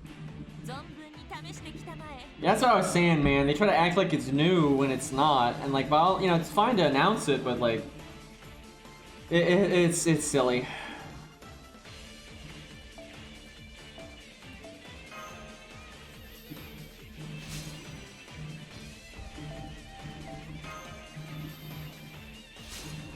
Well, we got a few gold gems from the event. Not enough to do much with, though.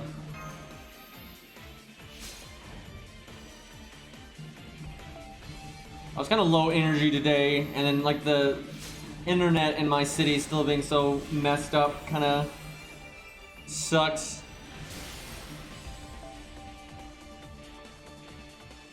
Okay, I really need to get 2 more seeds then, because we can at least get 1 turn off the cooldown, which, you know, that's a good start. Okay, CEs. This is a mess right now.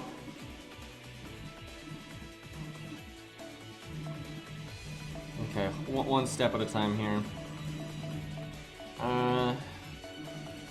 Yeah, what 5-star? I don't even have that many of these. Dude, I got some nice ones though. Like we're obviously missing some of the truly strong ones, but like Origin Bullet and the Anti-Berserker one are pretty nice. They're niche, but they're so nice in their niche that just plenty of bosses and stuff that'll really help with.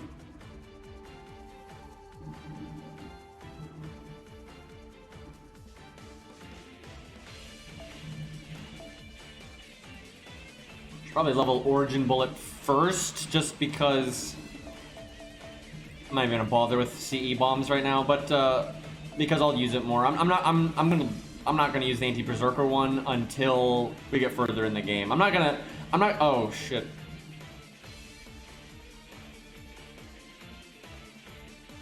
Huh, which one is it? Oh, it's that one. I'm not gonna fight Coulter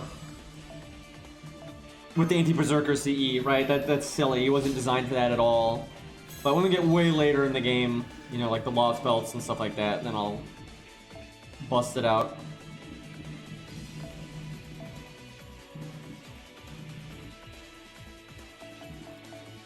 This one I actually care about, though. This one's good for so many reasons. Even if you don't want the anti-caster thing, sometimes the Pierce Invulnerability is what you need. There's obviously better Pierce Invulnerability CEs, but new account, don't necessarily have them.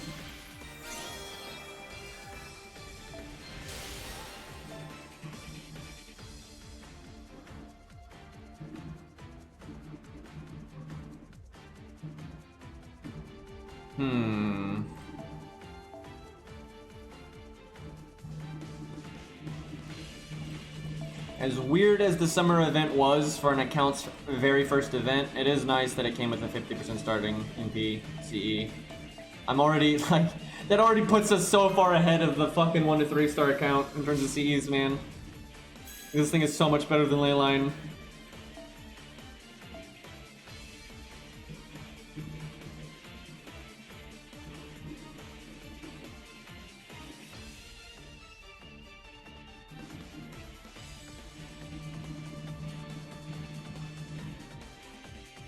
Okay.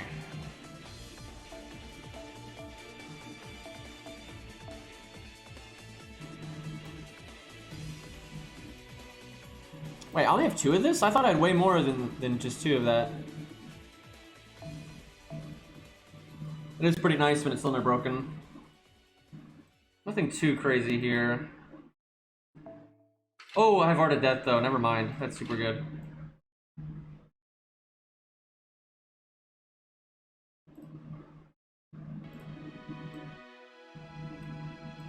I remember getting that now, but I kind of forgot. Do I have another one? I guess not. Let's see. Gonna want to keep that.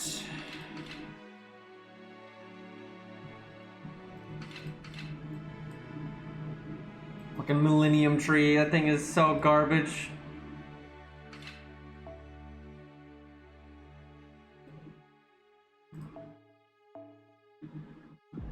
Okay, we got some nice stuff here, though.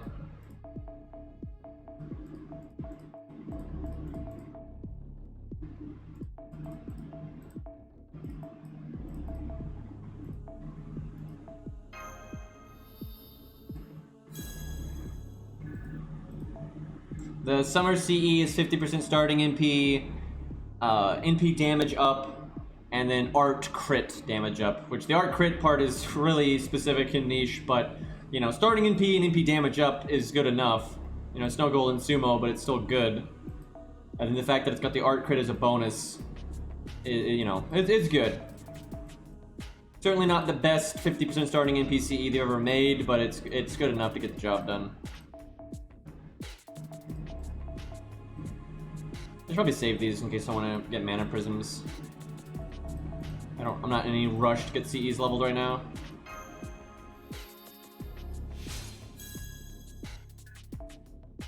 A Halloween Princess also is split stats, but you know, that's a super old CE, so it's always been kind of bad.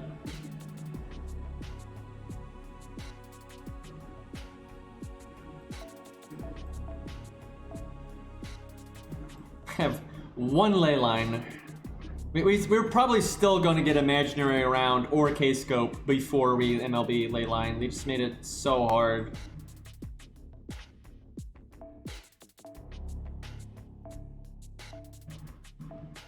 I really dislike that they took it out of the story, Gasha. I don't...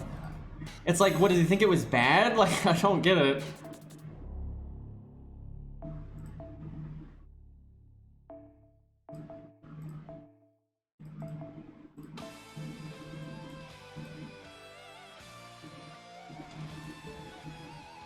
Yeah, I'm not... It takes... 3-star CEs take a while to get going, because you have to MLB them for them to be good. And it can take a minute to do that. It's kind of annoying. A lot of times by the time you MLB a 3-star CE, you've gotten a 4 or a 5-star equivalent of it. That happens all the time. Not always, so they're still worth working on. But like, it's very common before you MLB Leyline that you get Imaginary Element or something. You should still keep Leyline though, because you're eventually going to MLB it, and its team cost is so low, it can be practical, so you might as well hold on to at least one copy. It's nice that Arjuna gets his animation update so he's not behind Karna. His fucking song, you know. I'll have to play that game again soon. Of course I have 1 million copies of this thing.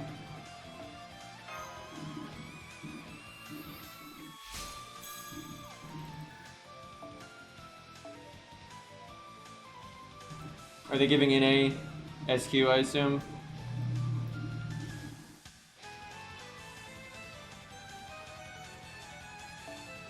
This CE is actually kind of good.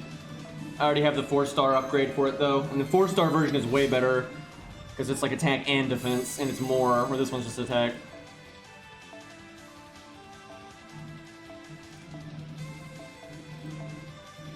Actually, maybe I don't have it. Yeah, no, I don't have it. Okay. Thought I did. I'm out of my mind. Alright. I think we're pretty caught up on inventory management now. Let's see, how can we make this better?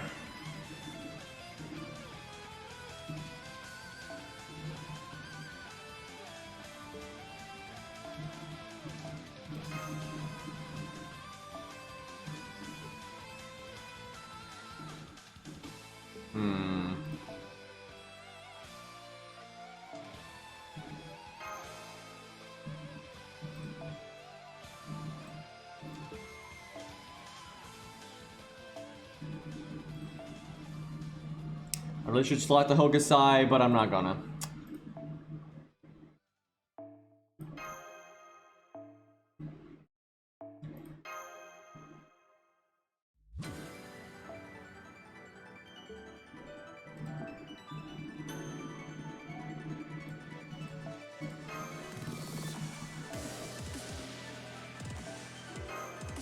I am tempted to try to farm and get another one of those, but I don't know. That doesn't seem like a good idea. I don't have apples to spare or anything yet.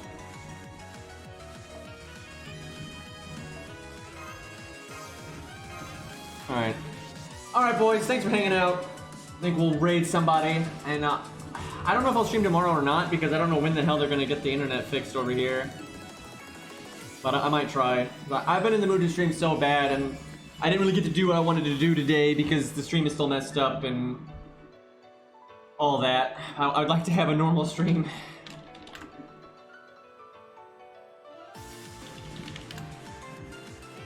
I do not want to stream London and have it be all laggy and stuff. Like, that would really suck. Let's raid, we'll raid Toho. I'm assuming he's probably watching their stream, I'm thinking.